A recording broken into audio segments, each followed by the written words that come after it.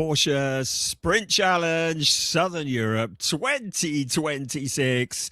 Summer wins are made in the winter. Well, we've had the winter. Now it's time for the summer. After the first 4 rounds, back-to-back racing, but it was Storm Ingrid that was stealing the headlines with the wind and the rain and the cold. Well, we've headed about 900 kilometers east from Portugal into Spain. We've gone across the Iberian Peninsula, and it's an altogether different picture. Good morning, everybody. Welcome along to Circuit Ricardo Tormo. My name is Brian Oliver. Enjoying the sunshine here in Portugal at this wonderful circuit that is just a little over 4 kilometers around with 14 turns, not a great deal of elevation change, and established in 1999, runs in an anti-clockwise direction, quite unusual compared to what the drivers are normally used to. We are getting ready to commence part 2 of this season. Weather conditions are glorious. The sky is blue. There's not a cloud in sight. Still a little bit nippy at the moment, about 12 degrees centigrade. Track temperature about 14 degrees. But as you can see, the forecast is great. We're not expecting any rain, wind, hail, snow, whatever. We're expecting it to remain dry and warm all day for rounds 5 and 6 of this wonderful championship that is currently in its 4th season. I will be bringing you the commentary today, and as is always the case, the main man is down in the pit lane. Good morning, Piers Pryor. Brian, no, you're the main man, of course, but I am indeed down here in the pit lane at Valencia. What is scheduled to be a wonderful day of racing, perfect conditions to go Porsche Cup racing here at the Valencia circuit in Spain.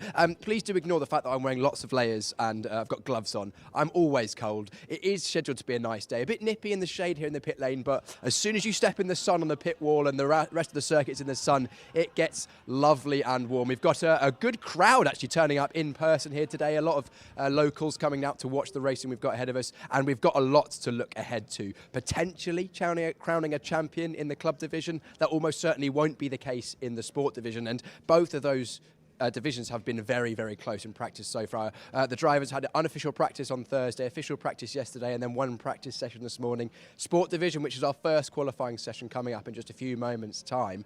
Yesterday, the top 14 were covered by a second in this morning's practice, top 13 covered by a second, and the fastest times were thousandths apart. So very much going to be close as always. Looking forward to a day of racing. I'll be here in the pit lane giving you all the scoop, the inside knowledge that I can get from being down here, and of course running you through the podiums while I hand back to Brian to run us through the first qualifying session of the day. Thank you, Piers. Isn't it great to see that blue sky? What a season it has been so far. We are in the 4th season of Porsche Sprint Challenge Southern Europe, and I think we have been witnessing some of the best racing we've ever seen in the history of this championship, some of the best cup racing you will see anywhere in the world, and we are looking forward to see what happens as we commence part 2 of the season. Excuse us going on about the weather, but we really are slightly ecstatic about the fact that it has actually warmed up. We're located in Cheste, about 20 kilometers to the west of Valencia.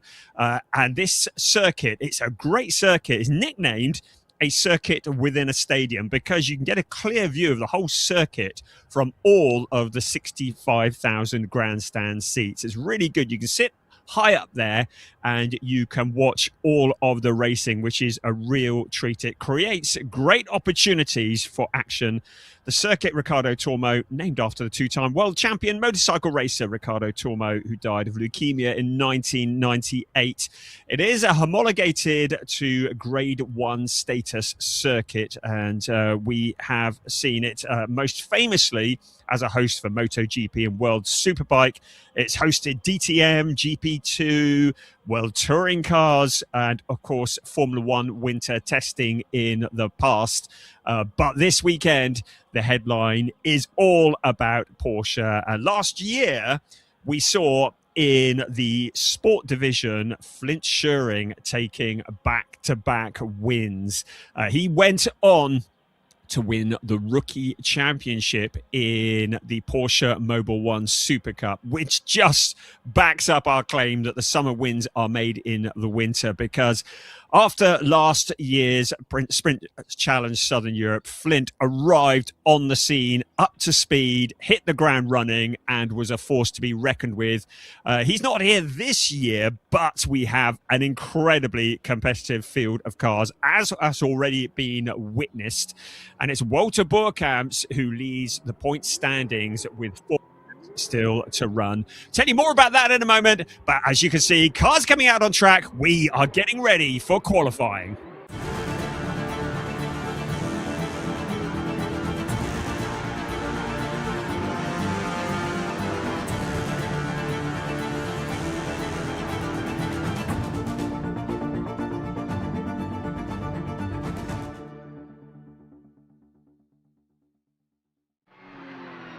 So if you're new to Porsche Sprint Challenge Southern Europe, the cars are divided into 2 categories. We have the sport division and we have the club division. The sport division are made up of pro drivers and rookie drivers, the drivers that are really pushing forwards a lot of the young up-and-coming superstars, and it's the sport division that is on track first for their qualifying sessions. 30 minutes of qualifying. You can see the clock is ticking already. It is just the one session to determine the grid for both races that are going to come today for the sport division. So fastest time will determine, the driver's fastest time will determine their position on the grid for the first round, which takes place this afternoon, round 5 of the season. But it's not just about the hot lap. We need 2 good laps from each driver. The driver's second fastest time will count towards their grid position for the second race that takes place later on this afternoon. So all of the drivers' second best times are compared to each other, and that determines the grid for round 6 that will come up a little bit later on. So the drivers need to get a bit of consistency here. They've got this 30-minute session to get the tyres into the window, get the push lap, get some times on the board, and then to see if they can improve it. Tyres are limited. 2 new sets of tyres for quali and the race today, no more. So they can't just keep putting rubber on the cars and going faster and faster. They've got to choose when they think the track will be at its quickest, when they think they will have the space, and then go for that push lap. And as is often the way on a dry day that is getting warmer, the track will get faster as this session goes on. As you can see, traffic certainly could be an issue here in this qualifying session as well. The track potentially will get quicker as this session goes on, as more rubber is laid down, as the track gets warmer. So we may well see the fastest times of all coming in the dying moments of this session. But at the moment, quite important for a driver to get a banker lap on the board. You only need to have a yellow flag or an issue in the closing stages of qualifying. And if you've left it late before you do your big push lap, then you may well end up finding a yellow flag or a caution or even a red flag, and that can really mess up your entire day. We've seen it already this year with drivers who have had a bad qualifying session. It's put them further down the grid and it's compromised them for the entire day. And of course, this qualifying session, because it counts for 2 rounds, is doubly important. We're looking there at a newcomer to this series for this event, Max Mutschlechner, the Italian driver for Target Competition. He's gearing himself up for a season in Porsche 6 Carrera Cup Germany. He's currently 7th in the Porsche Carrera Cup Middle East, and he's the winner of the Open GT class in last year's Porsche Sprint Challenge Suisse. So a very quick driver, and he's joining for the remainder of the season Porsche Sprint Challenge Southern Europe, and in a Target Competition car is already proving to be very quick. And we're just seeing them there at the moment, weaving, getting heat into the tyres and into the brakes. The times at the moment, not representative. This is always the way with all Porsche Cup racing. You cannot use tyre warmers. The Michelin tyres need to be brought up to temperature naturally on the track with weaving and braking, and it takes a few laps to get the tyres into the window. As we look at Levin Gelf in the Seaback Motorsport, he's in the rookie category. So getting the tyres into the window takes a few laps. Then when the drivers feel as though the tyres are about in that perfect window, they go for the push laps. So at the moment, it's the build laps is what we call, as the temperature is building in the tyres and in the brakes. Then it'll be time to go. You normally get a couple of laps out of these tyres where they're at their absolute peak, and that is when the drivers will want to choose to pull the pin and really go for it. Whether they do it now or later in the session, well, he who dares wins, as they say. At the moment, it's Jonas Greif. We welcome him back to the series as well.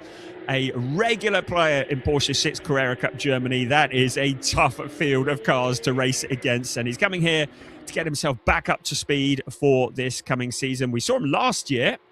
His best was a 10th place at Estoril, so good to have him back. And as you can see, the time's constantly changing at the moment. To give you a bit of a benchmark, last year's pole position time, fastest time of all, set by Flint Schuring, was a 1:33.398.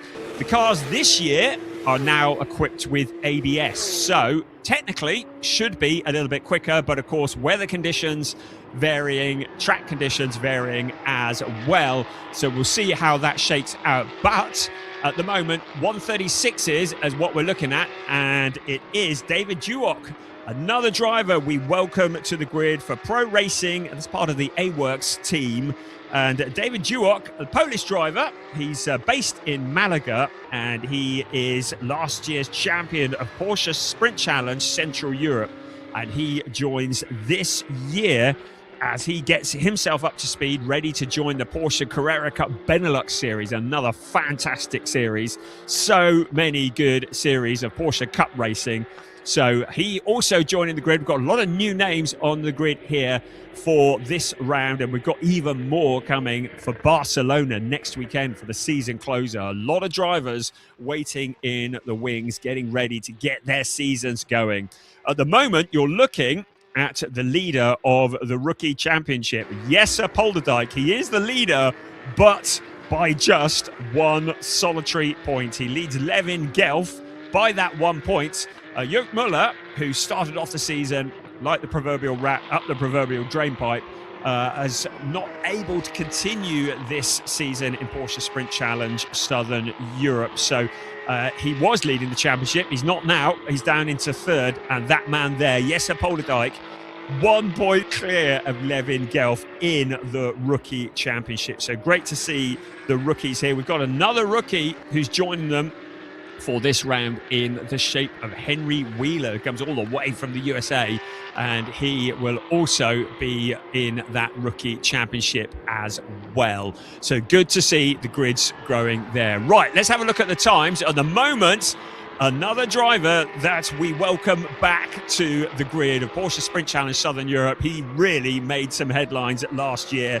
He's been making headlines in Porsche 6 Carrera Cup Germany this year, and he now leads the way. Matheus Ferreira, the driver for Team GP Elite this year, really stepping up a gear, comes all the way from Brazil, currently leading the way from that man there who had a perfect weekend last time out in Estoril. He got 2 pole positions and won both races from pole. That does not tell the full story. We had some fabulous racing at Estoril last time out. Go check it out. It's all online and available to watch. But the man who came out on top, Milan Marchak, last time out in the number 96 car for Red Ant Racing, was the man to beat. And after a very poor season opener in Portimao, suddenly launched himself back into the championship hunt. In the overall championship, he is in joint second place with Marco Giltrap, and it's Walter Boerkamps who leads the way in the championship by just 7 points ahead of Giltrap and Marchak. So it really is very close. Theo Ellenis is 4th in the overall standings, but he's some 33 points back. So It really is, at the moment, a 3-horse race, but it can all turn around. Another driver who had a really tough time in Portimao, but a good time in Estoril was Jelte Hofner. Just saw him disappearing through your picture there. He's currently in 4th place in the timings at the moment. He got a 3rd and a 5th at Estoril last time out, and he's preparing himself for a season in Porsche Carrera Cup Benelux in the red and white 919 car there for MDM Motorsport. Jelte Hofner certainly launched himself back into the championship hunt. He's up into 8th in the championship, 31 points. That's 50 back from Walter Burkamp's. But you only need to have a tough weekend, and we saw that last time out in Estoril. Marco Giltrap, he had a very rapid car and he was very quick in the races, but he had a difficult qualifying session. And there is Marco Giltrap in the number 66 car just heading into turn 1. Giltrap, having had a tough qualifying session, had the pace during the races, but was starting in the traffic and really struggled to push his way too far forwards. He got a 4th and a 3rd, which is still pretty good, and it meant that he's still in 2nd in the championship, but he did lose the championship lead. So Giltrap will be another who will be mindful of the fact that he needs to do well in this qualifying session. Right, well, I've been talking. Another newcomer, Jack Young from the UK, goes quickest, a 1:33.648. So that is our new quickest time at the moment. So Jack Young, another for Target competition, one of the BRDC rising stars. He's come from TCR Racing. We saw him in TCR China. We've seen him in the UK Clio Cup. In fact, he was the champion in that in 2019. He was the International Clio Cup champion in 2018. And he's now the quickest man in the blue and white Target competition car, the number 15 car. So the 1:33.648. A driver currently getting up to speed as well is Walter Burkamp. So at the moment, he's in 5th place, but he's just put in a purple in Sector 3. So he's building as well. So keep an eye on Walter Burkamp. We didn't think he was going to be racing this weekend. He leads the championship, but we're saving the budget a little bit for the season closure in Barcelona. Pleased to say he's pulled it all together and is racing here, lastminute.com, but he's not got new tyres, so he's running on older rubber than maybe the cars around him. So a bit of a challenge for our championship leader.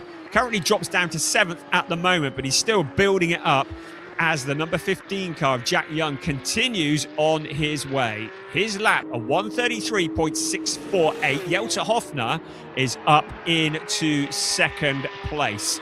Now, the one thing we haven't mentioned yet is track limits, our old friend, the 2 words that strike fear into the heart of all cup racing fans. Boy, have we had some track limit warnings during the practice sessions so far here at Valencia. So drivers have had a number of laps disallowed over the various practice sessions. And we just had one for Theo Elenis disallowed, and this is for track limits. So the drivers needing to keep it between the white lines. We've got cameras out on turns 1, 6 and 14 monitoring those track limits, but it's all around the circuit that the stewards are looking at. And there, Jelte Hofner taking a very wide line. You saw him just chucking a bit of dirt up into the air. He was crossing the white line there as well. So drivers need to be mindful of the fact that if they lose a lap due to track limits, they may well lose the next lap as well. If the race director perceives that they have gained an advantage through exceeding track limits on the previous lap, they may well lose the next lap. And in the race itself, if they exceed track limits, then we get into the realms of time penalties coming for the drivers. There is Marco Giltrap, the championship leader going into Estoril, 2nd in the championship coming out. At the moment, putting in comparatively good times. He's into 4th place, but he's still about 0.165 down on Jack Young's quickest time. 1:33.648 at the moment. Alex Ryman, another driver who had a dreadful time in Portimao, didn't start either race after an accident in practice, but had a good run at Estoril with a 6th and a 4th. So Alex Ryman is up there into 2nd place as well. But Marco Giltrap will have it in the back of his mind that qualifying really messed up both rounds 3 and 4 for him in Estoril, and he'll want to make sure that doesn't happen again here. Well, Alex Ryman's just had a lap disallowed for track limits. We've had a lot of warnings and a lot of laps disallowed just in the last few minutes. Alex Ryman, Henry Wheeler, Jesse Polderdijk, Luciano Martinez, Tio Elenes, Jelter Hoffner, all have had laps disallowed due to exceeding track limits. And you get the feeling this might be an ongoing story as Marco Giltrap peels off into the pits. This might be an ongoing story as today progresses. I really hope we're not going to see races decided in the stewards' room. We really want to see what's happening on track reflecting in the results, as we see Jelter Hoffner there.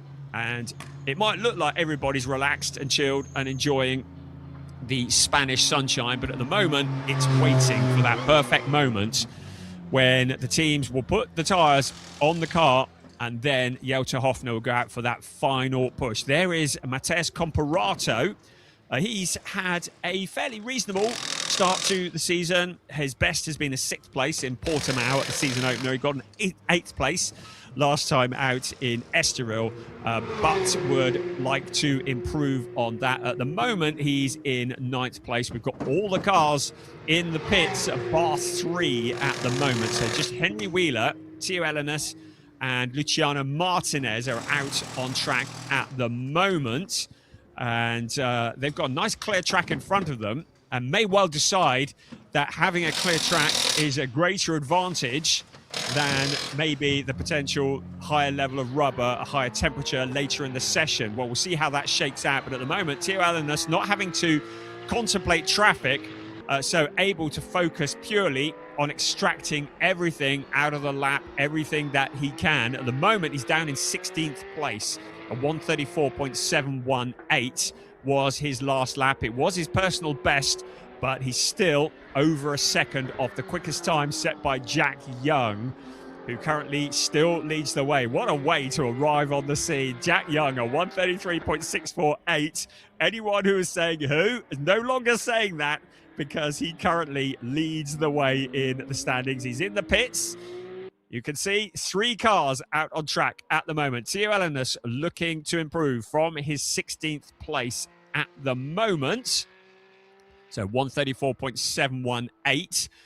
His sector times looking pretty reasonable. I don't think it's going to be enough to move him to the top of the standings, but maybe it's going to be an improvement. Of course, the track divided into 3 sections. We have a sector 1 that runs from the start-finish line to between turns 2 and 3. Sector 2 then runs to between turns 11 and 12, and then the final sector round to complete the lap. And each sector, obviously, is separately timed. A driver can be purple in a sector. That means they're the quickest of all, as we get the thumbs up from the driver who currently leads the way. So if a driver sets a time that's quicker than anybody, their sector will light up purple. They'll get a purple against their time in that sector. If they can get 3 purples, then that would be the dream scenario, the quickest of anybody in all 3 sectors. At the moment, nobody is improving. Now, Tio Elenes is still... Is he out on track at the moment? I think he's peeling off into... Yes, he is. So Elenes is back in the pits. But everybody else now starting to get moving. So we saw the 919 car in the pit box just now, Jelter Hoffner. He's now got that fresh rubber on the car. This is going to be the critical time. So he's currently on his out lap, and then he'll be into the build laps. And then when he feels like the tyres are in the window, it'll be time to pull the pin and time to give it everything. Remember, not just the quickest lap required, but the second quickest lap as well. I'm looking at the second quickest times, and the quickest of the second best times is actually belonging to Matheus Ferreira. So he's 3rd of the fastest times, but the quickest of the second best times. You can get your head around that. Matheus Ferreira. So if things remained as they are now, Ferreira would start on pole for the second round of the day, round 6 of the championship, which comes up later on this afternoon. And if things remain as they are now, it will be Jack Young who starts on pole for the first round.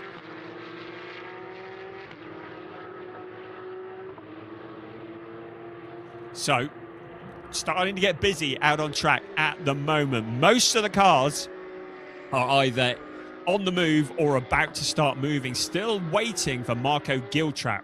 That's going to be a significant one. Still in that 4th place at the moment. He's still stationary in the pits, so he's leaving it till quite late in the session. We're into the final third of this session. Just to correct myself, I said that Walter Boerkamps was going to be on old rubber. I'm told by peers that he does actually have new tyres now, so really good that he's got new tyres underneath him. So we're expecting to see Walter Boerkamps somewhere near the front come the end of this session. Currently in 6th place, 0.283 off the fastest time. Everybody who's out on track at the moment, just building the temperature. There's Marco Giltrap, so he's running as well. So if the timing screen goes purple, it's a best of all. If the timing screen goes green, it's the driver's personal best time. We've got no greens or purples at the moment. We're not expecting that because the temperatures are still building. We've got 2 cars in the pits at the moment. Make that 1 because Henry Wheeler has now just pulled out of the pits as well. So just Theo Ellenus, the one driver who's adopting a very different strategy to everybody else. He's going to want to try and improve on that 16th place. Remember, Theo Ellenus coming into this event is in the championship hunt in 4th place, just 33 points back from Walter Boerkamps. So he will be wanting to improve on that 16th place. Maybe he's going to leave it till quite late in the session, but he's still stationary in the pits. Marco Giltrap weaving, generating the heat in the tyres and in the brakes. He comes a very long way. It's a long trip, I'm told, from New Zealand. I've never done it myself, but Marco Giltrap, all the way from New Zealand, currently preparing himself for a season in Porsche Carrera Cup Asia. He'll be running one of the new Cup cars that are currently being rolled out of the Porsche factory. Very excited about those. He's running for Team 75 Motorsport, the famous team that is run by Timo Bernhard, and in fact his sister Jenny Leising, who is actually doing the day-to-day running of the Team 75 Motorsport, a very, very quick car. And for Marco Giltrap, feels like a bit of a step forwards for him as well. Right, Jelter Hoffner, he's out on track again. Always posts selfies if he finishes on the podium, so he'll have his camera on standby to see if he can do that after the race here. Great social media actually from Jelter Hoffner. A lot of these drivers worth following on their Instagrams. They some really good creative stuff there as well, but it's on the track where he really wants to shine. Jelter Hoffner preparing for his season in Porsche Carrera Cup Benelux, and was second in the rookies last year in Porsche Sprint Challenge Southern Europe. So very much still finding his feet in the world of cup racing. It's the driver's instinct, I think, just to flash the lights as they come along the pit straight, even if there's nobody in front of them. Kind of maybe a bit of a frustration, whatever it is, the driver's flashing the lights, telling anybody who might be in front that they're coming through. There is the 127 of Matheus Ferreira. He stepped across to Team GP Elite for this year. Another driver preparing for Porsche's 6th Carrera Cup Germany this year. And he is incredibly quick, and Team GP Elite know how to prepare a car.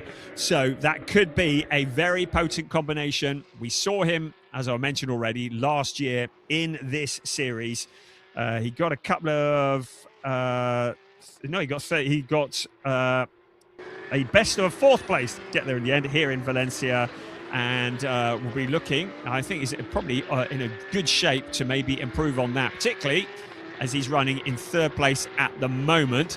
Nikola Milkovic has done some personal bests, so some green times coming in for the car that's currently in 8th place, the treble one car. So Nikola Milkovic picking up the pace. Still nobody getting anywhere near the 133.648 that was set by Jack Young back on lap 6.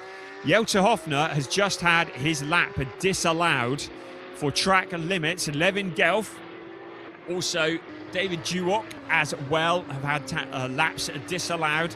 So still track limits continuing to be an issue as we look at Matheus Ferreira in that 3rd place. So what's he doing at the moment? His sector times are looking good, but not spectacular. So he's a couple of tenths down on the best time that was set by Jack Young in sector 1. So Matheus Ferreira still trying to find a little bit more time in that GP Elite car, the number 127 car. 133.648, an early benchmark. It might well be that we'll see that eclipsed as the track gets to what could potentially be its fastest state of the day so far. Look and see, Teo Elenis is now out on track as well. So all cars are now out on track. Everybody now looking to improve. Everyone's got a banker lap on the board, although some need some big improvements. And Teo Elenis is one of those, currently still in 16th place. So that is significant in the championship. Our championship leader, Walter Boerkamps, is in 7th place. So he'll be looking for a little bit more as well. Did not take part in all of the practice sessions that we've had over the last couple of days. So maybe still getting up to speed. So Walter Boerkamps needs to find about 0.3 of a second as Matheus Ferreira now goes quickest to 133.633. So Ferreira suddenly going quicker. He didn't set purples in any of the sectors. It was just consistency across all 3 sectors. So Matheus Ferreira now the quickest. He's done a personal best in sector 1 as well. So the new time to beat, a 133.633. Interestingly, still about 2.5 tenths slower than last year's time sent by Flint Schuring. So Matheus Ferreira, that car there, the orange, white and black GP Elite 127 car, is the quickest, a 133.633. The track temperature is now up to 18.5 degrees centigrade. So that will help the drivers as they look to get more temperature into the tyres to find more grip. But we're running out of time. Less than 3.5 minutes remaining of this qualifying session. A lot of drivers now posting personal bests. Lots of greens all across the timing screen. So many of the drivers improving. But can they do anything about the 133.633? Jack Young has responded, a 133.550. So Jack Young retaking the fastest time from Matheus Ferreira. Jelter Hofner in 3rd place. He's 0.139 down on those two, having had laps disallowed. So it's really hotting up with 2 3/4 minutes remaining. The blue, white and grey number 15 car. We've got a yellow flag at turn 12. Now, who is that? It's cleared, so somebody had a moment. Milan Marchak now goes quickest, a 133.520. We thought that might be the case. I think it might have been Matheus Comparato who had a moment that brought out that brief yellow flag, but we're all good. Everything remains green. Eddie Driver, leaving it late in the session, is risking it. Milan Marchak, though, with a purple last time around, but Jack Young now with a 133.550. We thought this might happen in the closing few moments of this session. Suddenly, the lap times are tumbling. The new benchmark, a 133.640. But we've got an eye on Milan Marchak because he is also going quicker. So at the moment, Marchak is down in 7th place. Jack Young is our quickest driver. He pulls off the racing line. It looks like he has given everything with 1 minute and 3/4 remaining. Matheus Ferreira looking to respond. So Matheus Ferreira currently in 2nd place. Needs to find about 0.08 of a second. It doesn't sound much, but that's a fair bit he needs to find still on this lap, but he's not improving. So at the moment, Jack Young is looking like in a fairly solid position of that fastest time. Matheus Ferreira does not improve. So 133.633. So he's 0.083 back from the fastest time. In 3rd place is still Jelter Hofner Walter Burkamp's in 4th place at the moment. That would be a second row start. Milan Marchak, though, jumps up to P2, 133.595. So Milan Marchak, the number 96 silver car that is prepared by Red Ant Racing, that started both races on pole position. In fact, has started every race this season on pole position. Still looking to improve on that. But it was Milan Marchak who won both races last time out in Estoril, having started from that pole position.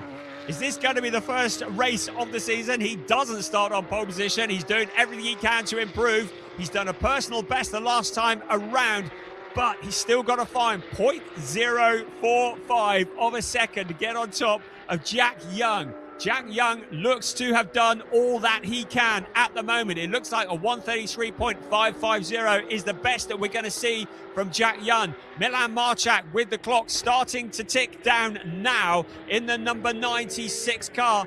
So the clock strikes 0. This lap will count, but it will be this lap only that will count for Milan Marchak. So he's got to do it now or never to get the car onto that pole position. At the moment, it will be a front row start for the number 96 car, but he wants to be on the pole position. He wants to make it 5 poles out of 5. Jack Young has come here to break his heart and steal his dreams. Mathieu Ferreira, 4th place is as good as it's going to get across the line. Milan Marchak, and he's done it, a 133.537 in the closing stages of qualifying on the very last lap. He steals it away from Jack Young. Jack Young, second fastest. Theo Elenis has found that pace in the closing stages up to P3. Mathieu Ferreira down to 4th. Jelte Hoffner down to 5th. Championship leader Walter Burkamps peels off into the pits, doesn't complete his lap.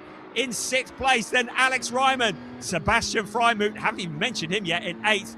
Another tough qualifying session for Marco Giltrap. He's down in 9th place, so he's got a bit of work to do from there this afternoon.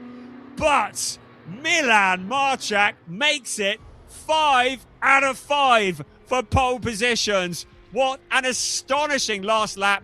Didn't set any purples, but was quick across all of the sectors. And it was a 133.537 that gives Milan Marchak a clean sweep once again of pole positions of the season. Now, I haven't looked to see who has the best second quickest time. I believe that was Marchak. Just looking at the second best times as well. And I think Marchak has done a double pole. I can't see anybody who's got a second best time that's better. So it's going to be 6 out of 6 for Milan Marchak this season as he continues his march at the front. Pole position once again for Milan Marchak for both rounds at 5 and 6. Jack Young looked to be odds on until that last lap from Milan Marchak, and he came through and he stole it away. What a sensational qualifying session that was. Theo Elenis, having been loitering at the bottom of the timing screens for most of the session, finally pulls it all together. Maybe that was all part of the strategy because his second best time is also up there as well. So it's a 3rd place for Theo Elenis. Mathieu Ferreira will be a second row start in the first race with Jelte Hoffner in 5th. I think both of those might be disappointed with that, to be honest. Championship leader Walter Burkamps is down in 6th ahead of Alex Ryman and Sebastian Freimuth. Right down in the pit lane, Piers Pryor is waiting for us. Yeah, I've not got our pole sitter, but only by a tiny, tiny amount. It was 13 thousandths of a second. Jack, you had it until the last lap. I mean, a pretty good entry to the championship, I'd say. Yeah, you know, it's our first time in the car, so I'm pretty pleased with second. Considering how hard this championship is, you know, at the highest level. But yeah, I was trying my best. Just got held up a little bit on my fastest lap, but it happens, you know what I mean? So yeah, I'm happy enough, happy for the team and happy for myself, so thank you. Absolutely. I mean, clearly you're comfortable in the car with limited running, because to be running with, within a couple of thousandths of some of the best Carrera Cup drivers already at this stage, it must feel pretty good. Talk to us about what you're feeling right now.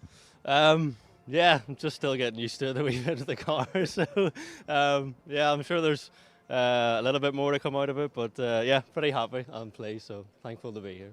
Yeah, we're going on the front row, so what's the plan for the races? Keep it pinned. Absolutely, love to hear that. Jack Young, a new driver to the championship, racing for, I think it's Target Competition, if I'm not mistaken. Yeah, Target Competition, the team we've seen before. And Milan Marchak, our pole sitter, is right behind me, apparently, just in getting weighed at the moment. So we'll stay on the line just for now, and then we'll grab a word with him. I'm going to wave him down. So just bear with me a second. Milan, can I grab a word? He wants to wait 1 second. He wants to wait. That's absolutely fine. Great to see new drivers in the championship joining us round after round. We've got, of course, a lot of familiar faces. Milan Marchak, who's on pole again, for as far as I'm aware, race 1 and race 2. So he'll be looking to make the most of those, vying for the championship. Great to see Wouter Borkamps as well. He didn't actually have the best qualifying session in that one. Goes from 6th place in the first race. He's our championship leader. There was talk actually ahead of this weekend, in fact, until about middle of the afternoon yesterday, he wasn't going to be racing due to budgetary issues, but he's managed to make it, and it's good to see him on the grid. He'll be fighting his way through. Milan Marchak, our pole sitter, has made his way through. Sorry to interrupt you there. You were looking at the times.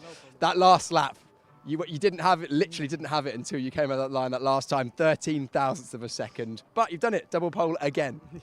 I think you're getting a little bit mad that you're always talking to me when after qualifying, but yeah. Milan, always a pleasure, don't worry.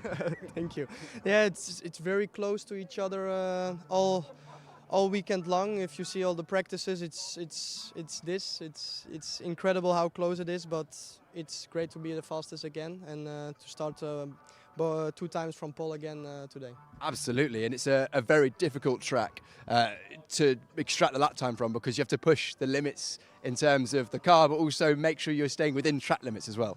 Yeah, the conditions are also pretty, really different than in Estoril. The Estoril was cold, and the whole setup of the car is different. Here it's very hot.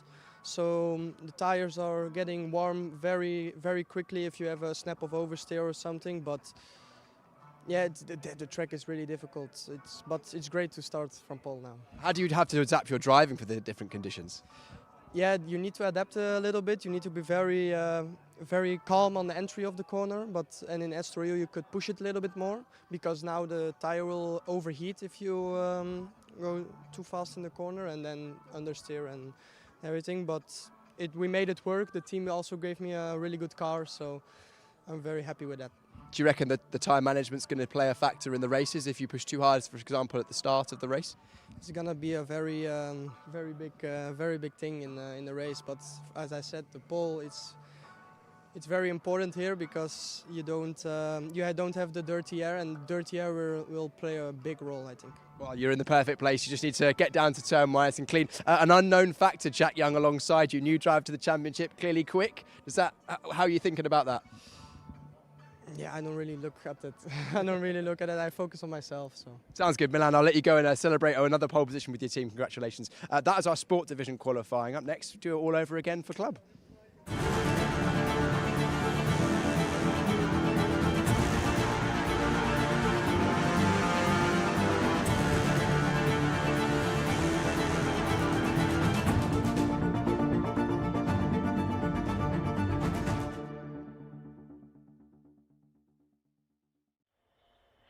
Porsche Sprint Challenge Southern Europe Club Division qualifying, and as was the case for the Sport Division, it'll be 30 minutes on the clock, and as was the case, we're qualifying not just for round 5 but for round 6 that comes up. Last race of the day will be round 6. Now, technically, the track will be getting quicker and quicker still. The temperature has risen significantly even during that first qualifying session that we've seen. So, again, I think we're going to see drivers potentially waiting till later in the session before the big push lap. We might see a fairly busy track early on as drivers get a banker on the board, and then it's he who dares wins to see who leaves it late in the session to come out and risk the yellow flags, but potentially the reward is getting a grid position at the front of the grid.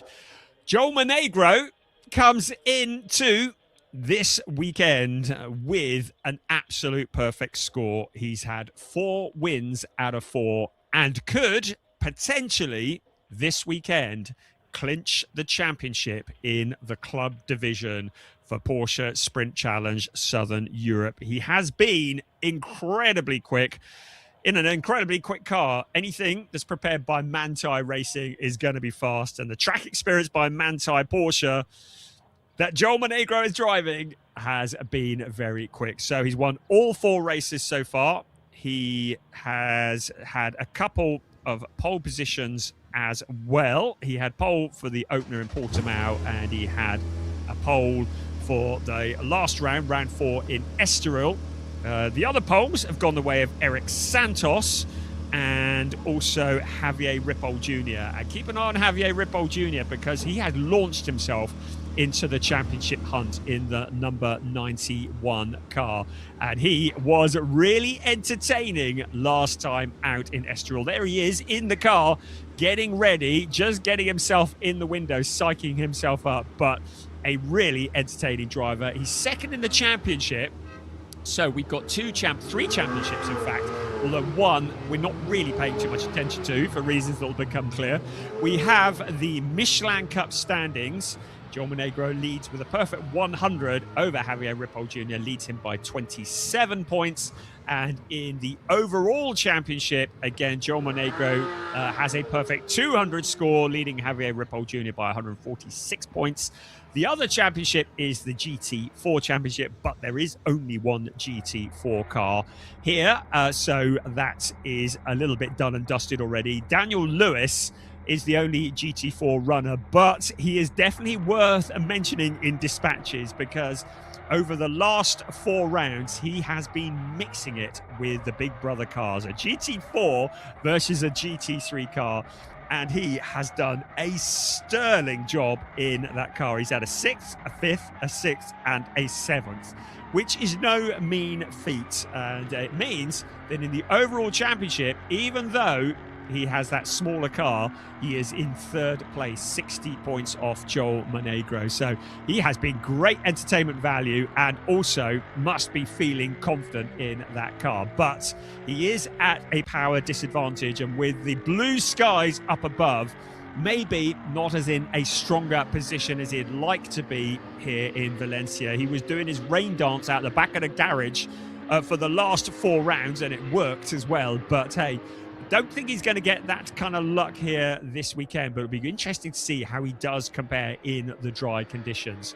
Everybody back out on track, or back out, everybody out on track. They're back out because we did have a free practice session this morning, and it was another session which had more conversation about track limits than it did about anything else that was happening out on track. So once again, track limits are an issue.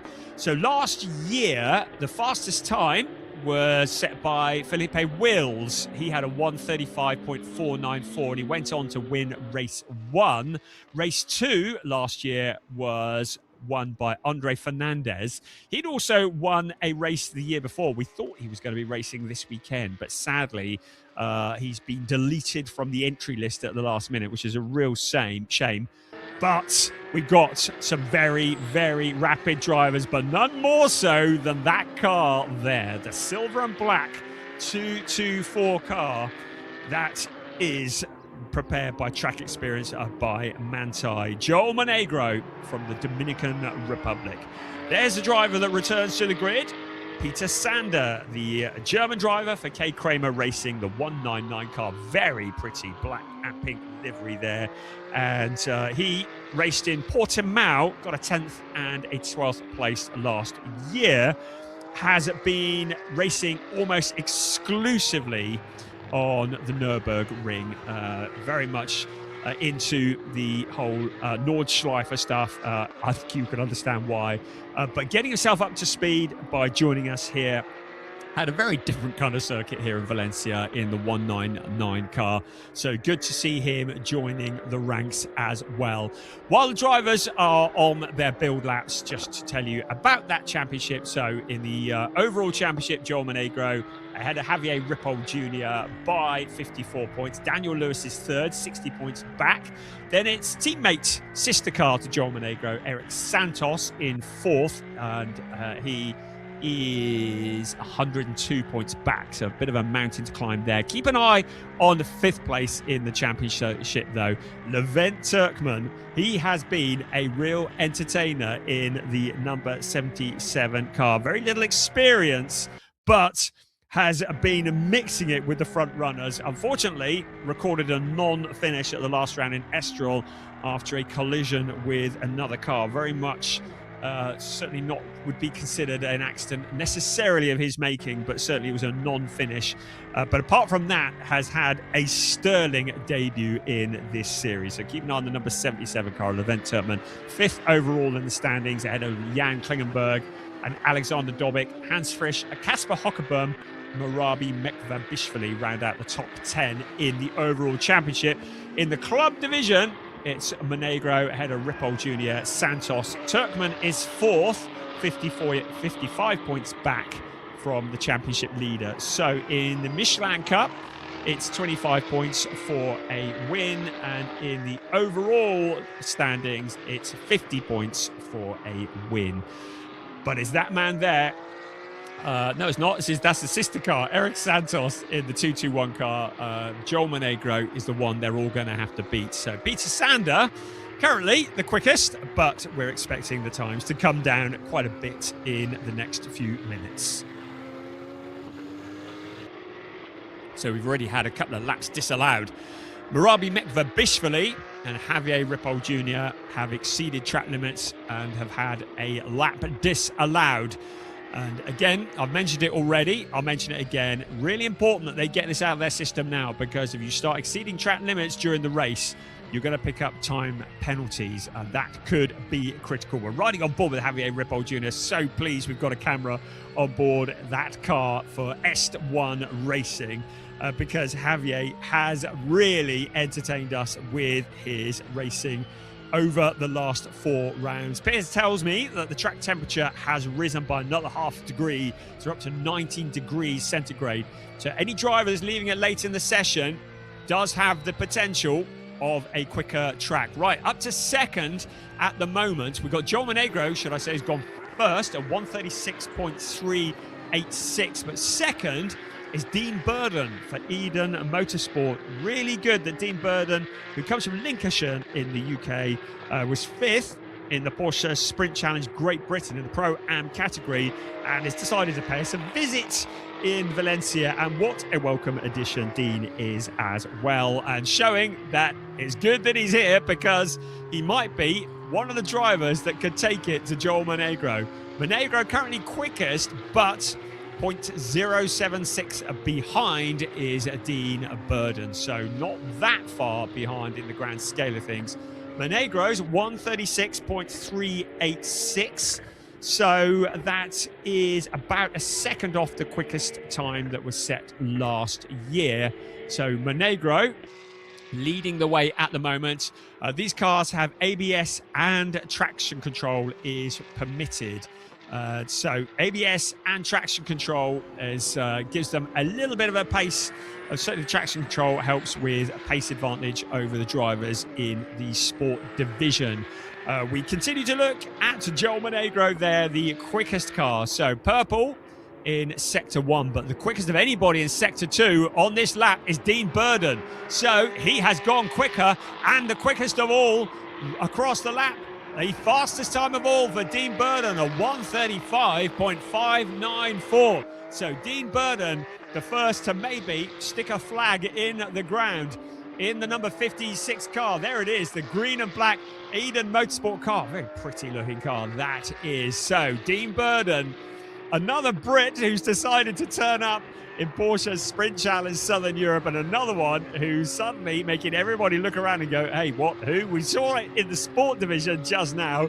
We're seeing it again in the club division here. So Dean Burden suddenly saying, hey, I'm here, take note. Monegro down to second. Marabi Mekbabishvili up to third place. Having had that disallowed lap, he's now put in laps that have remained within the white lines. That means that Javier Ripoll Jr.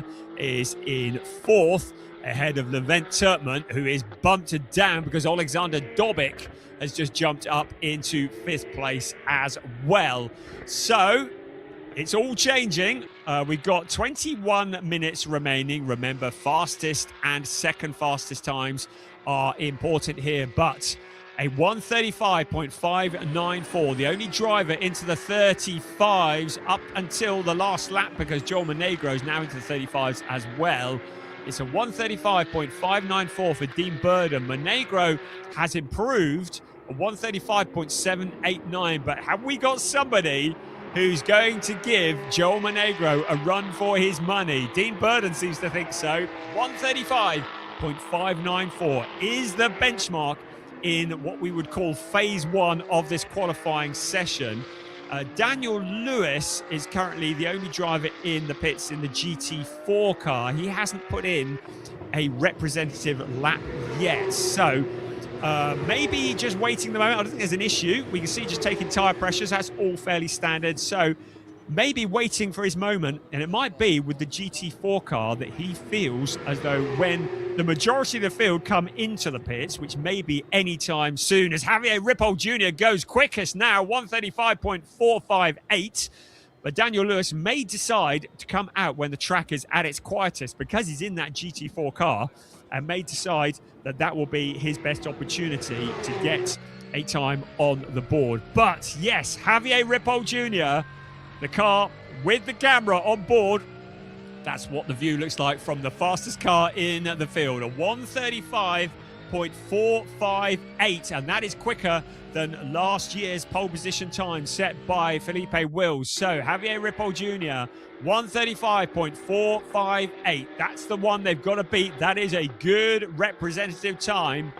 He leads the way. Dean Burden has now got to find a little under 1.5 tenths of a second.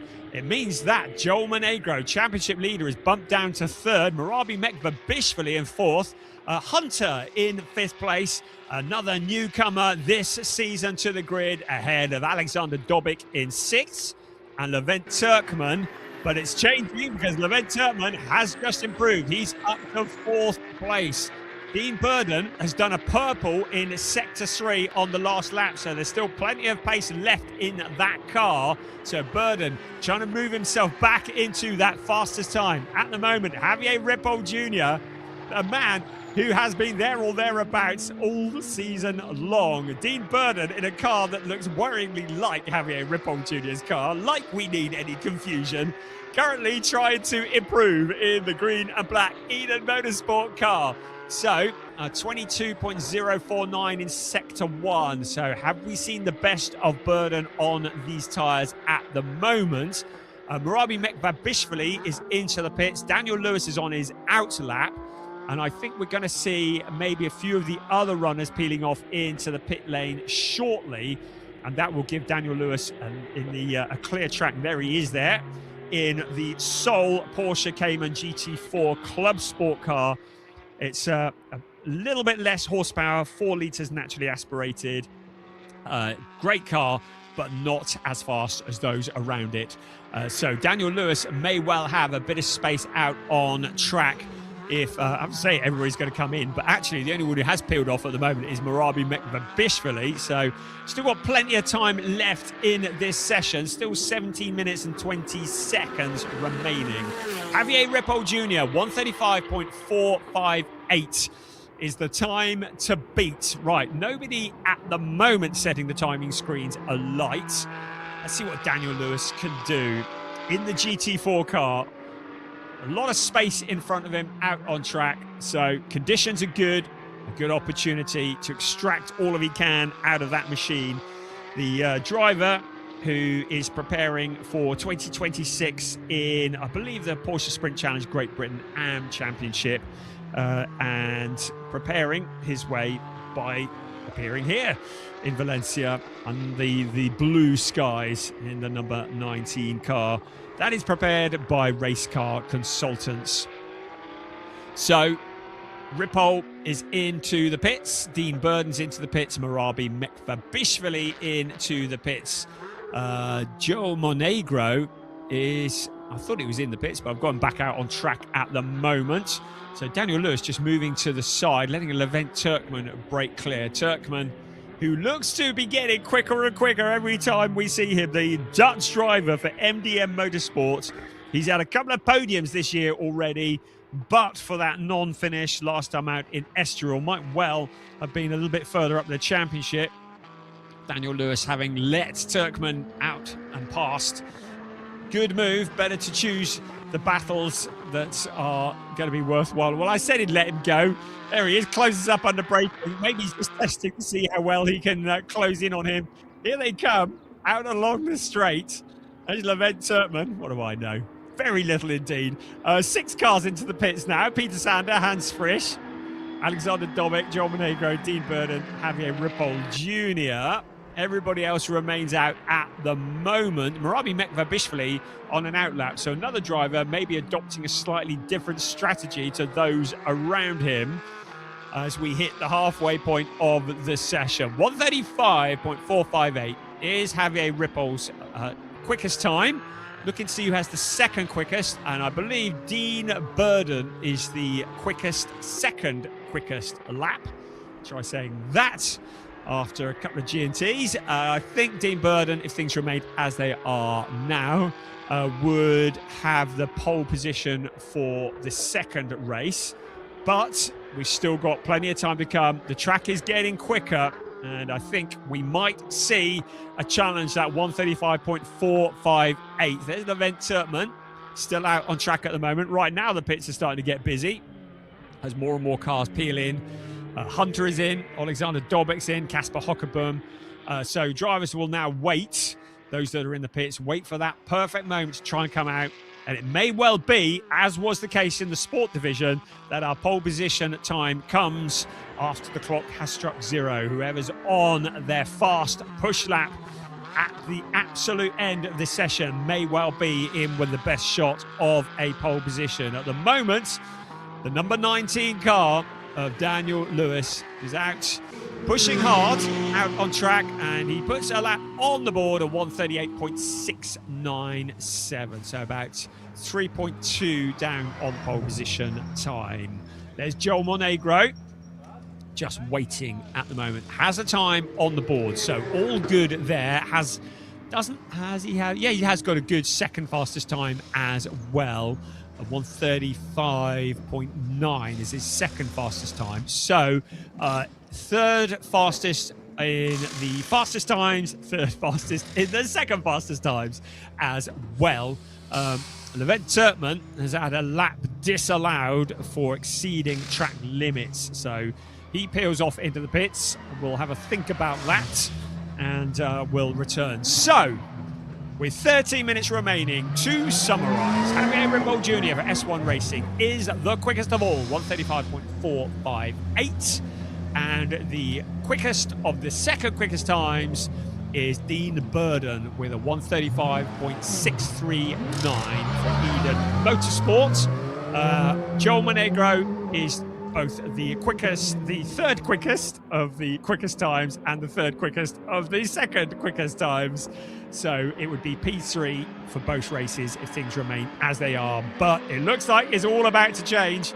The peaceful moment in the middle of the session felt shorter than normal because the cars are now starting to come out on track. It's going to get busy. We've only got 4 cars in the pits at the moment. Javier Ripoll Jr. continues to grow in confidence. The driver, who is registered Venezuelan but lives in Miami, races Porsche on the American scene, is leaving it till late in the session. Monegro's out now, so he will start once again. It'll be the out lap, then the build lap, and then when he's ready and the tyres are in the window, it'll be the push laps. And it may be that the teams try to back time it, so the push lap comes in the absolute closing laps, closing seconds of this session. So just 3 cars in the pits. So it's the big shootout now to find out who's going to start on pole position for the next 2 races. And there, Javier Ripoll Jr. is another to start on his out lap. So, track getting busy. Blue skies up above. Don't think we're going to have any change from that all day today. So, it is very much quick conditions, perfect conditions. The summer wins are made in the winter, and this is why we come, well, to Spain, not so much about Portugal. This is why we come to Spain in February, because we can get these conditions. Good crowd of people here as well at Circuito Ricardo Tormo in Valencia. We'll just say Valencia, shall we? A good bunch of people here in Valencia.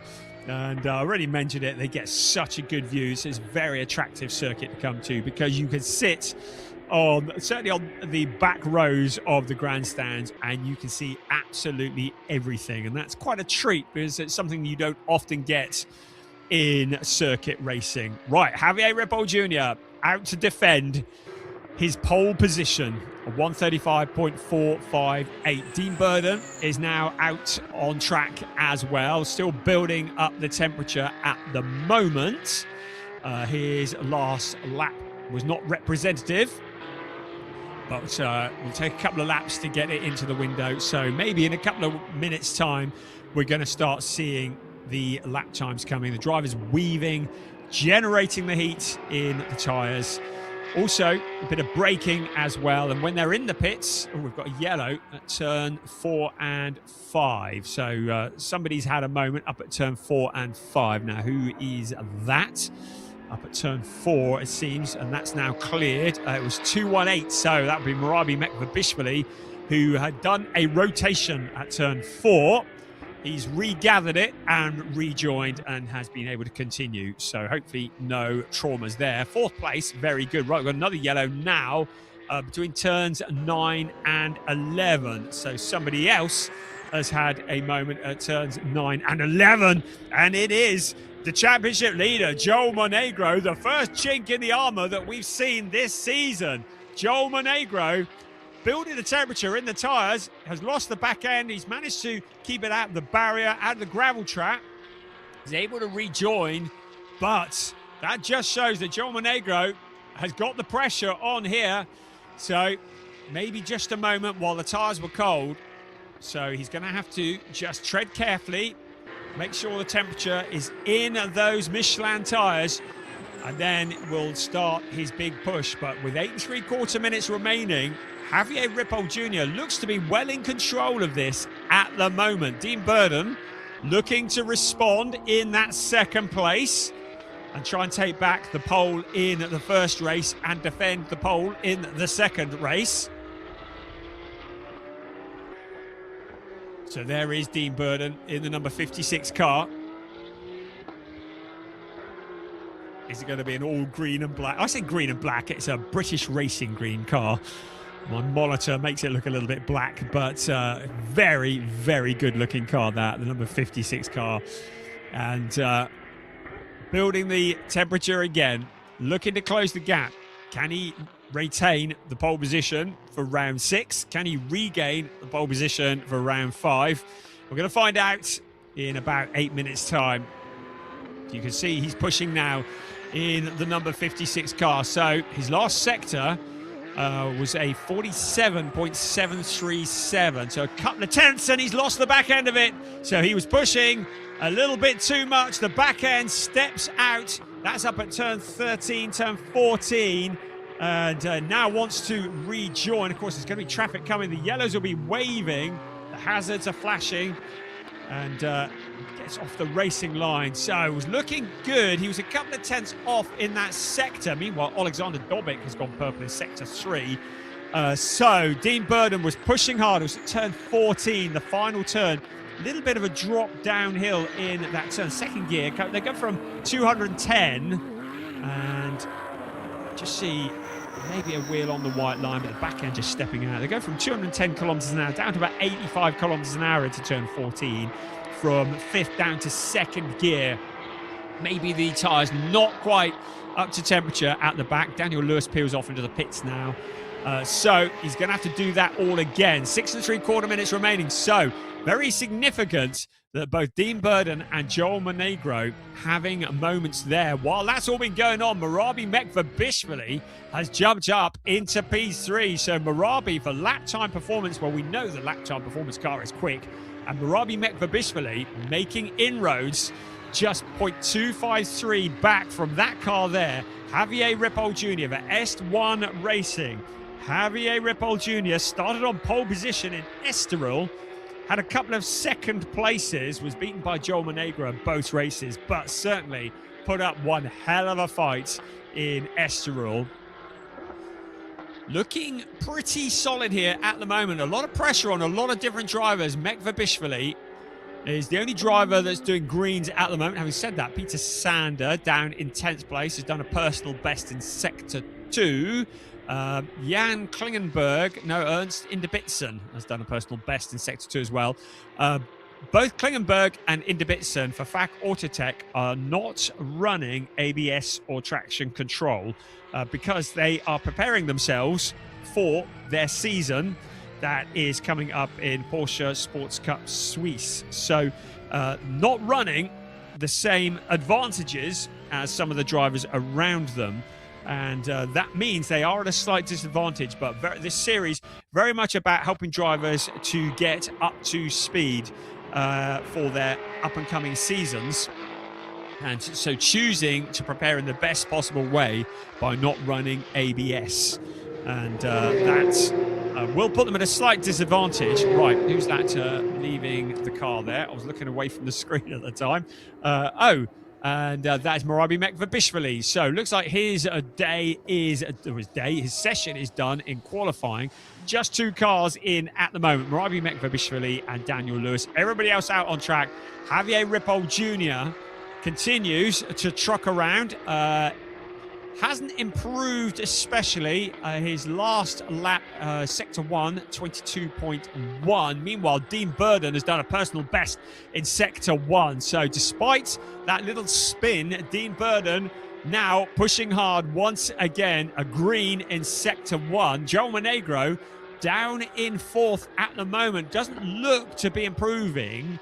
His times are good, but not green or purple. Maybe if he can hook up all three sectors, it will be an improvement. But Dean Burden, man on a mission at the moment. His Sector 2, a couple of tenths off the best in Sector 2 of Javier Ripoll Jr. So I'm not sure this is going to be enough to get him to the top of the timing screens. He'll need a pretty mega final sector. He will be mindful of a previous encounter with that corner. Out onto the pit straight come Dean Burden. So it was a 135.518. So he needs to find about 0.06 of a second to get on top of Javier Ripoll Jr.'s pole position. I think just looking, yeah, he still has the second best time. So I think he's still got a pole position for the second race of the day. But time's starting to run out, although the track potentially getting quicker. So this lap could be significant if he's still got a bit of grip left in those tyres. His Sector 1 was a 22.125. So that was a little bit off. It needs to really to be in the 21s for Sector 1. Meanwhile, Alexander Dobik has gone purple in Sector 2. Personal best in Sector 1. So Alexander Dobik, who is currently in 6th place, might be about to jump to the top. He does better than that. He goes quickest of all for Hadeka Racing. Alexander Dobik.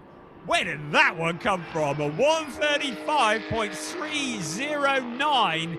So, Alexander Dobik for Hadeka Racing in the closing stages of this qualifying session goes quickest of all. Bumps Javier Ripoll Jr. down to 2nd. Dean Burden down to 3rd. We've got a personal best coming from Levent Turkman, but not enough to move himself up any further than 6th place at the moment. Mekvabishvili remains in the pit, so I think we've seen all we're going to see from him. Javier Ripoll Jr. trying to respond. Out across the line he comes, but he is a 10.5 down on the fastest time. Alexander Dobik picked his moment in the closing stages of this session. Is anybody going to get anywhere near that? I can't see anybody doing it at the moment. I've got one eye on the timing screen because we've had disallowed laps for Joel Monegro and Dean Burden, not just the lap that he was on, but the next lap as well, because the race stewards will have perceived that he had gained an advantage for the following lap. So that lap taken away. Dean Burden remains in third. Dobic is the headline, 135.309 with a minute and a quarter remaining. Javier Ripoll Jr. has got a reasonably clear track in front of him. Ernst Inderbitzen is a fair way ahead. He's up at turn 10 at the moment. So Javier Ripoll Jr. doesn't look like he's got the pace to do anything about that lap from Alexander Dobic that came in the closing stages. We see Hans Frisch there in the number 92 car. He is down in 9th place at the moment. There's Alexander Dobic again, the quickest car of all, continuing to improve. A track limits warning has been shown to Dean Burden at turn 14. He's already lost a couple of laps, and Dean Burden suddenly, having looked like a pole sitter for the second race, looking at the second best times.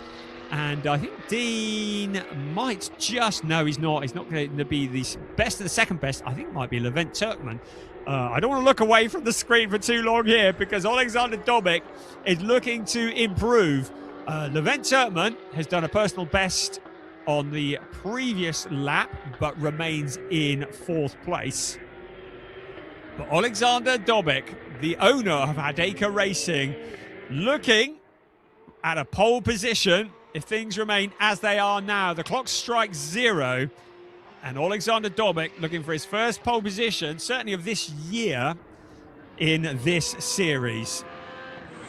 Here comes Alexander Dobic for the very last time. Currently, he's 135.309. Nobody is looking to have improved on that. Out across the line he comes. This is not an improvement for him. 135.309. Is anyone else going to get anywhere near that? Javier Ripoll Jr. heading into Sector 2 at the moment. His Sector 1 time was about a 10th down on Alexander Dobic's. So Javier Ripoll Jr.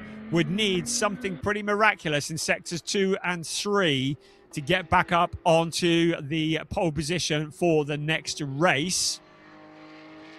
Joel Monegro all the way down in 6th place. The driver who has won every race so far this season, right down in the pack and struggling to make inroads with these drivers here. As we look at Javier Ripoll Jr. in the closing stages of his lap, he crosses the line and it is a 140.687. So not able to improve. So will be a P2 for him. The rest of the cars come across the line. A quickest for Alexander Dobic ahead of Javier Ripoll Jr. and Dean Burden. I'm looking at the quickest of the second best times. A 135.639 is the best that I can see. So I think actually Dean Burden might just have held on to pole position for the second round, but that is very much subject to confirmation. No doubt at all about the quickest of all, Alexander Dobic. A 135.309, pulled that one out of the hat in the closing stages of qualifying. Bumped Javier Ripoll Jr. down to second. Dean Burden third ahead of Levent Turkman. Morabi Mekvabishvili and Joel Monegro, championship leader in 6th. Hunter in 7th ahead of Eric Santos. Hans Frisch and Peter Sander rounding out the top 10 ahead of Jan Klingenberg, Ernst Inderbitzen, Kasper Hockerbaum, and then the GT4 car of Daniel Lewis in 14th place. And sadly for Daniel, the dry conditions making it a very steep mountain to climb. But still, a very good time of 138.697. So, that's qualifying done and dusted, and we'll wait for the confirmation. I'm just scanning down the timing screen again at the second best times. And I'm pretty sure that it is going to be Dean Burden who will start on pole for round 6 and third place for round 1. Right, let's head back down to the pit lane where Piers is waiting for us. Yeah, thanks, Brian, very much. Very close session. Javier, what have you got to do to get a pole, man? That's so close. You were there, and then Alexander, right at the last moment, jumped in at the end. Yeah, it was good, though. I mean, we tried the second set, but we do some changes, but it didn't work as expected. So we have to go back to like we had in the first set. It was okay. I mean, it was a couple tenths. So now the race. The bad thing is that we used a lot of tires in the second session for the race. So that's going to pay off at the end. But let's see. I mean, we're good. We're first row. So Yeah, first row. You've had a lot of seconds this year. We had a lot of thirds last year. Is today the day? hopefully we need to, man. It's just every time I get there, they put me a new kid there, so it's okay. Javier, congratulations. Another solo pole position. We'll look out for Javier. He's very much looking to try and make the most of the fact that our championship leader, Joel Monegro, didn't have the best qualifying. He qualified as Brian just said, in 6th place. Alexander Dobic, our pole sitter at the back there, he's just going to get himself weighed, so we'll chat to him in a moment. I'm hoping to grab a word with Dean Bird, but I think, is Dean gone? Is Dean already gone? Has Dean already head down? He's just gone for a comfort break, I think. Maybe we'll chat to him in a moment. Maybe we won't. Maybe we'll catch him in the lunch break. Because don't forget, we have the pit lane lunch walk that's coming up just a few moments after this session. I will be walking to the pit lane, talking to everyone that is around and would like to chat to us. Just waiting now for Alexander Dobic, who's coming out. He's just getting his helmet off. Alexander Dobic has a reminder, the team owner for Hideko Racing, who have had success. They've part of the Porsche Mobil 1 Super Cup for the first time this season, just gone in 2025. We'll hope to see them back in that championship, and Alexander himself is very he's vital to the running of that organisation. I'm going to go in and interrupt. I know Alexander's English isn't the best, but we're going to grab a word with him. I don't speak much Ukrainian either, so I don't blame him. I'll just wait for him to have a quick debrief with the team, and he can have a look at the times and see that he is on the top step of the podium. Don't forget also, as Brian mentioned earlier on, it's fastest lap sets the grid for race 1, second fastest lap sets the grid for race 2, and my maths, Dean Burden gets pole position for race 2 later on. So Alexander, I know your English isn't the best, but it must feel good. Must feel good. No problem. How was that? The car was good. You drove a good lap. Yeah. I like this track. I drive. Car is okay. I feel good, so I'm happy. Pole position for race 1. Can you win? I will be penalized and start from the 3 position less, so I need to overtake. Oh, of course. Somebody. Maybe second race will be more easy. Of course. Congratulations, Alexander. Pole position, well, fastest driver in race 1, as of course we've just heard there, that unfortunately carrying over a penalty, so may not take that pole position on the grid. That was our club division qualifying. We've got 4 excellent races to look forward to this afternoon. I'm going to get myself G'd up and ready for this pit lane lunchtime walk, where we can chat to a lot of the personalities, both on track and behind the scenes. For now, I'll hand back to Brian before we do that. Thank you very much, Piers. Well, that was some great qualifying there. Really, really interesting sessions for both sport and club division. So just to remind you of what is going to happen, we're going to have Piers's pit walk in a bit. That is one of the highlights of the day. No pressure there. Then at 1 o'clock local time, we will have round 5 that will start. Sport division will go first, and then at about just before 2 o'clock local time, that's 1 o'clock if you're watching in the UK, and it's midday if you're watching in the UK. Club division will have their first race, and then the best bit of all, we get to do it again. We have the sport division round 6, their second race of the day, which will take place at about 3:30 local time, 2:30 if you're watching in the UK, and then the afternoon will round off with the club division, and they will have their sixth race of the season. Their second race of the day, that would be at 4:45 local time, 4:45 in the UK. So that should be very, very entertaining. We've already seen a bit of a shake to the establishment in some places. Some guest drivers who are very much mixing it up. I'm very much looking forward to seeing how this shakes out. So that will be something to behold. To remind you, Walter Burkamps in the sport division is defending a 7-point lead in the championship from Marco Gilchap and Milan Marchak. Marchak, who will start both races from pole position, must be starting to think about the championship, because Walter Burkamps is back in the pack, as is Marco Giltrap once again for the sport division racing. And in the club division, well, we started today saying that Joel Monegro could clinch the championship today, but has had what would be classed as a fairly torrid qualifying session. I mean, 6th place, is not ridiculous and unreasonable, but sixth place is still means he's got 5 cars that he needs to get past if he wants to win the race. It's consistency, not just race wins that win championships, though. And Joel Monegro, we have no doubt, will be there or thereabouts at the end. Alexander Dobic, we just heard from him there talking to Piers. There are penalties outstanding that I wasn't aware of at the time, but I'll wait for confirmation on that. But Alexander, we saw him in Porsche Mobil 1 Super Cup last year in Monaco. And so he certainly knows how to mix it with the best. And he was in Porsche Sprint Challenge Southern Europe last year. He got a 3rd in Valencia. So he certainly knows his way around this circuit. Right. I think it's time to head back down to the pit lane for our lunch break pit walk with lunch break pit walk with Piers Pryor. You got the words out eventually there, Brian. Thank you so much. You've had a lot to say this morning. Qualifying has been one of the closest, especially that sport division. I think it was it a second, took us down to 14th place or so, and the top few, I think it was like 4th or 5th place was only a 10th behind. I'm going to have a quick word with Dean. Is this Dean? Dean, let's jump in this side. We haven't spoken before. I'm Piers. I'm doing the presenting for the commentary. Well, I hope to grab a word with you just after qualifying there, because I think, as far as I'm aware, you're going from the at least the front row, probably pole in the second race. So pole second race, yeah, pole second race apparently. Yeah. You must be pretty happy with that first. First time in the car yesterday, so yeah, never driven a cup car before, so pretty happy with that, to be fair. Been a big learning curve for yourself. Yeah, come out of Caymans last year, did a season in Caymans, and yeah, it's a fun car to drive. Absolutely. So you've got experience in Porsches, but the Cup car is a whole different beast. It's a lot quicker, a lot more mechanical grip, and less forgiving in a way. Yeah, the circuit also here is a bit different to what you're used to in the UK. Yeah, a bit of sun though, hey? We love a bit of sun. What's your hopes for this afternoon? Keep it on the track. Look, if I can finish top 3, I'll be happy. Yeah, top 3 really, it'd be nice. Amazing. Dean Burden set a pole position for Eden Racing, I think it is. He'll be going from the front row in the second race. He's right up there in the first race as well. Good to see new drivers joining the championship throughout the event. Right, I'm going to walk up this way because I think I saw Levent Turkman, but he might have wandered off. Levent's always good to talk to. He was right up there in qualifying as well.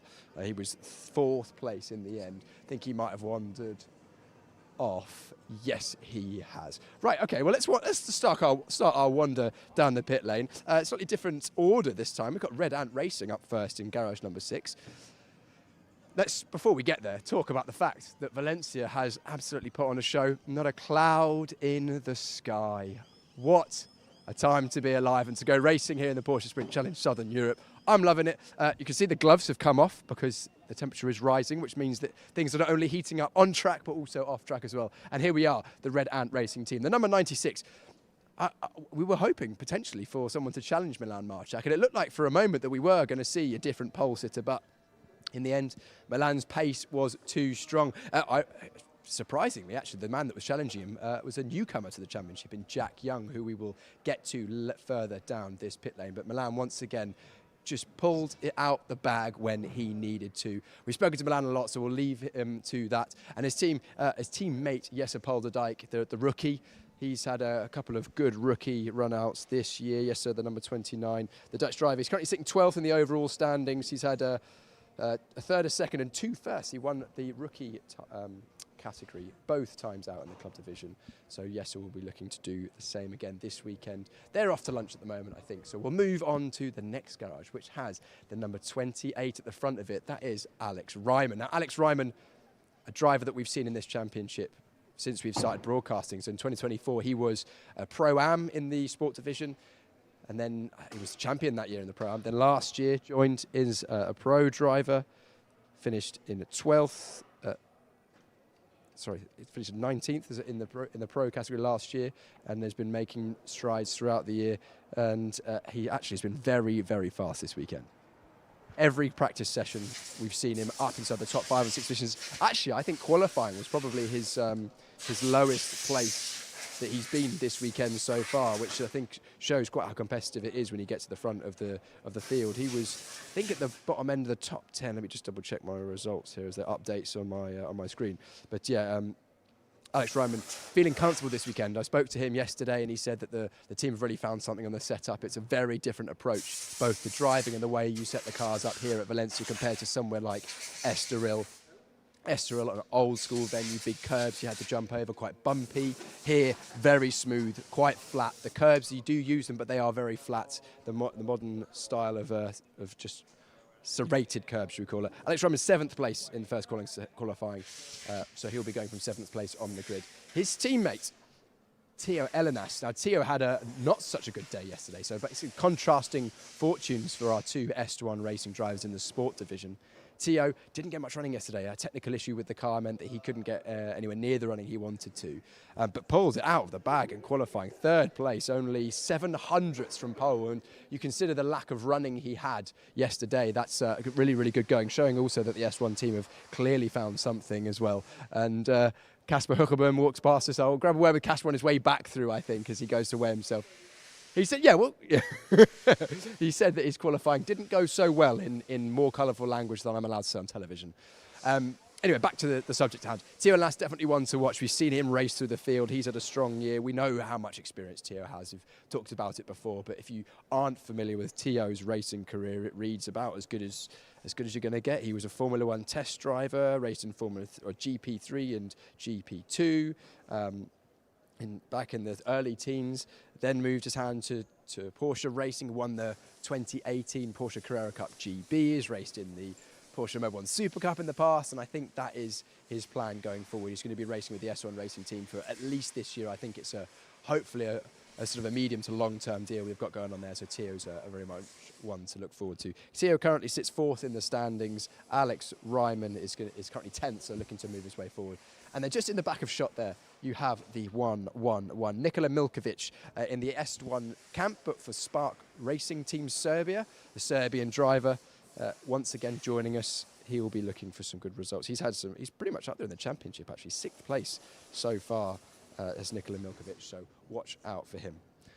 This is where Javier Ripoll's car would have been if it wasn't in scrutiny after another strong qualifying session. Will today be the day that he can take his first win in the Porsche Sprint Challenge Southern Europe? And I am now going, even though he doesn't want to, Casper. Terrible today. Casper, not the best day for you so far. Oh, terrible. Really bad.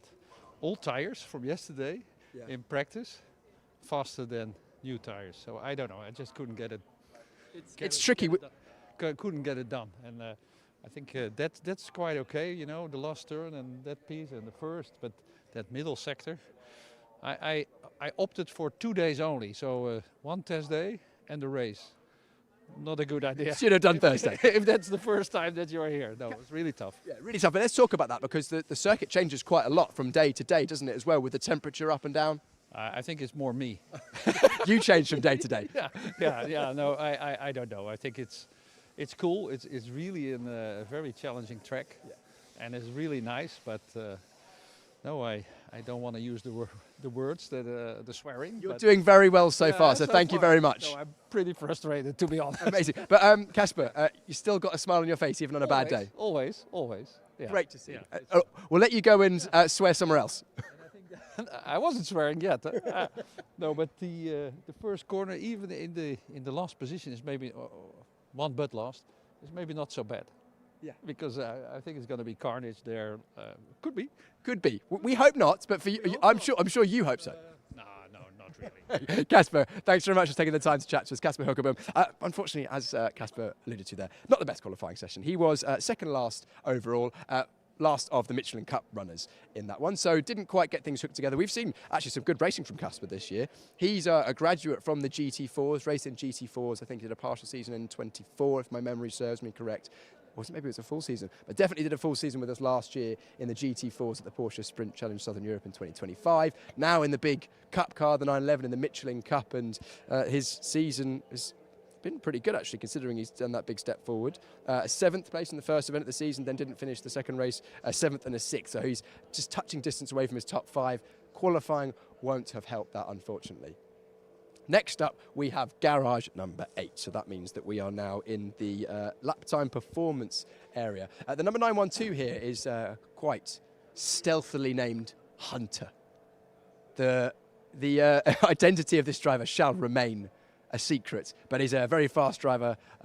That's is certain. And behind, you can see the yellow flashes of the 219 of the driver that joins us many, many times. That is Marabi Mekvavishvili. Sorry, 218, my mistake, 218. Marabi Mekvavishvili, he had a decent qualifying session as well, if I just refer back to that. Marabi was up there at one point, 5th place in the end, 5th fastest, so he'll be looking to consolidate those top 5s. Marabi's had some up and downs this year. First event, maybe Marabi didn't have the best one there, not qualified in the first race, disqualified from the second, but then 2 top 5s in Estoril. We'll see how he goes, starting 5th place once again for today's first race. And then the 31 in the next garage here. 31 being, of course, our new driver this year, but a driver that we are familiar with, Sebastian Freimert. Sebastian Freimert racing. He's a very experienced young driver, is the 31 of Sebastian Freimert. He's joined us in the Porsche Sprint Challenge Southern Europe before. His best results, 2 4th places in Barcelona last season.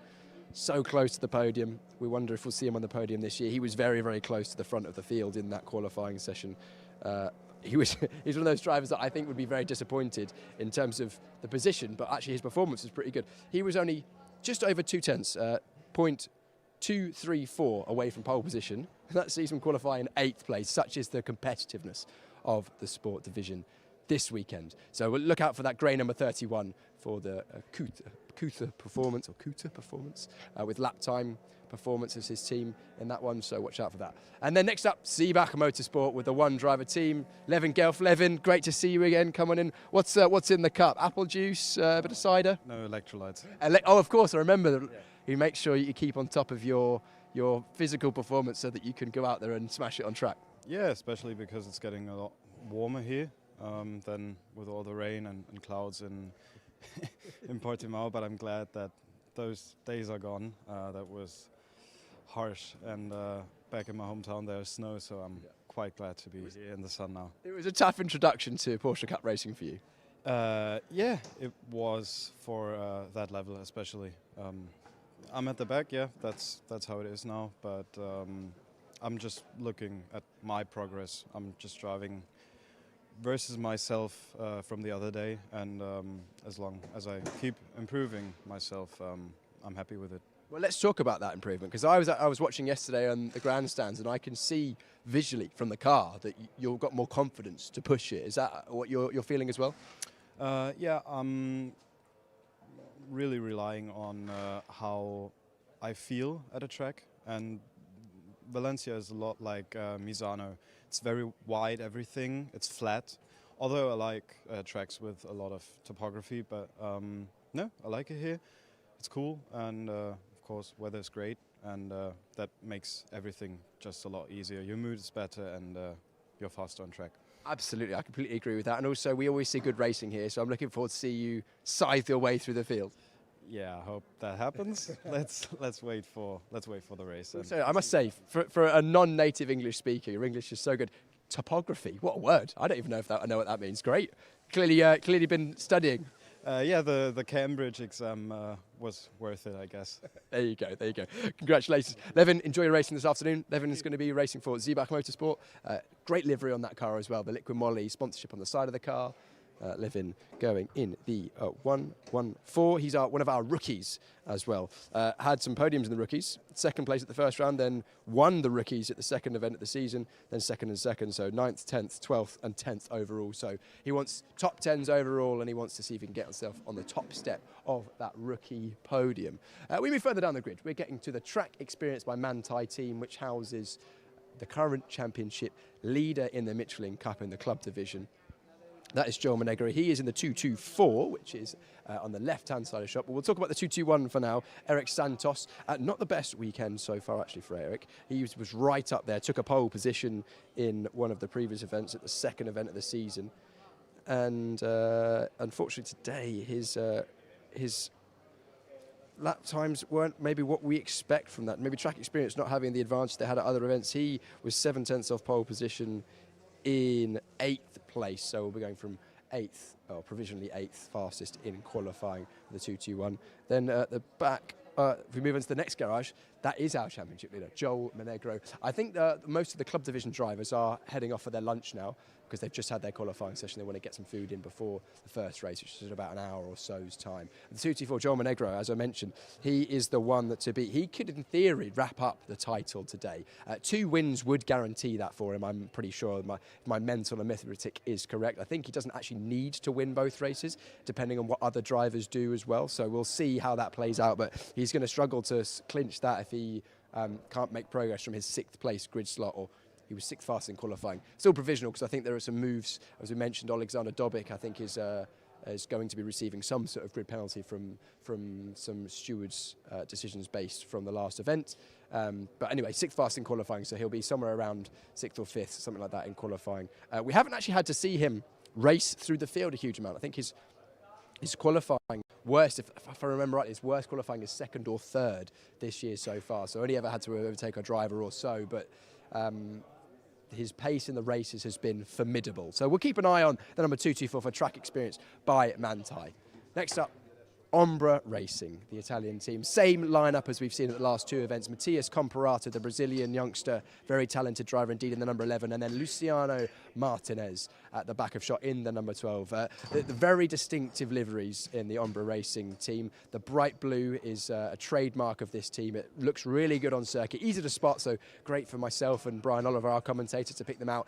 For you at home, if you want to figure out the difference quickly between these 2 drivers, the yellow highlights is the Brazilian Matias Comparato. Of course, Brazil, they like their yellow, and then the luminous orange-red, should we call it, of Luciano Martinez in the back, the Argentinian driver. Let's talk about the season from those 2 so far. So Ombra, number 11 and 12, Matias Comparato, currently sitting 9th in the standings. He's had 2 top 10s, 12th at the first event, 6th at the second round, 8th and then 11th, so he wants to continue to get consistent top 10s. Maybe we'll see him break inside the top 5. I think based on practice, his pace, especially his race pace, has been stronger this weekend than we have seen so far. A reminder, he is experienced in these cars. He's raced these cars in the Porsche Carrera Cup Brazil, came 3rd place overall in that championship last year.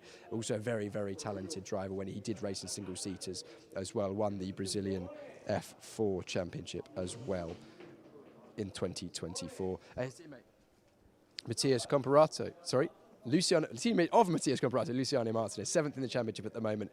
Very consistent season so far, 7th, 10th, 8th he has done. So top 10 in every race so far. Again, just looking to try and break into that top 5. His qualifying, I think actually his qualifying was the best. Luciano Martinez will struggle to, or it will be harder for him to continue that top 10 streak going. It was 11th fastest in qualifying.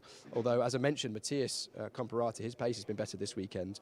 Very, very quick in all the in the practices, but it's only 13th in quali, so he'll be looking to come through. I think he'll be one of those drivers to watch in the races in the sport division, the number 11, because his pace maybe didn't show quite the pace he actually has been showing so far in qualifying. Getting that 1 lap in, or at least 2 laps in qualifying, so difficult when the tyres are brand new, you know the pressure's on, you know you need to absolutely nail it. Sometimes if you just lock up once, or you go wide, or you don't quite prep the tyres right, you go too early, you go too late, you get traffic, it can drop you down a few rows.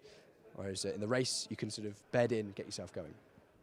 Next up, the FARC Auto Tech team, the 222 of Jan Klingenberg.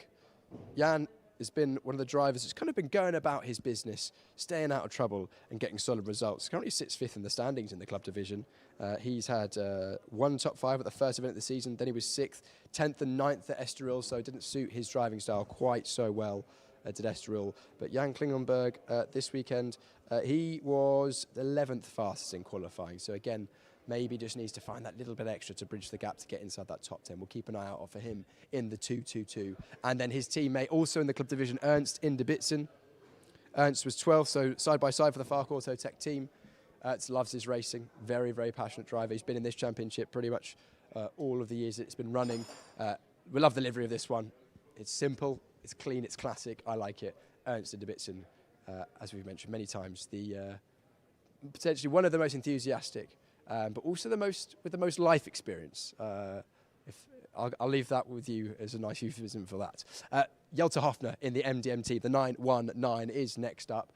He has been very, very quick this weekend. And I said it at the start of the year, I feel like he's joined this year with a new level of confidence. He's only 18, 19 years old. He's 19 yet? I can't remember. But he's still in his teens. This year, he's matured as a young man, he's matured as a driver. He just looked comfortable. He just looks confident, does the 919 of Jelta. He's currently sitting 8th in the standings, but I don't actually think that's a fair reflection of how strong he's been this year. Didn't finish the first race, which dropped him, of course, a fair number of points. Then had a 12th place in the second race in Portimao. A bit better in Estoril. His first podium in the championship, 3rd, and then 5th. So I think we'll be seeing Jelta getting consistent top 5s if he can just keep things together, keep it calm, and push on very fast. He's topped a couple of the practice sessions, been right up there. Qualifying was right up there as well. He was the 5th fastest driver, but again, only a 10th and a half off the fastest time, which shows again quite how close it is. Let's keep an eye out for Jelta. We know he can start well as well. And then his teammate in the club division for MDM, Levent Turkman. Levent, another, again, what can we say about Levent? He's not had a huge amount of experience in these cars, raced in BMWs previously, and is just learning weekend by weekend. Always looks like he's enjoying himself. I spoke to Levent actually yesterday, and he was racing, I think it was last weekend at Zandvoort in another car of his, in I think an endurance race, 5-6 hours, something like that. So a man that loves his racing was Zandvoort last weekend, now in Valencia this weekend. As far as we're aware, he's joining us for the final event in Barcelona. In fact, Levent is in the back of shot there. Do you want to come and have a chat? Yeah, here he comes. Levent Turkman is always good to talk to. He's looking very casual, enjoying the weather we have in Valencia at the moment. Sorry to pull you away there, Levent. He was heading to the beach. I was just saying that. Come this side for me. You're looking very casual, relaxed as always.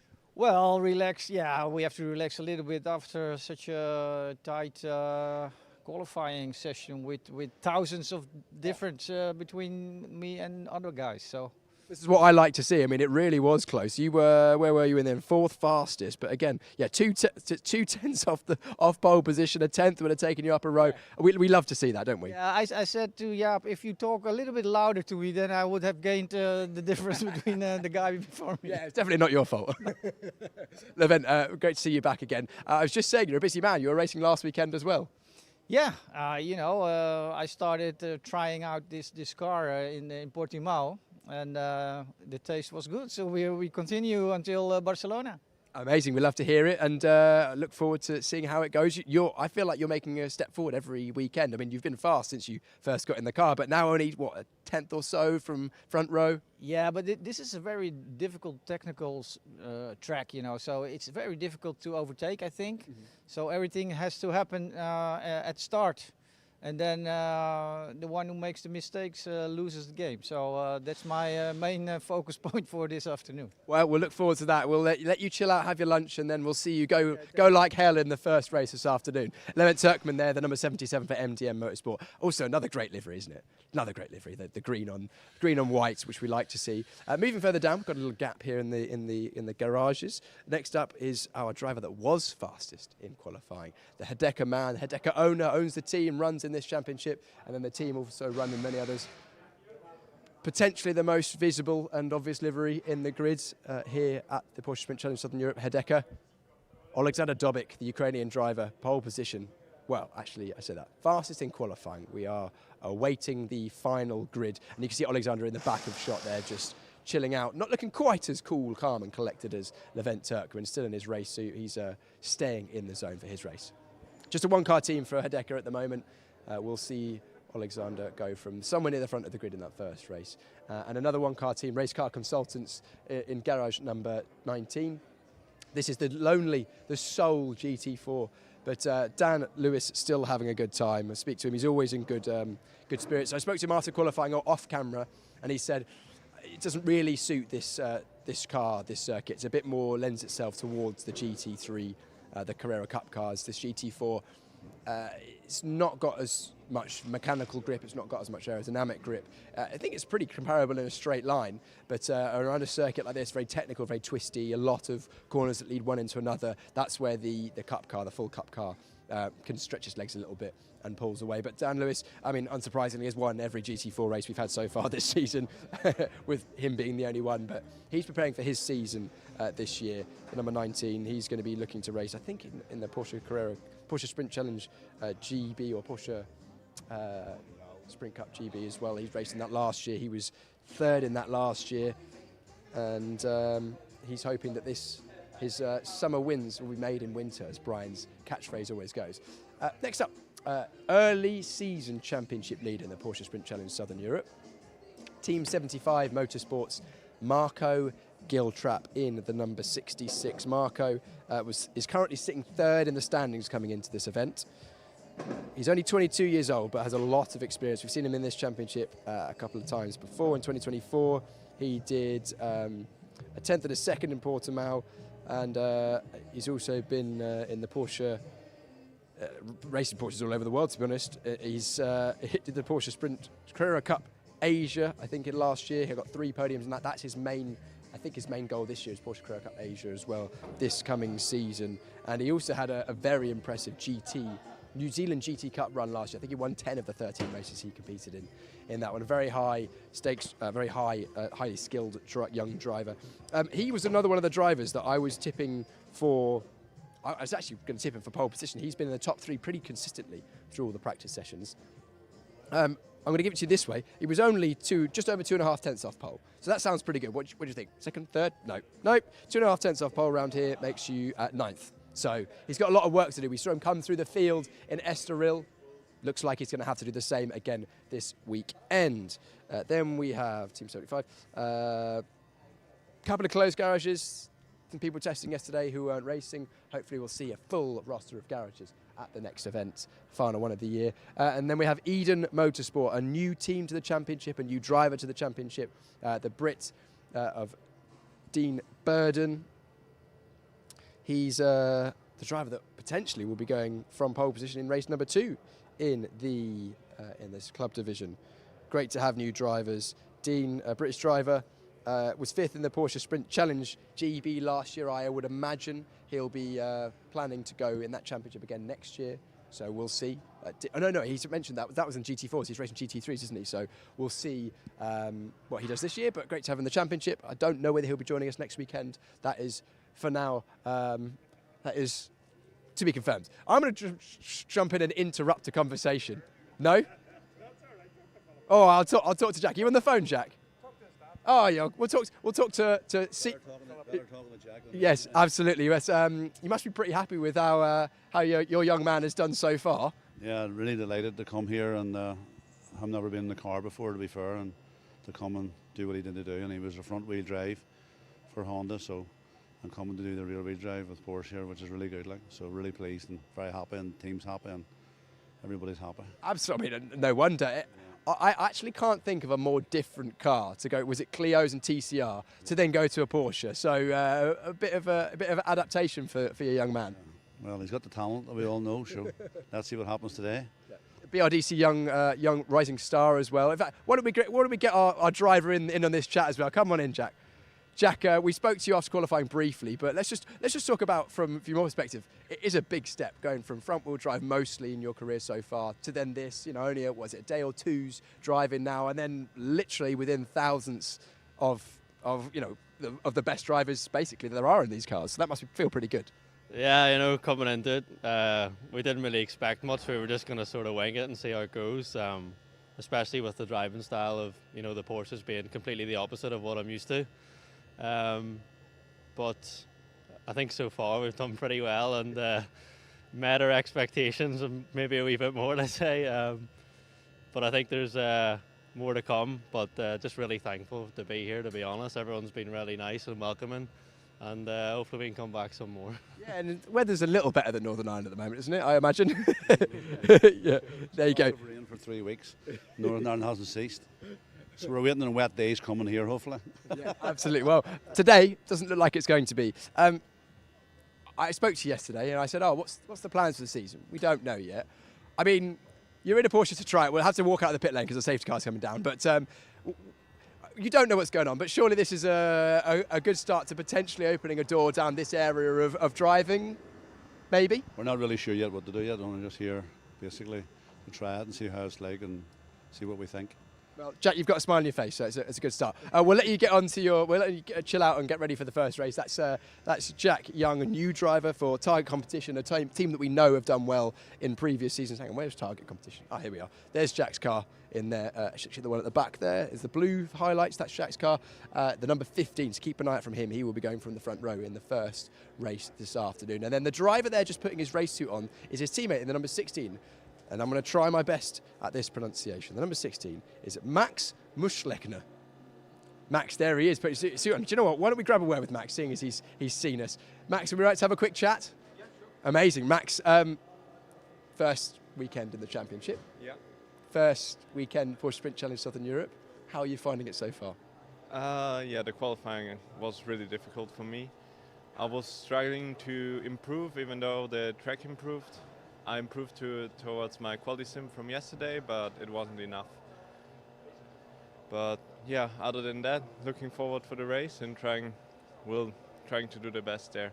This is preparation for your season ahead, isn't it, for you? Because you're planning to do Porsche Carrera Cup Germany, Porsche 6 Carrera Cup Deutschland. Big step for you. You only started racing just over a year ago, or just under a year ago, wasn't it? And now we're already going to one of the biggest championships in Carrera Cup racing that there is. Yeah, my first race was in April in Portimao, and now I'm making this step also because there will be the new car, and I think this championship is the best for preparation. Yeah, you've already raced this car this year. You've been in the Porsche Carrera Cup Middle East so far, done a couple of rounds of that. You're now doing this. Are you going to be with us next weekend? Yeah, I'll do Barcelona, and after that there will be also the rollout of the new Cup car. And you will be racing the new Cup car, so we all look forward to that. Max, tell us about what you've done before, because we've just touched on the fact that you haven't done a huge amount of racing, but where did the drive to go racing Porsches come from? Mainly just in real life track days and a lot of sim driving. The sim, do you find it helpful? Yeah, sure. I do a lot of sim before every race, and that's my preparation. So you knew which way the track went before you arrived? Yeah, I knew where to go left and right.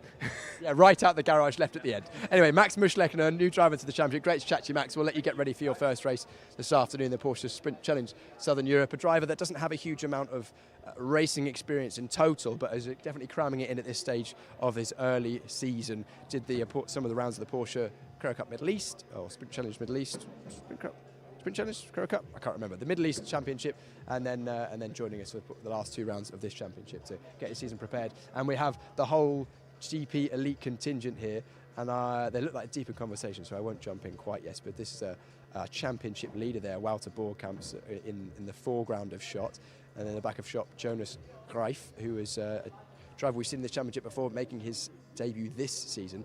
And we're going to just interrupt Wouter, if that's all right. Wouter, you're right to come in, if we can have a quick chat.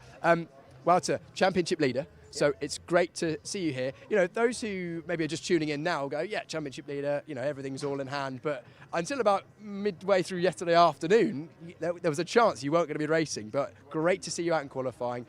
Very competitive grid. I suppose you're glad just to be on the grid at all. Yes and no. Yeah. I'm really glad and grateful I can be on the grid. So indeed, yesterday I wasn't planning on driving. Then luckily a few drivers on this grid who I've been coaching helped me out. So I'm really thankful for them. And now, it's good. I did a few laps yesterday, but yeah, the problem is that's the frustrating part. Is we still have the fuel issue with this car. We took it with us from Estoril and we changed everything in the fuel tank, but there's still something wrong. We tried to fix it in free practice, but it's still the same thing, and basically it means that under 20 liters of fuel the car starts holding back, so we have to run with a lot more fuel than the rest. So I know I can easily fight for pole, but it's difficult if your car is like 20 kilos too heavy. Of course. That's the frustrating part, but in the end I'm really happy to be here and just to fight. I'm really impressed by Milan taking pole. Really respect for him. That's really strong.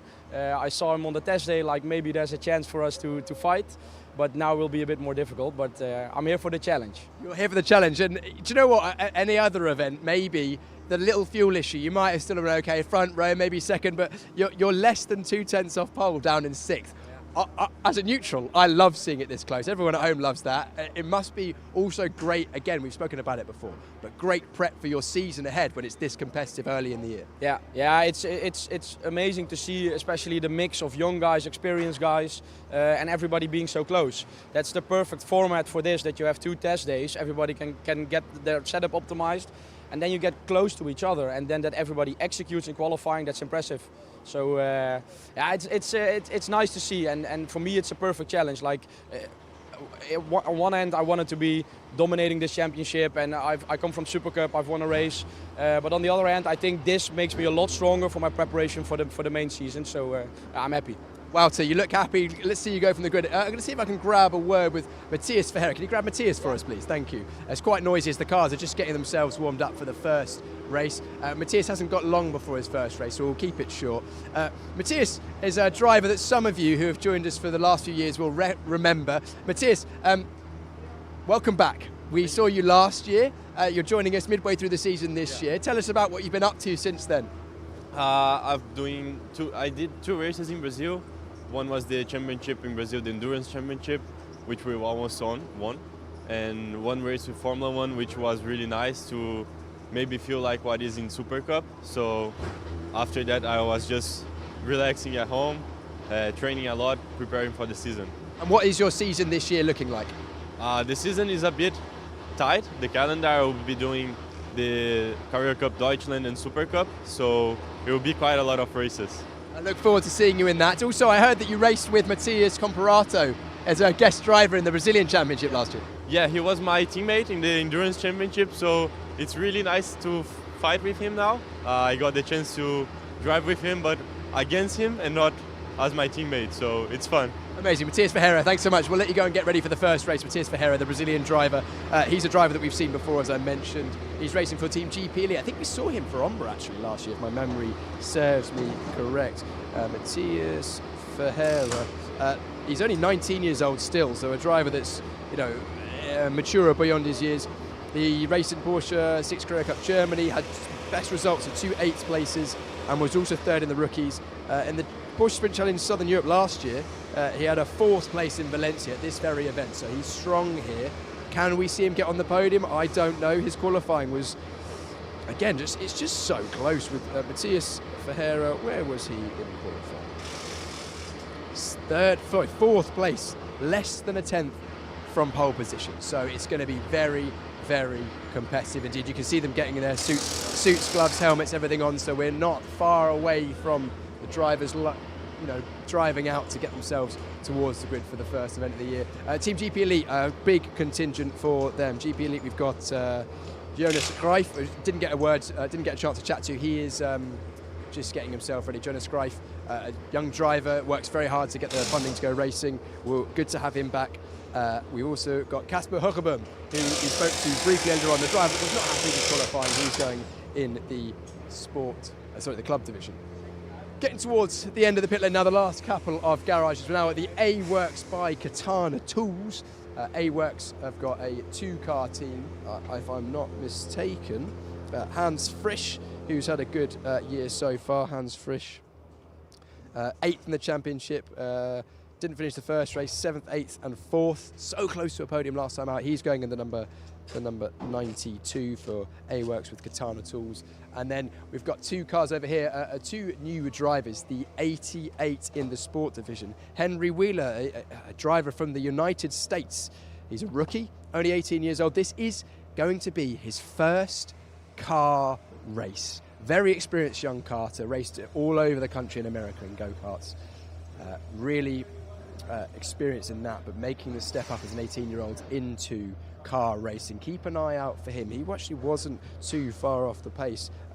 Henry Wheeler, only less than half a second away from the front of the grid. He's going to be going from around about 12th place on the grid in this first race. So pretty close to top 10, which is impressive for his first event. We know that A-Works are a good team. And then in the back of shot, actually for pro racing, but under the A-Works team banner as well, is David Ziwok, the Polish driver, another driver that has experience in these cars. He raced in the Porsche Carrera Cup Porsche Sprint Challenge Central Europe and also Porsche Sprint Challenge Germany a little last year, and he won that Porsche Sprint Challenge Central Europe in these cars last year, so definitely not a slow driver. Another young driver, I spoke to him yesterday. After speaking with him for 5 or 6 minutes, I assumed he was in his mid-20s. No, only 19 years old is the poll here for pro racing with A-Works and Katana tools. Keep an eye out for the number 69. Again, another great livery. We love seeing all the different liveries here in the Porsche Sprint Challenge Southern Europe. He's also had a pretty varied racing career. Raced in Fiat 500s, if I'm not mistaken, for a couple of seasons before he moved up to Porsche. So we're used to close quarters racing. We'll look forward to seeing how those guys get on. That was our pit lane wonder. We are at the last garage. We're getting closer and closer to that first race this afternoon, which will be round number 5 of the Porsche Sprint Challenge Southern Europe. Very much looking forward to that. Of course, keep an eye out for all your favourite drivers. If you're supporting anyone, you can let us know on the YouTube comments, on the live chat, and let us know who you're watching, where you're watching from. We've got some people watching in the stands today, open to the public. The weather's perfect, so if you're watching from Valencia, pop in. But for now, for us in the pit lane, that's it. And we'll keep you updated with everything as the afternoon goes on, as I hand back to a bit of a pause before we go racing for the very first time here at Valencia.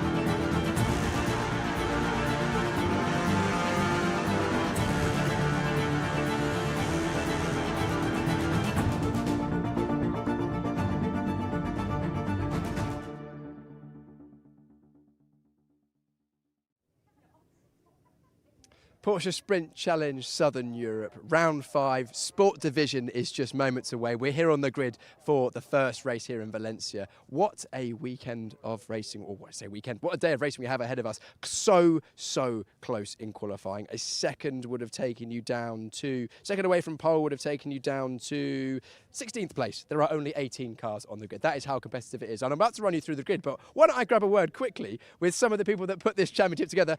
Is it organised? No, operations manager, Esme. Yes. Esme. Yes. Talk to us about what goes on behind the scenes. What do you do to make sure that everything like this runs so smoothly?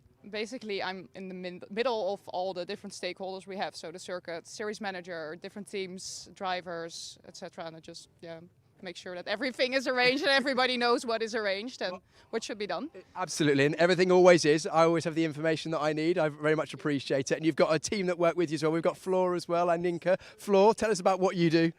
So basically at the circuit, I'm just Esme's little help. I do whatever she tells me to do, and I try to keep everybody happy. And I'm normally the one that pesters you. put on a good show. I have to do one addition. You do the run club. I do the run club, but unfortunately nobody joins. So in Barcelona, I want a full grid here.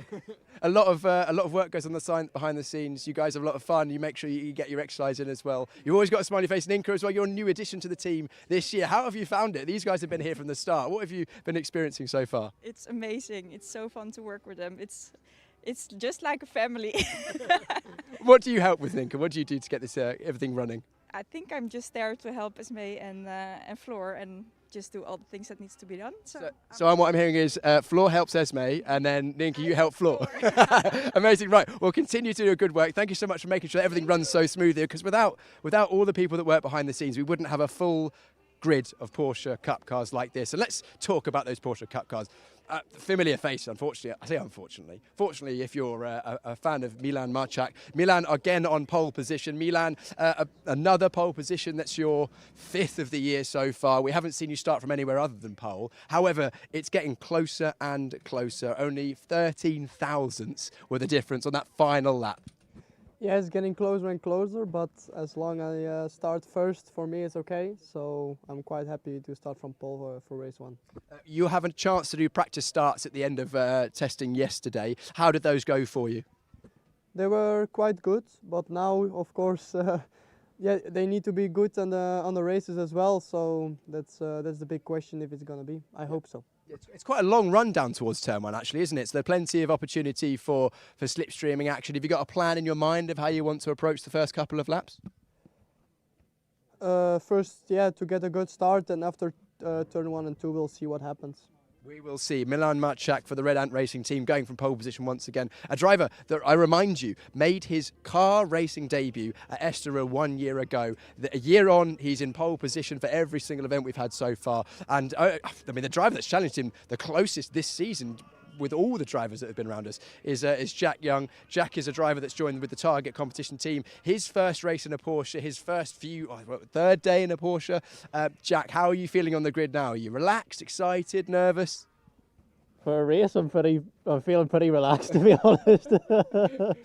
Is that unusual for you? Well, sort of. But no, I'm sure when the formation lap goes, the adrenaline will start to kick in. But I'm feeling pretty good. It must be a bit unusual for you to get used to so many procedures, because I imagine you have to get the tyres in the right window. You've raced mostly front-wheel drive cars. You're having to think about how to get the temperature in the front tyres and rears. What sort of things are you concentrating on in this race as your first race in a Porsche? Well, making sure I move after the green light. I think that's the main one I'm only focusing on. But for sure, I'm still getting used to all the procedures and stuff like that. So it's pretty interesting and learn a lot. So, have you got anyone supporting you from Northern Ireland watching at home? Yes, my girlfriend. Do you want to say hello? Natasha. Hi. Natasha, your boy's doing all right so far. He's doing all right, isn't he? Let's keep an eye on the bright blue Target competition car. Number 15, Jack Young. Driver, I probably, I don't know if it's wrong, probably most impressed. Maybe Jack Young is most impressive in qualifying given his lack of experience, but second most impressive to me was Teo Elenas.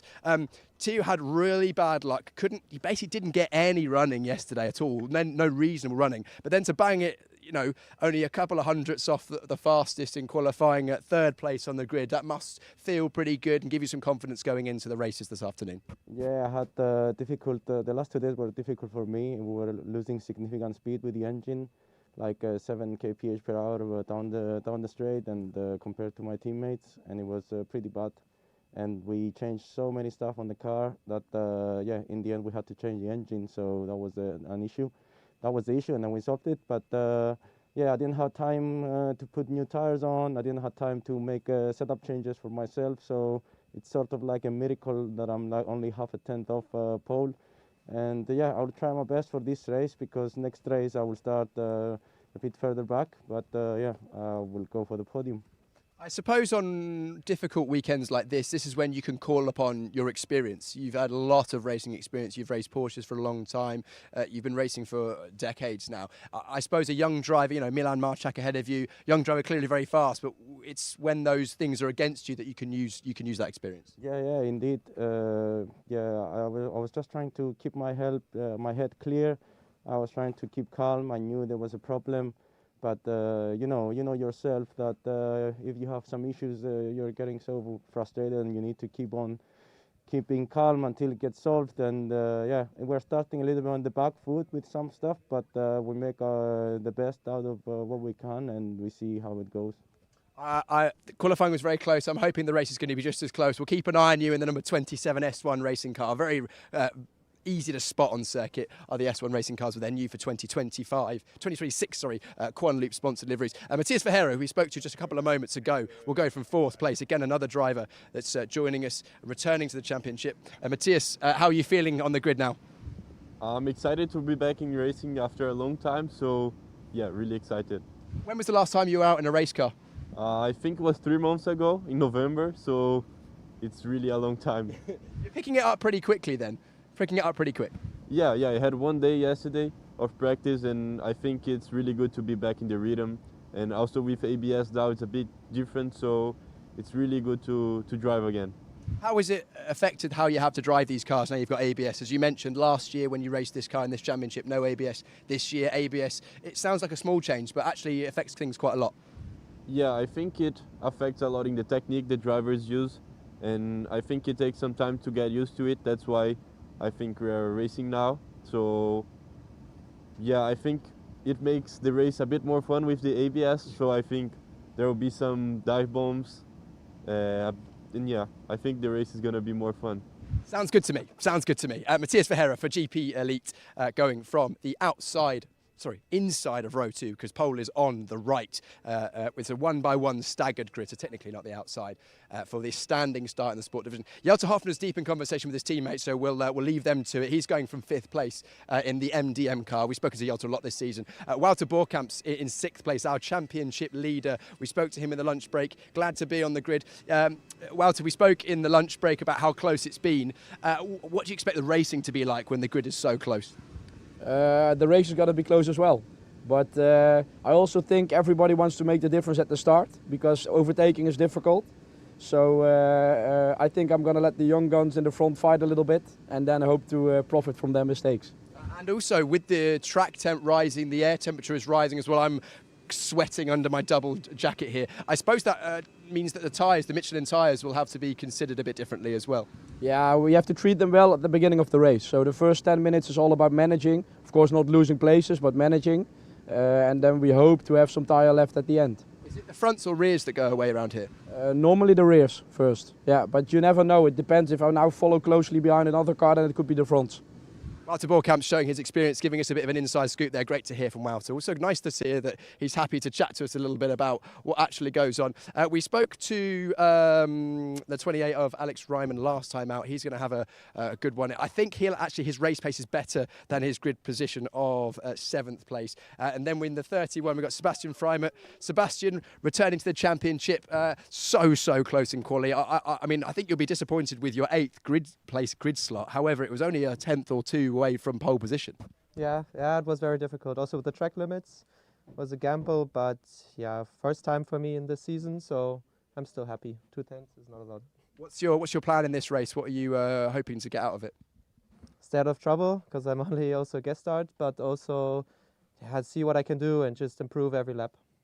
Do you think we can overtake around here? It's a track we've seen overtaking at before. Yeah, definitely. Yeah. First corner is also in the race is a lot of possible, turn 2 as well. So there's always opportunities, yeah. Which corner should we be looking at in the race for the main overtaking opportunities? I don't think I'm going to tell you now. Do you know what? Fair enough. Okay, I think it's about time that we ended this grid walk because I'm being told by a marshal to hot-foot it off. So I'm going to hand back to Brian Oliver for the first race today, round 5 of the Sport Division in the Porsche Sprint Challenge Southern Europe.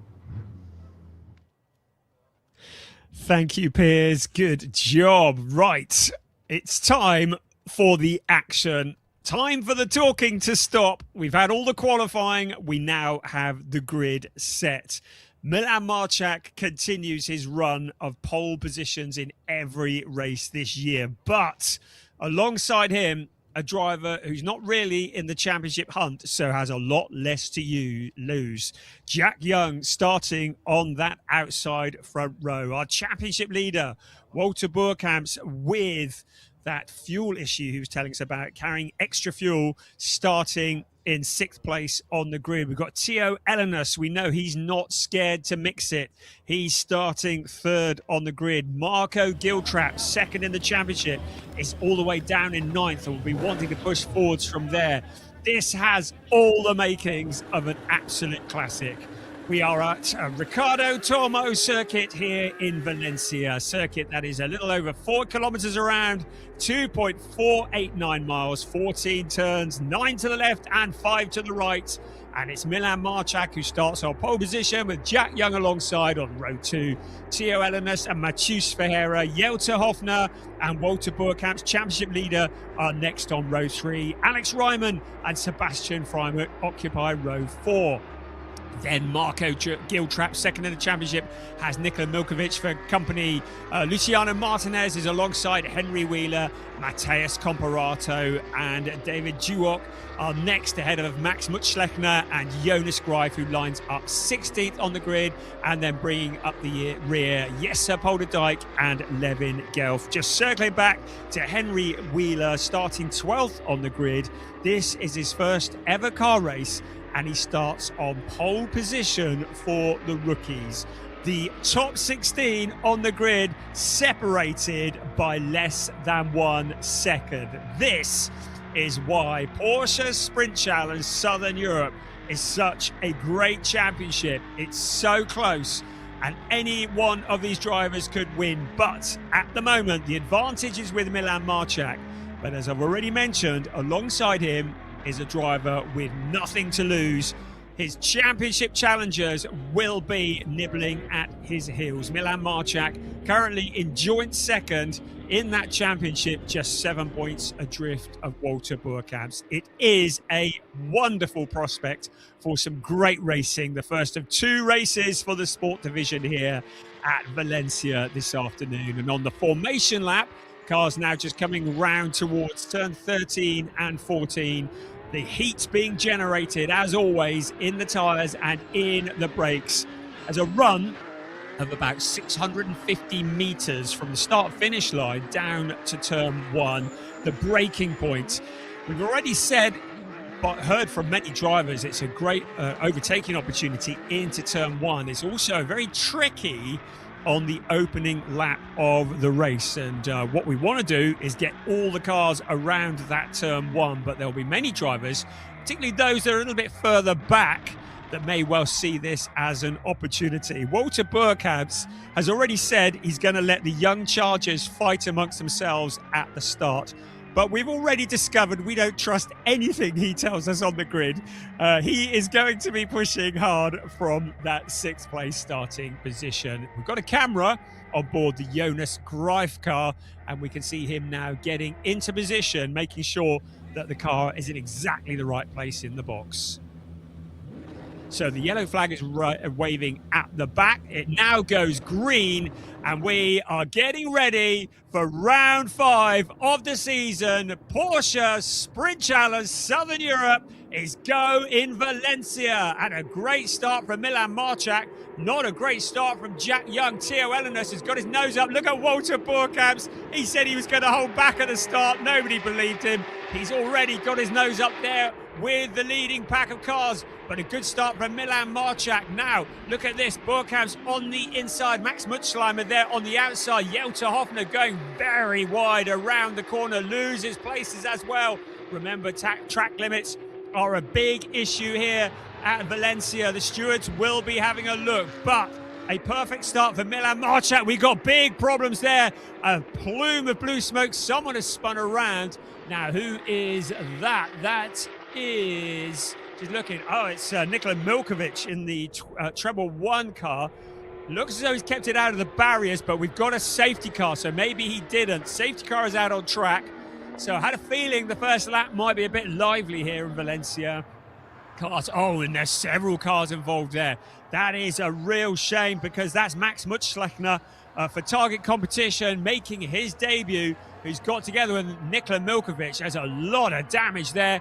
Mutschleimer's car is into the barrier. You can see a wheel that's been torn off in the gravel trap. We can see Nikola Milkovic walking away from his car. So we've had a big drama there at the start of this race. Let's have a look and see, and it looks as though, well, it was kind of two cars getting together, one hooked around.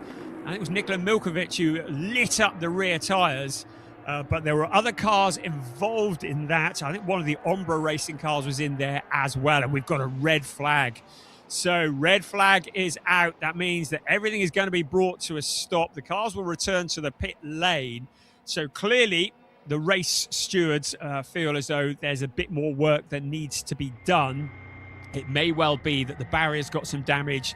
It may well be they've decided that there's just too much debris on the track for the cars to run through. So the cars are brought back to the pit lane. The red flag is out. It means the clock stops, and everything will go quiet while that mess is cleared up. But what a shame. We've already lost certainly 2 cars from that. Max Mutschleimer, get that correct, in the number 16 Target Competition car, and Nikola Milkovic in the treble 1 car. We can see that the drivers are out of their cars. I don't think there's any issues there with injuries or anything, but the red flag just allowing the track crew to clear the debris and to make sure that everything is square and safe, ready to go. You can see bits of broken car being loaded into the back of a pickup truck, and the cherry pickers are out already, getting ready to clear these cars out. But that's a real shame. Max Mutschleimer for Target Competition, who preparing for Porsche 6 Carrera Cup Germany. And right, well, let's have a look at the start. Wasn't a great start for Jack Young, but it was a very good start for Milan Marchak. And we can see Walter Boerkamps as well there, ducking to the outside, and then putting his car into a closing gap up in front of him into turn 1. I think it was into turn 1 where we thought some of the problems might be. Look at Boerkamps to the inside of Jack Young there, going into that corner, and Jelte Hoffner taking a very wide line as they circulated around this opening lap. Jack Young did get that position back, I think. Well, no, actually, well, let's have a look at this incident. And, yeah, Max Mutschleimer actually collected, he was an innocent party in that accident. He collected the Nikola Milkovic car that was already stationary in the middle of the track, and very much an innocent party. I believe Piers might have some news for us, so let's head back down to the pits where Piers is waiting for us. Not quite got some news yet, but I'm hoping to do a bit of an investigative journalism here, Brian. Thanks very much for showing us the replays of that. Really unfortunate that we've had a red flag this early on. David Juok, David, we haven't had a chance to chat to you yet, but welcome to the championship. Did you have a view of what happened on circuit there? Yes, I started in P14. I managed to gain, I think, 6 positions in the first 2 corners.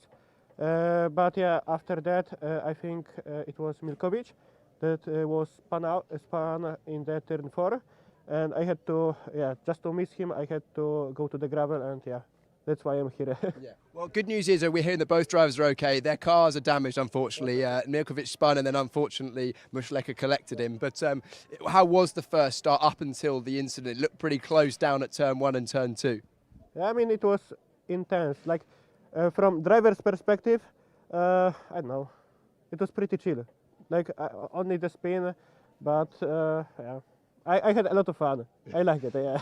Well, good news is you've got another go at it in a bit. So first lap red flag, I think, Brian, our commentator, will confirm if we should be going from the grid again. So, well, good luck in the second go. Thank you. I can't give you a high five. My hands are full, but I appreciate it. Yeah, let's go. There we go. Nice little spud fist bump there from David Dziwok. Good to see him join the championship. We spoke about him in the lunch break. Jesse Polderdijk, a driver that we've spoken to before, he's in the rookie category. Jesse just getting a few words of encouragement for his team. I want to walk slightly towards the front of the grid because we had some really good racing at the front, didn't we? I want to see if we can grab a word with Wouter Boerkamps, our championship leader. As Brian pointed out, generally when I speak to Wouter on the grid or before a race, he'll say one thing and then do the opposite in the race. He said, I'm just going to take it easy. I'm going to move my way through, just keep it, not lose positions and then come strong at the end of the race. Well, we saw him dive down the inside of turn 2 and get himself well in with a chance of a podium position from 6th on the grid. Luciano Martinez from the Ombra Racing Cars, I think his teammate Matthias Comparato, just our camera up when he's Luke, just trying not to get run over by the safety car. Just a bit of running repairs. Let's see what's going on here. Just a bit of contact down at the front. That shouldn't have too much effect on the car, will it? Be okay? Yeah. David, team manager, car will be okay for this one for Luciano? Yes, probably not 100%. We have a bit of damage on the rim and the steering is not fully straight, but yeah. Will be enough. Safe to race, and lucky to come away because we saw a couple of big damage from a couple of the other cars in that incident.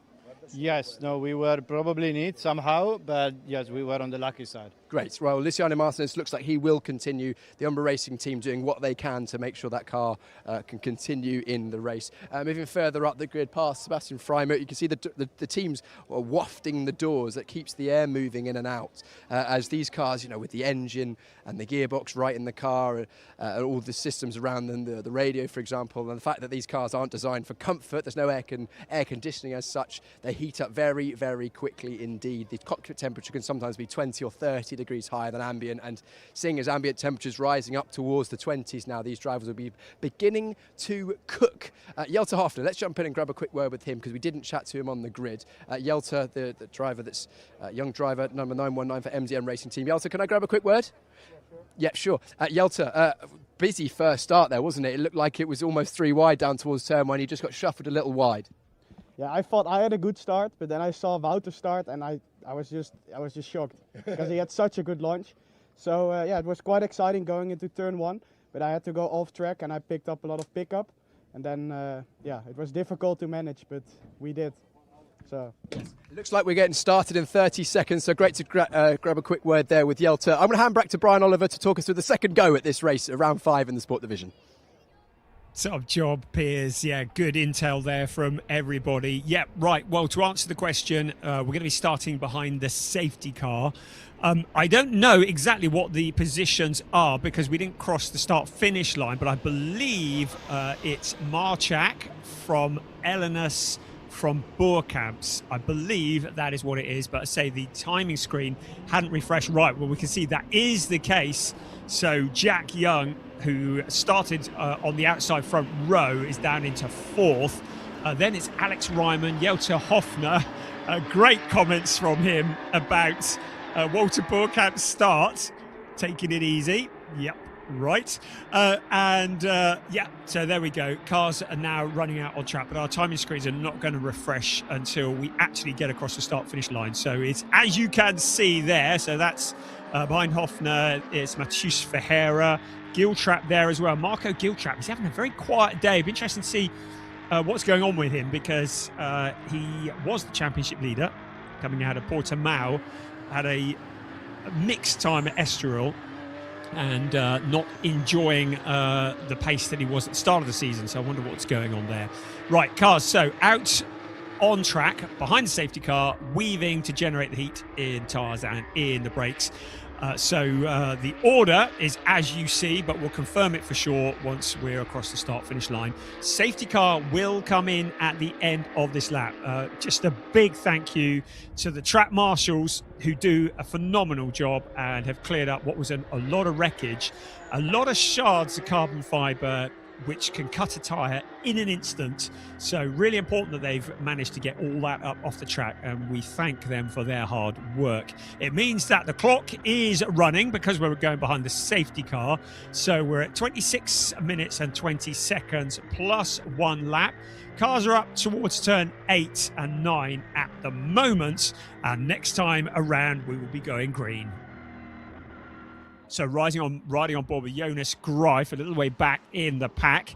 He's got a good view of it all unfolding in front of him. And he will be just wanting to stay out of trouble. Well, the good bit about the cars starting in single file is obviously less opportunities for the kind of opening lap dramas that we sometimes get. But they do say that safety cars breed safety cars. So hopefully we can get this going. We can keep it going. The green flag indicates that we are now in racing conditions, but it's up to Milan Marchak when he goes. As long as he doesn't overtake the safety car, nobody can overtake him until we get to the start-finish line. So it's up to him when he goes, and he's tried to back the pack up. Then he's hit the accelerator. He's done a great job. And Theo Elenis in that second place sees a bit of a gap opening up. Right, we've got confirmation of the positions now. We actually have a lap on the board. But Milan Marchak leads the way, the pole sitter. Theo Elenis, a great start. Also a great start for Walter Boerkamps. Look at him, has a little look to the outside of Elenis. Into turn 2 they go. And Elenis still in that second place at the moment. The rest of the cars all charging forwards from their positions. Jack Young coming under pressure from Alex Ryman just behind. Look how close Walter Boerkamps is to Theo Elenis, almost pushing him around the corner. Elenis holding on to that second position, but Boerkamps looks like he's on rails. He ducks to the inside, tries to sell the dummy. Theo Elenis has enough experience to hold that one off, but that second place looking very much under threat. This is allowing Milan Marchak to open up a gap at the front. Walter Boerkamps will be very keen to get past Theo Elenis as quickly as he can, because his main championship rival is leading this race and opening up a gap at the front. So Elenis still holding on. There's Alex Ryman. They found something on that car. You heard Piers talking to them in the lunch break, and they say they found something, and certainly Ryman looking very quick here. He's certainly looking a lot quicker than he was at the start of the season. Jelter Hoffner in there as well. Marco Giltrap in that 7th place. Mathieu Ferreira in 8th. Keep an eye on all of those drivers, all very capable of finishing on the podium in this race. Out along towards the pit straight they come, across the line once again. It's Milan Marchak. He's opened up the gap of 1 second, the fastest lap of the race. He has a clear track in front of him. Theo Elenis with his mirrors full of Walter Boerkamps. They've left Jack Young behind a little. Alex Ryman now challenges on the outside, under braking. Jack Young just keeps it tidy on that inside line, gives the squeeze to Alex Ryman. Holds on to that 4th place, so Ryman's going to have to do it all again. So there's Jack Young in the blue and white car, the number 15. Alex Ryman in the number 28 car, the driver from Estonia, chasing him. Behind is Jelter Hoffner. He'll be frustrated that he's not able to move further forwards at the moment. Behind Hoffner is Marco Giltrap. Keep an eye on Giltrap, always quick. Keep an eye on Mathieu Ferreira behind him as well. Sebastian Freimer in there in 9th place. Also, Luciano Martinez rounding out the top 10. There's Theo Elenis again in the number 27 car. In 2nd place, Walter Boerkamps, monstering him all the way. Trying to move up a step on the podium. Doesn't really care too much about trophies, but he's got a championship to defend. Remember, coming into this race, Walter Boerkamps had just 7 points on the driver that is leading the way at the moment, Milan Marchak, and also Marco Giltrap in the championship. Theo Elenis is 33 points back from Walter Boerkamps in the championship. If he can keep the number 30 car behind him for the whole of this race, he will close that gap down. But Boerkamps looks like a man on a mission. Marchak continues to set those fastest laps. Remember, Walter Boerkamp's told peers on the grid that they have a fuel pickup issue, they think, with that car. Means they are having to run a lot more fuel in the number 30 car. It's going to be heavier, means it's going to be slower. So he's having to handle that as well as challenge Tio Ellenis for that second place. But all of this is a gift for Milan Marchak, looking to make it a hat-trick, 3 wins in a row. He won both races last time out at Estoril, and he leads the way here now by 1.138 seconds. The gap between Tio Ellenis and Walter Boerkamp, well, it was 0.376 crossing the line, but you can see how close that is. Look at Marco Giltrap there. There's Matheus Ferreira just behind him. Now Ellenis is responding. So Tio Ellenis with the fastest lap of the race, a 1:35.085. So Tio Ellenis starting to respond. Having said that, I think that's already been eclipsed because I think Milan Marchak has done a 1:34.954. So the fastest laps are being exchanged between the front runners. Milan Marchak continues to stretch his legs at the front, out across the start-finish line. He will come again in just a few moments. Tio Ellenis holding on to that second place. There's your confirmation of that fastest lap for Milan Marchak, a 1:34.256. You get the feeling Marchak has this very much under control. We're keeping one eye on track limits. Sebastian Freimuth, Luciano Martinez, Levin Gelf have all had track limit warnings, as has Milan Marchak, our race leader. So races could be won or lost in this steward's room here. Also, Alex Ryman with a 5-second time penalty for a jump start. So the number 28 car in 5th place is going to have some pain incoming. 5 seconds will be added onto his time at the end of the race. So he will be even more eager to get past Jack Young and try and get a 5-second gap ahead of the cars behind him, because a jump start means that he will have that 5 seconds added on when this race is over. Jack Young, though, doing a sterling job. Dropped from 2nd to 4th, but now, having regathered himself, holds on to that 4th place. Up ahead of him, Walter Boerkamp has opened up a gap of over a second. Still menacing Tio Ellenis. Look how hard Jack is attacking the curbs with that car, bouncing up as he jumps across the curbs. They build him strong at Porsche. Jack Young just breaks a little clear of Alex Ryman. Jelter Hofner behind Ryman in 6th place. Out across the line we come once again. The gap between 1st and 2nd up to 1.658. Walter Boerkamp is 0.445 behind Tio Ellenis, and they are 1.36 ahead of Jack Young. Marco Giltrap, 2nd in the championship, down in 7th at the moment. Is going to drop down from that 2nd place if things finish as they are.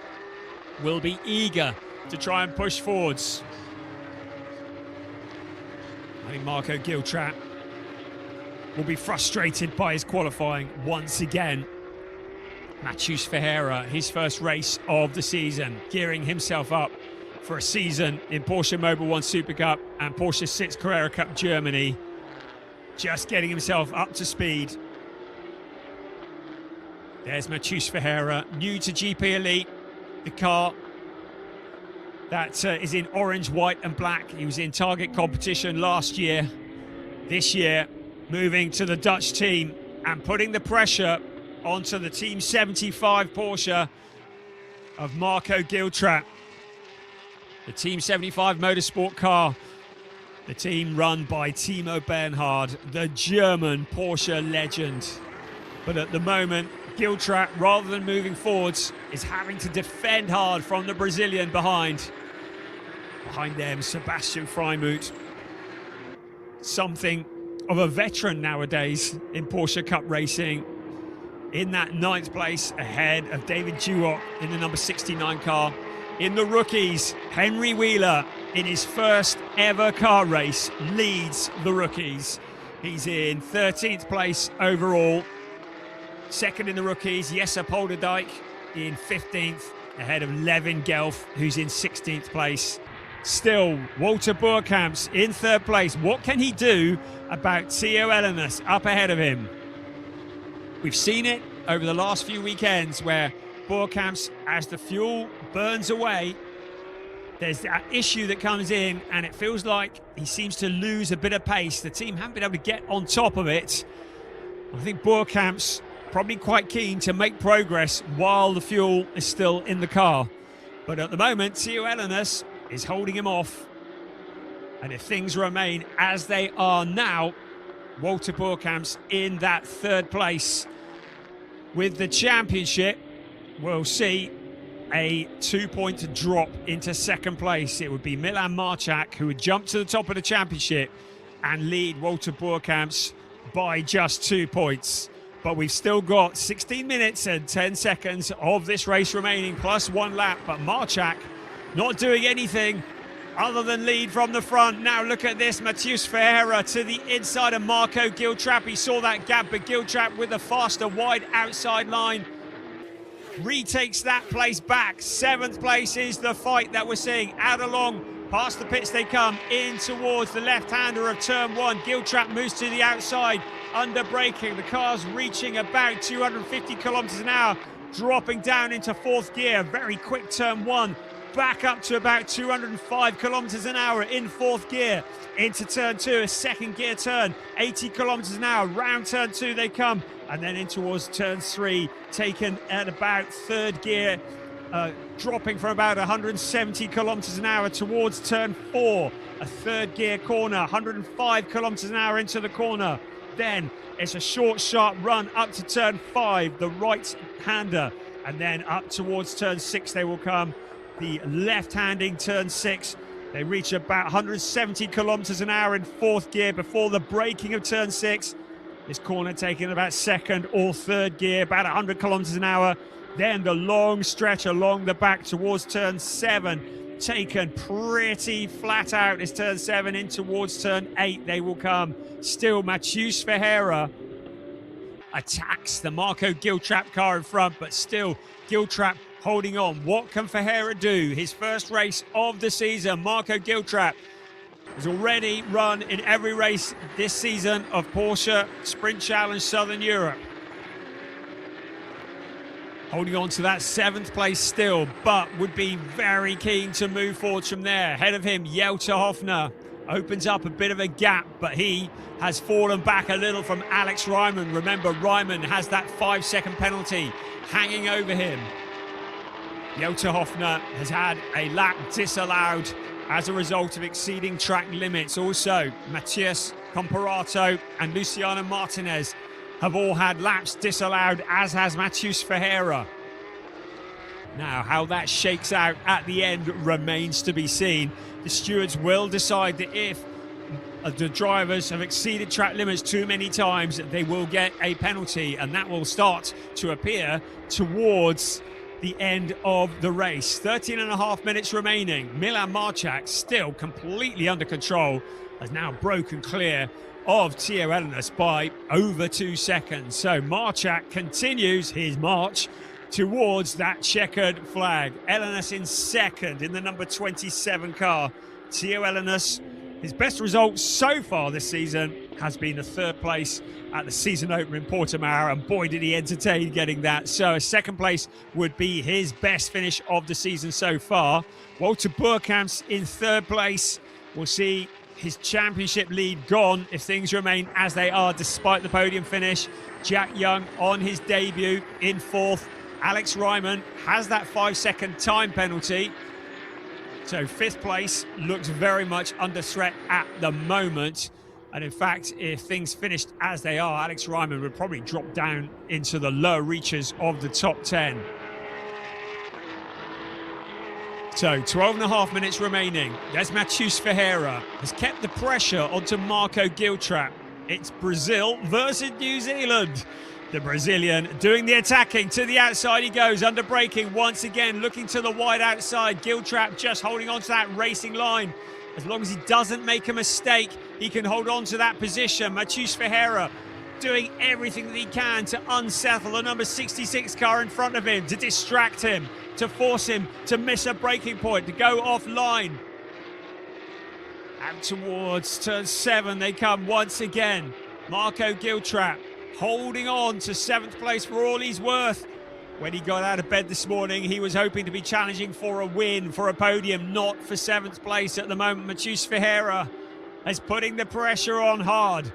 Under braking once again, Ferreira looks the quicker of the two, but can't do anything to get past the number 66 car as long as Marco Giltrap holds it together, doesn't make a mistake. In towards turn 12, they come in around to turn 13 to complete another lap in just a few moments. The sweeping turn 13, and it'll be out onto 14 once again, which will be the best opportunity to get past. Now look at this, Jack Young and Alex Ryman going wheel to wheel, but Ryman knows he has that 5-second time penalty. So although he has moved up into 4th place, as things stand at the moment, Jack Young will keep that position, that 4th place, because he will get it back once the time penalty has been applied.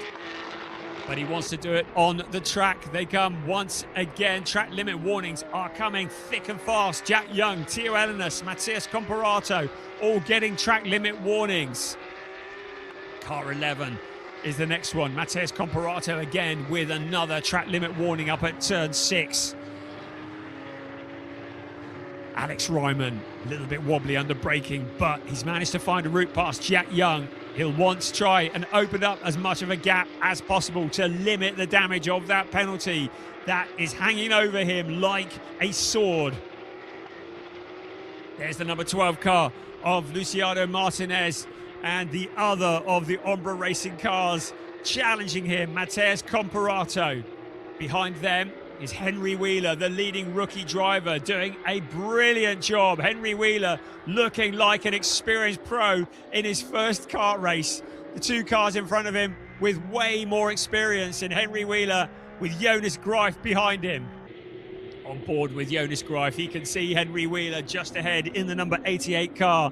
The American driver getting used to driving one of these cars. Looks like he's been doing it for years. Now Jonas Greif puts the pressure onto him. But Henry Wheeler, what a great job from him. In the number 88 car, a top step of the podium for the rookies if things remain as they are now. Second in the rookies, Jesse Polderdijk. Third, Levin Gelf. Polderdijk will extend his lead at the top of the rookie championship if things remain as they are now. Out across the line we come. Once again, 9.25 minutes. The gap between first and second remains at a little over 2 seconds. Milan Marchak just holding station. Doesn't want to take too much out of those tyres. Doesn't want to leave himself vulnerable in the closing stages of this race. Teo Elenis with all the work to do. Looks like he has fended off Walter Boerkamps. Maybe Boerkamps has that fuel feed issue once again, but he's in that 3rd place. And he's well clear of Alex Ryman, who has that penalty as well. 1.688 is the gap between Boerkamps and Ryman. Jack Young in 5th place, but that will become a 4th if things remain as they are. The track warning flags continue to come. One of them to our race leader, Milan Marchak. He's had a disallowed lap on lap 12. That's the lap that he's on now as a result of exceeding track limits, and he'll need to be really careful. It would be tragic to win this race on the track and lose it in the stewards room. Jota Hoffner is pushing hard in 6th place. He's just gone purple in sector 1, showing his frustration, the quickest of anybody in sector 1, but he's in the traffic in that 6th place, can't really do anything about it. Marco Giltrap still holds off Matheus Ferreira. There's the 88 car of Henry Wheeler, our leading rookie car. Right, here we go again. Giltrap, can he hold on to this for another 7.75 minutes? Matheus Ferreira has done everything he can think of, but still, he's staring at the back of the number 66 Team 75 motorsport car. They continue in the order that they were in. Still, the overtaking opportunities not coming. Giltrap focused, hitting all the braking points, not allowing himself to be distracted. Can he keep this up for another 7.25 minutes? There is Giltrap there. Matheus Ferreira will be aware that he needs to look after the tyres as well. He might just back off. He might let things cool down a bit before another attempt. Here they come into turn 8 and 9, around to turn 10 once again. It's still Marco Giltrap holding on to that 7th place. Matheus Ferreira with his nose to the inside. Now he has an inside line. The two cars make contact. The back end of the Ferreira car steps out slightly. Everybody continues on their way, but that was more than rubbing going on there. Matheus Ferreira had a nose in front. Giltrap tried to shut the door on him, and eventually Ferreira had to back out of it. 6.5 minutes remaining. That's allowing Marco Giltrap to break free just ahead of them. Here comes our race leader across the line once again, just over 2 seconds clear of Theo Ellenis. Walter Burkamp's 3rd place looks about as good as it's going to get today. Then it's Alex Ryman with that penalty, then Jack Young. Still, this battle rages on.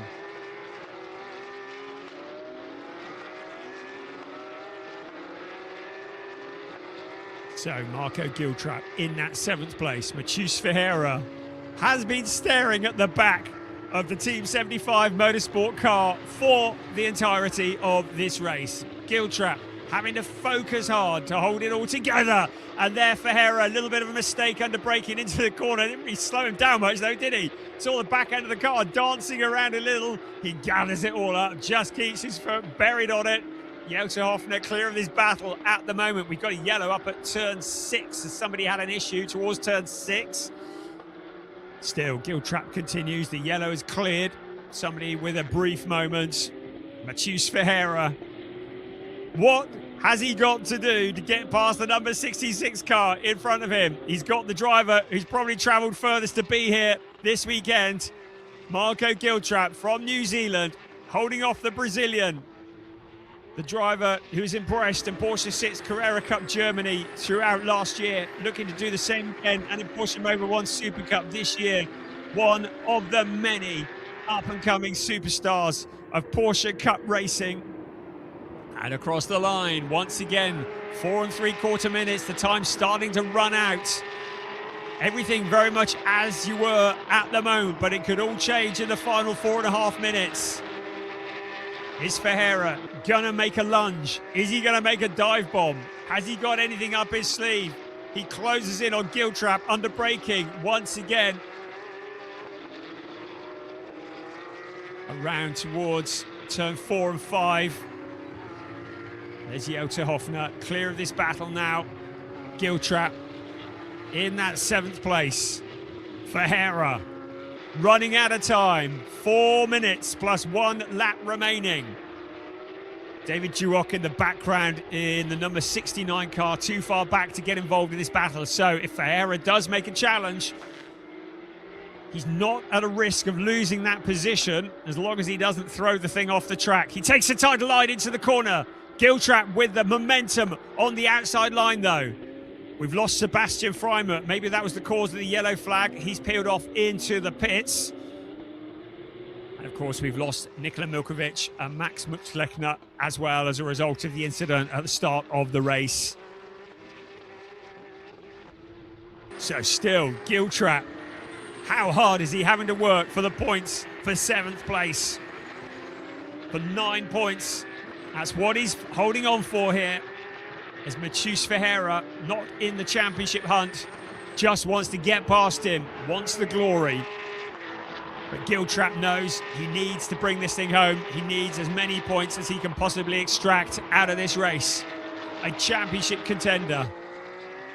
Milan Marchak has opened up a gap, about another 10th from Theo Ellenis. Ellenis still clear. Walter Burkamp's about 1.364 now, so the 1, 2, 3 looking fairly solid. Ryman with that jump start penalty in 4th place, but set to lose that. Jack Young behind him, then Jota Hoffner, then this fight here.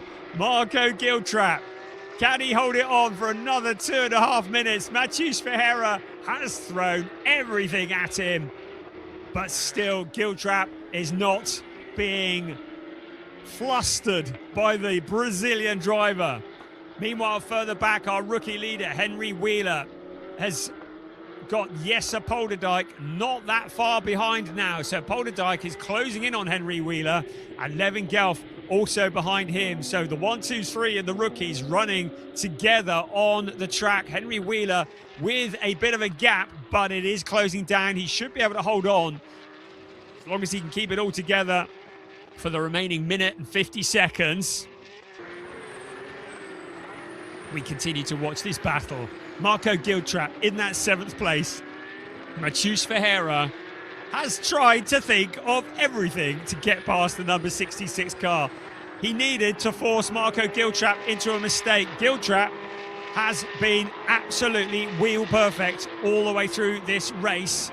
And if he can keep doing that for the next 90 seconds or so, he will hold on to that 7th place. He's had to work really hard for it though. Maybe Ferreira has one last challenge up his sleeve. He goes to the outside. Giltrap may want to try and squeeze him on the exit of the corner. Giltrap then goes deep into the corner. Now Ferreira to the inside as well. He's going to have the outside for the next corner, so Giltrap needs to hit the braking points exactly right. Ferreira back behind the number 66 car. What brilliant racing from these two young chargers. Giltrap trying to make that car as wide as possible. Ferreira sells the dummy to the inside, and Giltrap loses that position. He's trying to come back round the outside. The car's absolutely neck and neck. Now advantage Ferreira, but Giltrap has the momentum around the corner, but Ferreira has the line. Giltrap loses the position and is down into 8th place. Ferreira have been lining that one up for several laps. Now Giltrap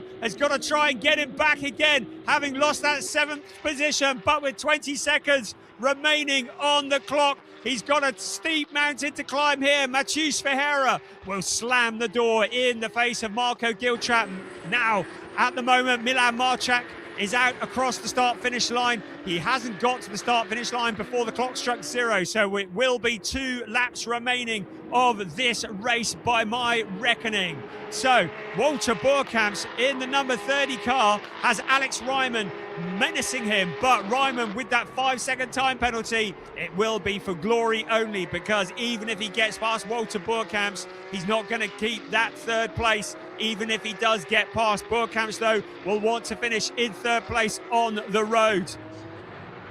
Meanwhile, Milan Marchak continues at the front, but Elenas has taken about half a second out of his lead. So Teo Elenas, one last charge, but he's maybe a little bit too far back with less than 2 laps remaining. A 1.5 second gap is going to be just a little bit too much to close down.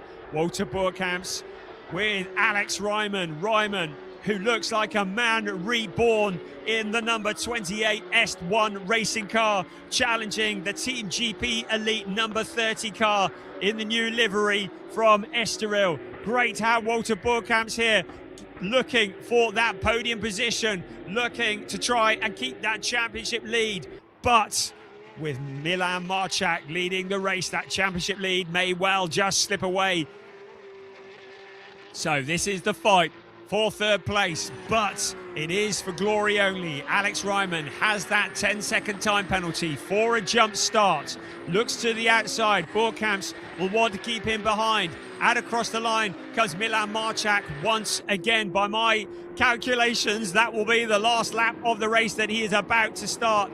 Here they come once again. Boerkamps, whether he's aware of the penalty for Ryman or not, but Ryman ducks to the inside, but he can't slow it down into turn 1. Goes off wide into downtown Valencia and allows Walter Boerkamps to come back through and steal that 3rd place back again. We're riding on board with Milan Marchak in the picture on the right-hand side of your screen. The final lap of the race. Marchak currently up towards turn 6, but the fight behind for 3rd place rages on. Teo Elenas is in 2nd. His teammate Alex Ryman in 4th, but with a 5-second time penalty. So Walter Boerkamps does not want to knock the wheels off this car. He just needs to bring it home. Jack Young in 5th place, looking like he will inherit 4th place. Again, to the inside comes Alex Ryman. Putting one over Walter Boerkamps is something that he will be very proud of, but Boerkamps is not done yet. Under braking, closing in on the number 28 car. Meanwhile, our race leader is heading up in towards turn 12 for the last time, and the sweeping 13, and into the final corner, turn 14. will be Milan Marčak's last lap of the race. Here he comes out towards the final corner, a slight downhill, and then it'll be out onto the pit straight. Milan Marčak is going to make it 3 wins in a row for Porsche Sprint Challenge Southern Europe Sport Division, and it will launch him to the top of the championship with his 3rd win of the season. Theo Ellenis, his best ever finish in Porsche Sprint Challenge Southern Europe, in 2nd place. And then Walter Boerkamps finally loses that position to Alex Ryman, but Ryman will have a 5-second time penalty applied. So 3rd will go to Walter Boerkamps ahead of Jack Young. Jota Hoffner's next, then Matheus Ferreira, who finally worked his way past Marco Giltrap, then David Duoc, Luciano Martinez, Matthias Comparato, Jonas Greif, and a win in the rookie standings, in the rookie championship, a first ever win in his first ever race. Henry Wheeler takes that top step. What a sensational drive from him on his debut in Porsche Sprint Challenge Southern Europe. But Milan Marčak once again dominating this race. He scored his 5th pole position, it'll be 6th this afternoon, of the season. He started on pole for every race. He had a difficult time at Portimao, but he certainly made up for it in Estoril, and that charge continues. Milan Marčak takes the top step of the podium. Theo Ellenis will be 2nd, and once penalties have been applied, it'll be Walter Boerkamps in 3rd place. So, what great stuff. And Marco Giltrap, just wondering whether he's carrying a problem with that car, because Matheus Ferreira, once he got past him, had put 0.8 of a second on him. And Giltrap, we know how quick he is. And he was the championship leader earlier on in the season. Matheus Ferreira, though, is no slouch, and proving why he is a champion of the future in the making. Milan Marčak, though, what an incredible drive once again. Keeping his cool in the Red Ant racing car. The Polish driver, always cool and laid back, just kept it all together, let everybody fight it out behind, didn't allow the pressure to get to him, and eventually coming home to win by just over 2 seconds from Theo Ellenis. Ellenis with his best ever finish, preparing for a season in Porsche Carrera Cup Benelux and Porsche Carrera Cup France. So 2nd place, good reward there. And then it was Ryman who crossed the line 3rd on the road. So you can see Marčak just coming back to Parc Fermé, going wide, picking up as much rubber as possible on the tyres, making sure that nothing is underweight. So another 5-second time penalty was issued, and this was to David Duoc, and that was for track limits. Also an issue with the restart noted relating to Milan Marčak. I've had nothing to indicate there would be any kind of penalty, but Milan Marčak was noted with an issue to do with the safety car restart, and that's just popped up on the screen, so maybe a talking to in the steward's office. But I think the win fairly solid there, and the 5-second time penalty to David Duoc, and that was for exceeding track limits. Milan Marčak and the Red Ant crew have quite a following in the world of Porsche Cup racing. We see Red Ant a lot in Porsche Carrera Cup Benelux. And Milan Marčak, who was so impressive and became the rookie champion in Carrera Cup Benelux last year. Very excited to see where he goes. He's got the funding as a result of winning the rookie championship in Porsche Carrera Cup Benelux. He gets the funding to do a season, the entry fee for the season this year. So we'd expect to see him back in Carrera Cup Benelux this year, although I haven't had official confirmation of that.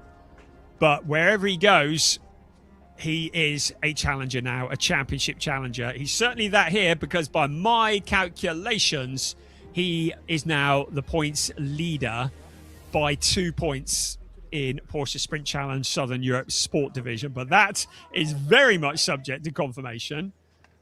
Marco Giltrap, with that 8th place finish, drops down the order, sadly. And Theo Elenos, with a 2nd place, certainly launches his way up about 29 points adrift by my calculations. Walter Boerkamps will drop down to 2nd in the points, but he has another race this afternoon to reverse all of that. Although that pesky Milan Marchak will be starting on pole position for that one as well. And there, Alex Ryman looking a little bit subdued and having received that 5-second time penalty. That's understandable. Right, I can see Piers is down there with our race winner. Down to you, Piers. Yeah, Milan always very particular, makes sure he gets waged straight away so he can keep that race win. Milan, another race win, 3 in a row now. Yeah, it's great. It's wonderful to get three wins in a row. Now let's make it 4 today. Let's make it 4. Pace looked mega as well, extending the gap to the end. Yeah, the pace was great. I tried to get away in the beginning, and when I got like to 2 seconds, I tried to keep the same pace as the car behind, because yeah, there's no point to drive away 10 seconds. So yeah, to keep the tires alive. I already felt that in the last 4 or 5 laps that the tires were giving up, especially the rear. So yeah. Well, we'll see how you do in the final race today. Of course, you got a good grid position for that one as well. But congratulations on another win. Thank you very much. Right, that's it. Let's hand back to look back at some of the highlights of the first race this weekend. Thank you, Piers. Congratulations, Milan Marchak, the driver who has locked out a pole position for every race this season. His 5th pole position. Spoiler, it will be 6th by the end of today. The crowd that gathered here at Circuito Ricardo Tormo in Valencia were thoroughly entertained as Milan Marchak turned that pole position into a lead into turn 1.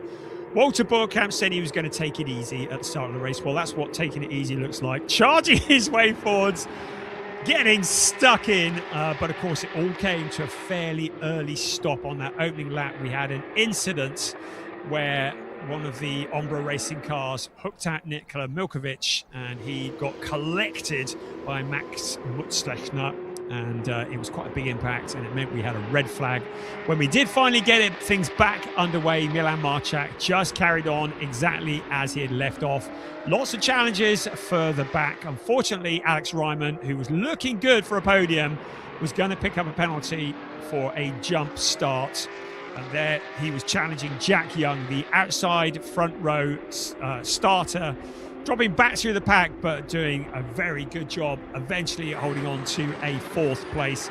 This was the battle that raged on for the entire race. Marco Giltrap, Mathieu Ferreira running side by side for some of the race as well.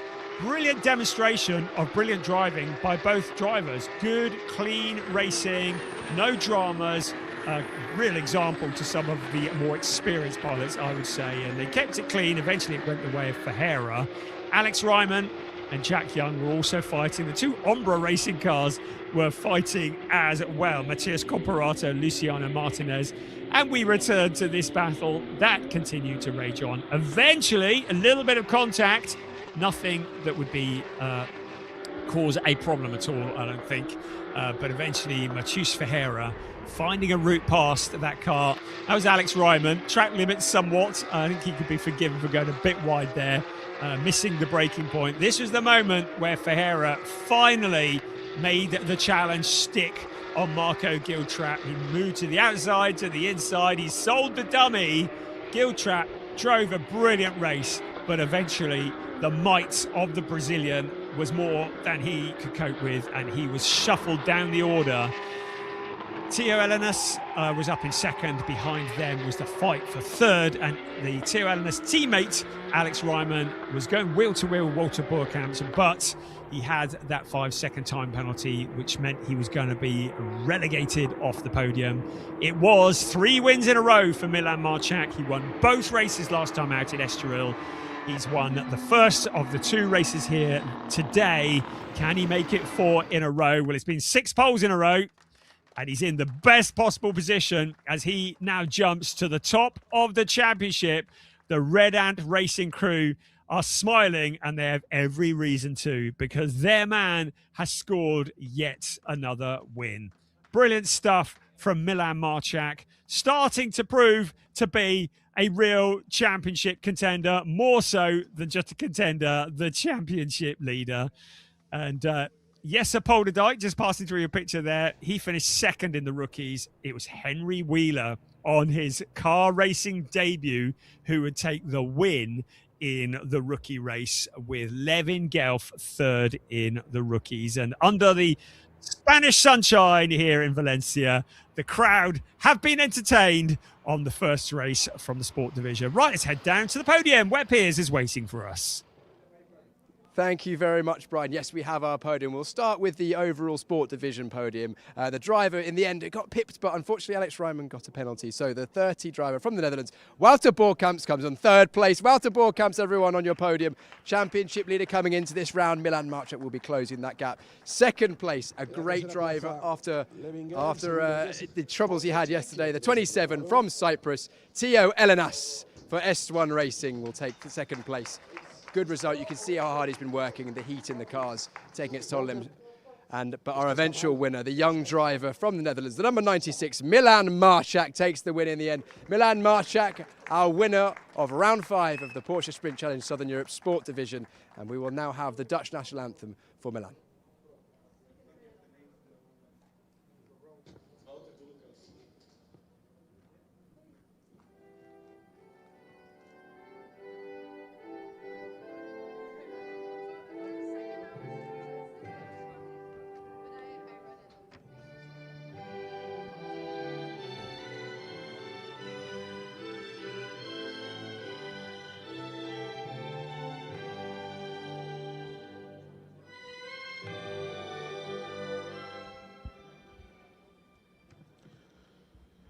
That was the Dutch national anthem there for Milan Marchak, our winner. And we're going to have the trophies presented by Lars Plato, our series manager, and also Jose Maria Fortuno for the marketing and communications manager of the Spanish Federation. Thank you so much to Jose Maria Fortuno for coming out and presenting these trophies. First up, we have our third place trophy going to Wouter Boorkamps, championship leader coming into this round. Second place, Teo Elenas for the S1 Racing team.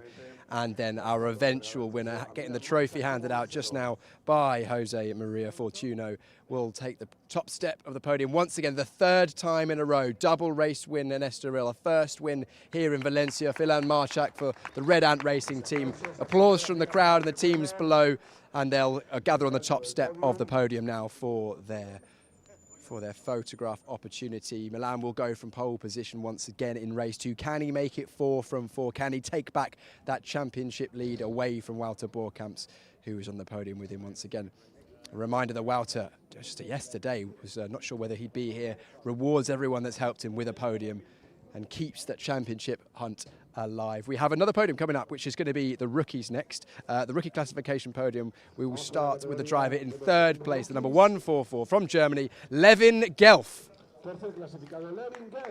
Congratulations, Levin. Levin racing for the Ziebach Motorsport team. He gets on the podium once again. He's been pushing on for those rookie podiums. The second place driver from the Netherlands also, Jesse Polderdijk. Jesse, second place in the rookies for Red Ant Racing, number 29. But they couldn't be caught. They couldn't catch the man who's joined the championship for the first time, Henry Wheeler. Henry Wheeler taking the top step of the rookie podium in his first car race. What a result for him. And we'll now have the USA, the American national anthem.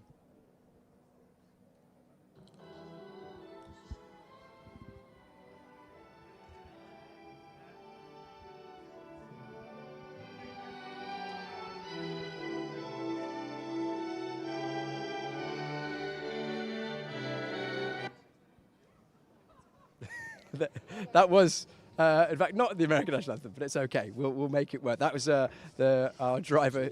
That was for our driver. We should have had the Stars One Godana there, which we now have for our winning driver, Henry Wheeler. Trophies being handed out once again by we're handed out once again by Jose Maria Fortuno from the Spanish Federation. Third place, Levin Gelf. Second place was Jesse Paul de Dijk. And the winner's trophy in the rookie classification, his first car race, takes the top step in the rookies. Henry Wheeler. Henry, what an amazing result that will be. That will spur him on. Henry driving for the A-Works by Catan Tools team. These three, of course, the rookies, the drivers that are in their first season of Carrera Cup racing and also must be their early 20s or teens. All three of these drivers in their teens, so look forward for them in the future. And that was our rookie podium, and the podium ceremony complete for the first race of today, the round 5 of the sport division. We've got it all coming up again later in the sport division, but up next, as you can see, going out onto the grid is our club division. That's coming up next.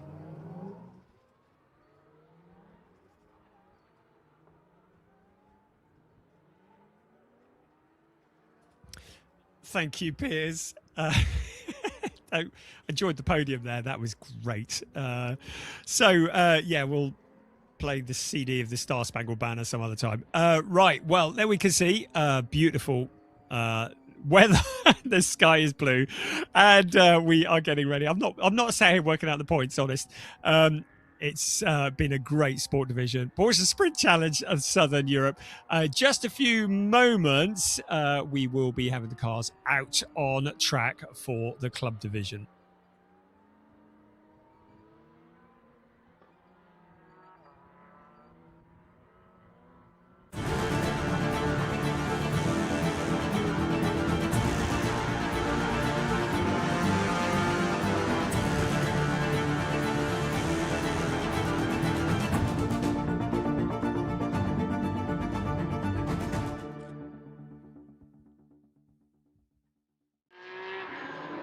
Welcome back to Valencia as we get ready for round 5 of Porsche Sprint Challenge Southern Europe Club Division. We've just had the Sport Division. That was dramatic. It'd be really good if we can get through this next race without any red flags as well. We have an exciting grid for this next race. It's going to be very, very interesting because coming into this weekend, Joel Monegro looking like he could potentially clinch the championship today. But a challenging qualifying for him. He's in 5th place. And it's Javier Ripoll Jr. who takes pole position. A brilliant qualifying lap from him. But keeping on Levent Turkman, he just gets better and better every time we see him. And he's starting 2nd on the grid. Alexander Dobik, as we discussed earlier on, starts in 4th place. He was originally the quickest man of all in quali this morning, but he's got a drop of 3 grid positions, and that was because he had a penalty overhanging from the previous race, and so he has dropped down from that pole position to 4th place. So Alexander Dobik will have to do it all again from there, but he's not too far back. Alongside him, 3rd on the grid, is Marabi Mekvabishvili, who has been looking very dialed in here as well. So those first 4 cars on the grid with Joel Monegro and Hunter behind. This is going to be exciting. Right, let's head back down to the grid where Piers is waiting for us. Thank you very much, Brian. I'm going to have to remove my my fleece in a moment because it is lovely down here. Track temperature rising rapidly, air temperature also rising. But the man who we spoke to after qualifying, and he was disappointed not to get pole. Actually, a lot of things have transpired which allowed him to start on pole, Javier Ripoll Jr. A reminder, if you did watch the Sport Division race a moment ago, that pole was on the left as we look at it. It's the right-hand side of drivers. This is a 2x2 rolling start, so pole position on the inside here for Javier Ripoll Jr. I'm going to jump in and grab a quick word, if that's okay. Javier, could we have a quick word? Could we have a quick word, Javier? Yeah. Ready for the race? Pole position after all. I don't know. I mean, P2, P1, but we still haven't decide what's going on, you know. Well, it looks like you're going from pole position for now. That's the best place you can possibly start, so I assume you're going to be going out there hell for leather to try and get your first win. Well, let's push it. I mean, I need to create some little gap, and I need to just be concentrated, do my marks, and that's it. And basically, we need the points, man. That's it. We need the points here to the 2 races today, and then we need to get everything ready for Barcelona. So hopefully we can make it. I can see the championship is your main goal. Hopefully, yeah, definitely, 100%. That's what we're A wins along the way would be nice. Javier Ripoll Jr. going from the inside of row 1, pole position. Levent Turkman was going to go from 4th place, actually promoted 2 positions up to 2nd place. He was 4th fastest caller. Levent, quick word? Can we jump in and have a quick word, Levent?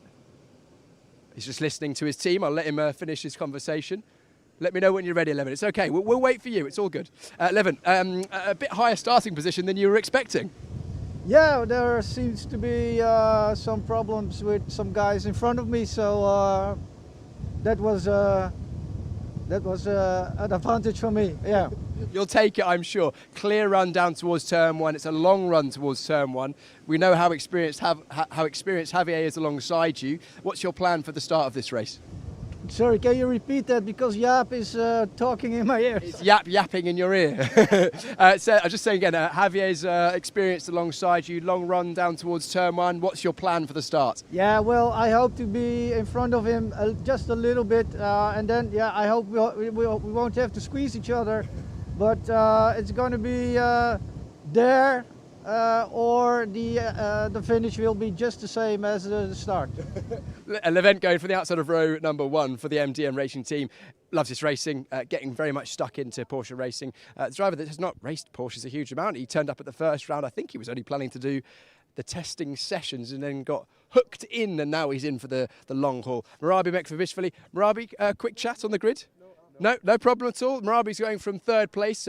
He was a driver that was very, very fast in qualifying. He's keeping himself very much in the zone. Alexander Dobic, we spoke to after qualifying. He's on the outside of row number 2, 4th place. Reminder, he was the fastest driver in qualifying. Keep an eye on him. Although I would say, I think he managed to pull 1 lap out of the bag. His 2nd fastest lap, I think, was 4th fastest anyway. So I think maybe over a race 1, that's probably about where I think I would put him. And the driver that we're not used to seeing all the way down in 5th place. Oh, all the way down here. This is so far from where you're normally placed. No, I'm joking, Joel. Get a better view. Yeah, you've got a good view of some Porsche Cup cars ahead of you. We know your race pace is strong. We know you can overtake. So what's going to happen in this race, do you think? Well, we'll find out. I don't try to predict the future. Of course, never try and predict the future. Okay, what's your plan then, of course, because you've got an idea of how you want this race to go for you to give yourself the best opportunity. Well, ideally, they all make mistakes and I just fly right through. That's plan A. Plan B, we'll have to figure it out as we go. Absolutely, it's been very close. I think closer this weekend than we've seen before, which should make for some good racing, right? Yeah, that's fantastic. I bet you're looking forward to it. I can see the smile on your eyes. In the zone very much, Joel Monegro, our championship leader. A reminder, Joel has been unbeaten this year. Pole at the first race, won that. Then won race 2, race 3 and race 4. So he hasn't been taken off the top spot. He's got to pass it. Well, 4 cars, hasn't he, to get a win. The 9-1-2 on the outside of row 3 is Hunter, the man who shall not be named. But he's a good driver. We've keep an eye on him. He's going to be quick. Then we've got Eric Santos, teammate of our championship leader for the Track Experience by Manthey team. I'm going to jump in and have a quick word with Eric, if that's okay. Eric, quick word ahead of the race. How are you feeling ahead of this one? Yeah, good. I think so my first time here in Valencia, happy with the progress the last couple of days, and the pack is really tight. So I think it's going to be about the consistency in the race. So looking forward to progressing in the grid. What do you think has been the cause of everything being so tight around here? We've seen it so close in every practice session and qualifying. Well, I think everyone is struggling a little bit with the compromise between different setups that we need to improve in certain parts of the track. Certainly has been the case for us in the team, and based on the conversation that I had with other drivers, it's been the same. But to be honest, I'm excited about having this, tight competition here. So I think the race is going to be fun. I'm looking forward to it. You're right in the thick of the action, so it should be good fun indeed for Eric Santos, for the Track Experience by Manthey team, the 2-2-1. Keep an eye out for him. We've got Hans Frisch going on the outside of row number 4 in 8th place. We head down to row number 5, 9th place, the number 9-1-2 of K. Kramer Racing. It's Peter Sander. Peter, can we have a quick word ahead of the race? Quick chat ahead of the race? Yeah, great. Right, Peter Sander joining us once again. Has been in this championship for a guest before and joins us once again. Keeping cool in here, I see. You've got the the cover on. Are you feeling cool in the car yourself? Yes, it is a little bit warm here. But when the race starts, the air comes, it's okay. Yes, of course, that is a welcome addition, I'm sure. What do you think the race is going to be like? We've seen how close it's been in qualifying so far. Yes, the qualifying was good. I have a good time for me driving, and I think I have a lot of fun in the race. Yes, of course. Peter Zander, thank you so much for chatting to us. Oh, sorry, I don't want to trip over you guys. That's Peter Zander going for from the inside of row 5, 9th place. Peter Zander for the K Kramer Racing team. Fach Autotech's team or driver on the outside of row number 5 is Jan Klingelnberg. Keep an eye out for that driver there. And we move further down the back. We spoke to this man after no, okay, I'm being told no. I'm going to come anyway. I'm going to go anyway. I don't mind getting in trouble with you, Casper. Casper, you're a bit downbeat after qualifying, but here we are in the race, and you've already moved forward. I'm totally up at the moment. I'm totally up, not down anymore. Amazing. I'm glad to hear it. You've made places without even having to do anything. Yeah, I guess someone has done something that was not allowed. I guess so. I don't know, because that's never my forte, but... You always do as you're told, Casper. Yeah. No, we're looking forward to it now, and I mean, there's only one way to go from here. There is only one way to go. Casper Huckerboom going from P number 11 inside of row 6. We've got the Soul GT4. Let's have a chat with Dan Lewis. Why not? We haven't spoke to him today.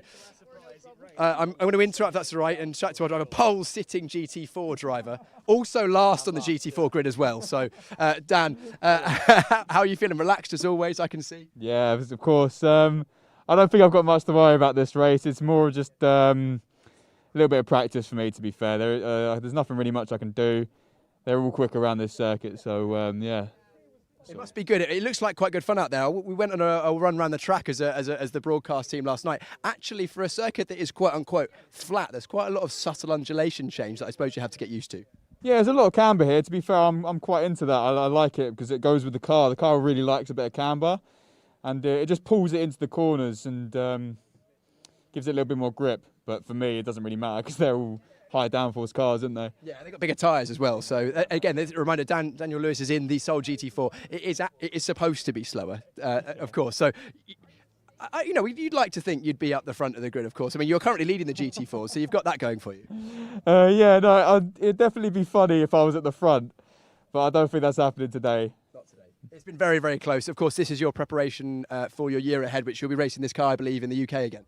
I'll be racing this car in the UK, yeah, and this whole series is more just a bit of practice for the UK, and it's definitely given me a lot more experience than I would have had if I didn't do this championship. Yeah, I can see you learning a lot with the team. Of course, you wouldn't get weather like this in the UK either. Yeah, definitely not. No, I'll leave you to it, Dan. Is our GT4 driver going from on the grid would be 12th place. But 12th place is the leading GT4 because he's the only one. We've got Ernst Inderbitzen on the inside of the final row of the grid, and then our driver who unfortunately, we knew you'd be at an end of the grid. We were expecting it to be that end, but unfortunately we find you towards the back. I suppose. I might see you here. Yes, here I am. Apologies for that. I suppose you're going to have some fun in this one then, aren't you? Well, it can't get any worse, can it? Well, we'll not say that. Yeah. But let's not count our chickens yet, shall we? Anyway, Dean. Pretty racy, so we'll see. We'll see. Your pace is good. That's one thing. Yeah. Have you raced here before? No, done some testing. That's it. No racing though. So all new to me. You'll figure it out as you go along, I'm sure. There we go. That is our last driver on the grid. Unfortunately, Dean Burden was one of the fastest drivers in qualifying. Unfortunately, after qualifying, received a penalty and will go from the back of the grid, but he will do his best to race his way through the grid. That is our 14-car grid for the Club Division Round 5. I'm going to hand back up to Brian, who will talk us through the start of this race. I'm looking forward to this one. Thank you, Piers. Yeah, I'm looking forward to this one as well. Yeah, Dean Burden's car was found to be underweight. That is why he starts from the back of the pack. He got disqualified from quali, which is a real shame because we were really thinking he was going to take the challenge to the likes of Javier Ripoll Jr., Alexander Domic, and indeed Joel Monegro, who potentially could clinch the championship this afternoon. But the mountain is a little bit steep to climb. He's in 5th place Well, he's already proven he's good at coming through the pack. We've seen him going wheel to wheel in races already this season. He has won every race this season so far. If he keeps this one going, we will have seen a good race. If he can win it from 5th place, that is going to be truly spectacular. In the sport division, we saw the cars starting from the grid with a standing start. Just a little side note for those that were watching the sport division, there was an investigation under Milan Marchak for the safety car restart. I can confirm there was no action, there was no issues there, no problems. So just to put that one to bed. But yes, sport division starts with a standing start, a clutch start. Club division, it's a rolling start. That gives you a very different dynamic as you head into turn 1. The cars are not staggered on the grid, they are side by side. So it will be slightly different it's going to be a bit crowded into that turn 1, and there may well be some opportunistic moves as the drivers trying to pick up positions. And talking of positions, to just remind you, Joel Monegro leads the championship with a perfect 100 points. In second is Javier Ripoll Jr., our pole sitter. He is 27 points behind Joel Monegro and must fancy his chances to make a big jump in towards that championship. 27 points behind, 25 points for a win. But he will require Joel Monegro to have a fairly rubbish race. Eric Santos is third, but he's some 51 points behind. And then Levent Turkman. Keep an eye on him from the front row. As we said numerous times already, when he turned up in Portimao at the end of January for a bit of practice, he wasn't even intending racing in this championship, and he loved it. Got behind the wheel of the Porsche and went, I fancy some of this. Sign me up quick. And that's exactly what happened. And he has been a really important part of this championship. He got 2 third places on his debut in Portimao. He got a 4th place in Estoril, a non-finish due to an incident. But he, starting from the front row, must fancy his best ever result here. So that's going to be one worth watching. So keep an eye on him. And Javier Ripoll Jr., who just looks so dialed in at the moment. You heard from him when Piers spoke to him. He's just so enthusiastic. He so desperately wants to win this championship and is putting everything into it. It's what we love. A real entertainer, Javier is, and really great to see him on that pole position with Levent Turkman alongside Marabi Mekvabishvili. Keep an eye on him, starting from 3rd. The original pole sitter, Alexander Dobic, got a penalty, so he's down into 4th. Joel Monegro, championship leader, has the mysterious Hunter alongside. Then it's Eric Santos and Hans Frisch. What a top 8 that looks like. It's going to make it a very competitive first few laps, I think. Peter Sander and Jan Klingelberg line up next. Then it's Casper Hockerboom and Daniel Lewis in the Soul GT4 car. Then Ernst Inderbitzen and Dean Burden with that disqualification from quali. He said, things can only get better. They really can, because we've seen how quick Dean is, and their car will be rapid from there. If Dean Burden finishes in 14th place, I will be very surprised indeed. I think he is planning on moving on up from that position. Just as a side note, remember Jan Klingenberg and Ernst Inderbitzen, both for the FAC Autotech team, the legendary Swiss team, are running without ABS in preparation for their up-and-coming season. So they are at a selected disadvantage, a disadvantage they've decided to take because it prepares them for Porsche Sports Cup Suisse later on this year. For that season, they don't run ABS in that category. So they're very much using this as a practice session, an opportunity to get themselves up to speed, because we all say it together, summer wins are made in the winter. We have proven that over and over again. And that is why Porsche Sprint Challenge Southern Europe is proving to be so popular. And you heard Daniel Lewis just saying it just now. Even though we're unlikely to be racing either in the sunshine and certainly not in Spain during the British Porsche series, he says it's just he's learnt so much. It's got him up to speed so that when his main championship starts, and Porsche Sprint Challenge Great Britain later on this year. He will hit the ground running. Right, formation lap is done while I've been waffling on. The very pretty number 3 pace car is very shortly going to peel off into the very pretty pit lane, and it will be Javier Ripoll Jr. and Levent Turkman who will lead the pack. Now, they should pass side by side. They are meant to pass through their grid boxes as well, so they can't break formation too early. The cars should be in a nice straight line behind each other. Well, we're almost there.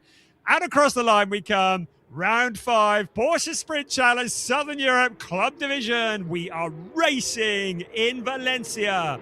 Now, Javier Ripoll Jr. moves across into turn 1. The driver that originally took that pole position, Alexander Dobic, to the inside already in the Hadeka racing car, under braking in towards turn 2. What a start from Alexander Dobic. He had that penalty, relegated him from the pole position. He's went penalty, what penalty? By turn 3, he is leading the race. He's got past both Levent Turkman and Javier Ripoll Jr. Behind them, there's a lot of scrapping going on, but what a start from Alexander Dobic. Now Levent Turkman fancies a pop at Javier Ripoll Jr. as well. So Ripoll Jr., bit of a nightmare for him. Not only has he lost his pole and lead, but he's now under pressure for second place as well. Everybody else just shaking out behind. There's Hunter in 912, Marabi Mekvabishvili in there, Joel Monegro, championship leader, the driver who has won every race so far this season, as we see a bit of a jolt under braking from Javier Ripoll Jr., just getting a little bit wrong, maybe missing a braking point. That's left him vulnerable. Levent Turkman into that second place. So Turkman moving forwards, and Javier Ripoll Jr. is relegated down to third place. The pole sitting car now in that third place. He's still in the podium position, but with a lot of work to do, because Alexander Dobic has broken clear at the front. Now Javier Ripoll Jr. will be kicking himself after that mistake under braking. Up ahead, Levent Turkman, who I understand has been coached by Jaap van Lagen. There's a lot of wisdom in there as well. The Porsche Carrera Cup Benelux champion, and putting that coaching to good use to hold on to that second place. Hunter into fourth place, then Joel Monegro, Marabi Mekvabishvili, Kasper Hockepum. Great start from him. He's up into 7th place already, started in 11th. Then it's Jan Klingenberg. I said that Dean Burden wasn't going to stay in 14th for very long, didn't I? He's up to 9th already, ahead of Eric Santos, who rounds out the top 10. So our race leader has broken clear, more than a second between first and second place already. Alexander Dobic planning on checking out as quickly as possible. There is the car that started stone last. Dean Burden has already dispatched Santos, Sander, Frisch, Lewis and Inderbitzen, and now continues to move forwards. He's ahead of Klingenberg, up to 8th place. So Dean Burden may well have shone from the front of the grid, may well be shining even brighter from his starting position. But now Javier Ripoll Jr. has regathered it together and found a route back past Levent Turkman. So Javier Ripoll Jr. past Turkman into that second place. Turkman falls back into the clutches of Hunter in that 4th place. All that scrapping allows Alexander Dobic to stretch his legs at the front. 1.234 in the lead of Javier Ripoll Jr. Turkman in 3rd place, then Hunter, then Joel Monegro. We're on board with Javier Ripoll Jr. There's the race leader, quite a long way ahead, so he's going to have to work quite hard. The gap up to 1.806. We'll see what he can do about that gap of the race. No surprises there. Javier Ripoll Jr. in that 2nd place. There's Hunter in the 912 car, being monstered by championship leader Joel Monegro. Monegro in 5th place. Certainly not a disaster for his championship, but not really an indication that he can clinch it this weekend here in Valencia. So Alexander Dobic looks to me like Javier Ripoll Jr. is closing him down. It was 1.806 last time out across the line. Going to be very interesting to see what it is at the end of this lap. At the moment, Turkman has had a lap disallowed. It means that the stewards are taking a more than one look at his track limits issues as Hunter puts the pressure onto Joel Monegro. So Monegro started to come under pressure. Having said that, not looking overly vulnerable. I could see Eric Santos dropping down the order there as well. So Monegro in that 4th place. It's breaking clear of Hunter, but Hunter would look like he was putting the pressure back onto him. Marabi Mekvabishvili in 6th place as well. Right, out across the line, half a second out of the lead for Javier Ripoll Jr. He is going like the proverbial clappers. So 1.365, Javier Ripoll Jr. has taken half a second out of the race lead. He looks like a man on a mission, and visually he's looking like he's pressing on hard. Levent Turkman in 3rd place, Joel Monegro in 4th, then it's Hunter, then Mekvabishvili. But this man here, Javier Ripoll Jr., I'm very pleased we put a camera in his car because he is an entertainer and he is giving it absolutely everything. We ride on board with Javier Ripoll Jr. now. There is the race leader who's also got it wrong under braking. You saw that there. Alexander Dobic having a bit of a moment into the corner. That's allowed Javier Ripoll Jr. to really close up. Is Alexander Dobic driving with his eyes on the mirror rather than the road in front because he's starting to look flustered. Javier Ripoll Jr. coming back at the car. We've got a yellow at turn 6. I don't know who that is. It's cleared, so all good there. The battle for the lead is well and truly on. It was 1.365 last time around. Reckon it's going to be significantly less than that this time around. Alexander Dobic with Javier Ripoll Jr. for Est1 Racing, sliding around the corner. You can see how hard Ripoll Jr. is pressing on here. In the background, Levent Turkman in the last of the podium positions. This is great stuff.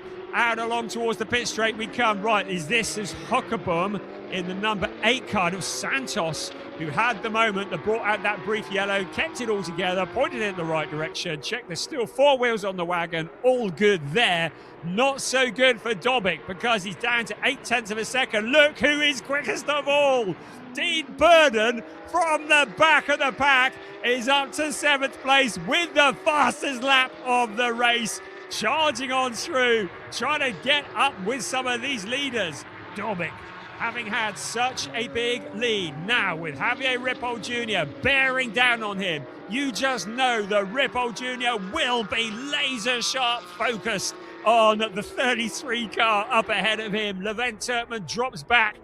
This battle is going to be a 2-car battle for the lead any second now. Turkman has Monegro behind him. Then it's Hunter, Marabi Mekvabishvili, but keep an eye on Dean Burden. Javier Ripoll Jr. goes deep into the corner. He's trying so hard. He did mention earlier on that he'd used a lot of rubber, taken a lot of the tyres in quali, wanted to make sure he's still going to have something left for the race, has to think about the bigger picture. Suddenly looking like he might be losing a little bit of grip. Look at Dean Burden has caught up with Marabi Mekvabishvili. Burden, who started stone last on the grid, having been disqualified from qualifying, is now up with 6th place Marabi Mekvabishvili. On board with Javier Ripoll Jr. once again. He is giving it everything. Out across the line we come. The gap is up to 1.024. We saw that little wobble from Javier Ripoll Jr. This is Dean Burden to the inside of Marabi Mekvabishvili in towards turn 1. Not close enough on this occasion, but surely going to be finding his way past before too long. In towards turn 2 they come, heading up to about 205 kilometers an hour before braking into the 2nd gear corner, taken at 80 kilometers an hour. Then down towards turn 3, a corner that's taken in 3rd gear before the braking of the right-hander of turn 4, another 3rd gear corner, 105 kilometers an hour. A little squirt of the power up towards turn 5, then another right-hander. You can see how hard he is pushing. Dean Burden's back of the car just bumping over the curb slightly. Marabi Mekvabishvili is going to struggle to hold on to that car because the Eden Racing Porsche is absolutely dialed in British racing green with the light green stripes bearing down on the fluorescent number 218 car of Marabi Mekvabishvili. So Mekvabishvili in 6th place, still Burden, impatient to get past, hasn't a look to the inside. He'll have his best opportunity when he comes out onto the pit straight, but at the moment he's a little bit further back. He's up at turn 12, then into 13. He needs to get as close as possible, get a good exit out of 14. A little bit of a downhill here. This will be his opportunity coming out of this corner now. He'll want to be nice and tight, and then he'll pick up a slipstream as they run past the pits. The main straight, 876 metres. Mekvabishvili's managed to open up a bit of a gap on that corner, and still things remain as they are because Javier Ripoll Jr., with those traumas, those worries about the grip, suddenly the grip has gone. He's fallen back from Alexander Dobic and into the clutches of Levent Turkman. And Joel Monegro, the championship leader, is just one position away from a podium finish. Alexander Dobic has suddenly broken clear, 1.846 at the front. Javier Ripoll Jr. no longer thinking about challenging for the lead, but defending that second place. Levent Turkman there as well. Then it's Joel Monegro, Hunter in the background, then Murabi Mekvabishvili, then the fastest car on the track, Dean Burden. We have track limit warnings that have been issued. Mekvabishvili, Frisch, Burden, Hunter, Burden, Hockebum, Burden. So, some familiar names coming up regularly with track limit warnings. We haven't had any penalties handed out, but that might be the case if some of these drivers do not keep it within the white lines. The stewards are keeping a close eye on behaviour. Right, first, second, third, fourth, all running together on the track. Fifth, also within striking distance. 6th and 7th closing in. This is great stuff from Porsche Sprint Challenge Southern Europe Club Division. This is the fight for the lead that you are witnessing. We've had nothing but brilliant racing all season long from these cars. It continues now as we ride on board with second place Javier Ripoll Jr. The gap is down to 0.7 of a second. I think Dobic may have had a moment on that previous lap. Turkman could yet win this race. Monegro could win this race. Hunter could win this race. Here we go. First, second, third, fourth. A little bit clear of Hunter at the moment. Looking at their lap times, and Hunter was about half a second slower on the previous lap than the cars in front. Maybe he had a few errors. Maybe there was an issue. But Hunter not out of the equation yet. The Hunter, is he going to be hunted by Murabi Mekvabishvili? Well, not at the moment. Dobic leads the way under intense pressure. Javier Ripoll Jr., he is now the Hunter himself in that second place. Levent Turkman in that third. There's the race leader, just up ahead of Javier Ripoll Jr. That's what 0.7 looks like. Although it looks to me like Dobic may just have opened up a bit more of a gap. We'll find out what that is in a bit. And now Monegro makes his challenge on Levent Turkman. Monegro to the inside. Turkman goes to shut the door. Do the two cars make contact? Turkman goes spinning. The 77 car off the track and into the gravel. There was the slightest contact with Joel Monegro. He spins around, kept it out of the barrier. Looks like he's going to be able to rejoin. Monegro is up a position, but may well be under investigation. The stewards will be taking a look at that. The championship leader up into third place. Turkman dispatched towards the back. In the background, Dean Burden is now challenging Murabi Mekvabishvili once again. Up ahead of them is Hunter. Dean Burden in that 6th place. He's been promoted as a result of Levent Turkman having that moment. So Turkman down into 7th place. So now Dean Burden continues to put the pressure on Murabi Mekvabishvili as he moves his way through the field. It gets harder and harder to pass each car, but he can see the race leader not that far ahead of him. There is Murabi Mekvabishvili. This battle is only 5.9 seconds back from the race lead. That's how close they are. 6 seconds separating the top 6 cars in this race. Dean Burden once again putting the pressure onto Murabi Mekvabishvili. Could end up on the podium the way things are going at the moment. Right, let's have another look here. So this was Turkman and Monegro. So whether there was contact or not remains to be seen. But Turkman will be fairly fed up about that, and it did look like there might have been a bit of contact there. Having had contact that dispatched him into the gravel in the last race in Estoril. So he's managed to pick it all back up into 7th place. Look how hard Dean Burden is monstering Maragbi Mekvabishvili. Love it when you see the camera shots of the cars drifting round the corner. Behind is Levent Turkman, but quite a long way back in towards turn 1. Once again, halfway point of the race. The fastest man on the track is the one in British Racing Green, the Eden car of 56, Dean Burden. Up ahead of him, the fluorescent Marabi Mekvabishvili for lap time performance. Another very rapid car. Just look in timing screens. A 5-second time penalty has been awarded to Dean Burden for track limits. So Burden with a time penalty for track limits, and that is a real shame. Having come from the back of the pack, Burden now will need to get past Mekvabishvili and try and open up a 5-second gap to retain that position. Meanwhile, at the front, Alexander Dobik has Javier Ripoll Jr. dive bomb to the inside, and through he goes. A new leader came from almost nowhere. We saw Alexander Dobik going deep into the corner. Javier Ripoll Jr. left it late on the brakes, saw his opportunity, and was through and into the lead. Our new race leader, once again, Javier Ripoll Jr.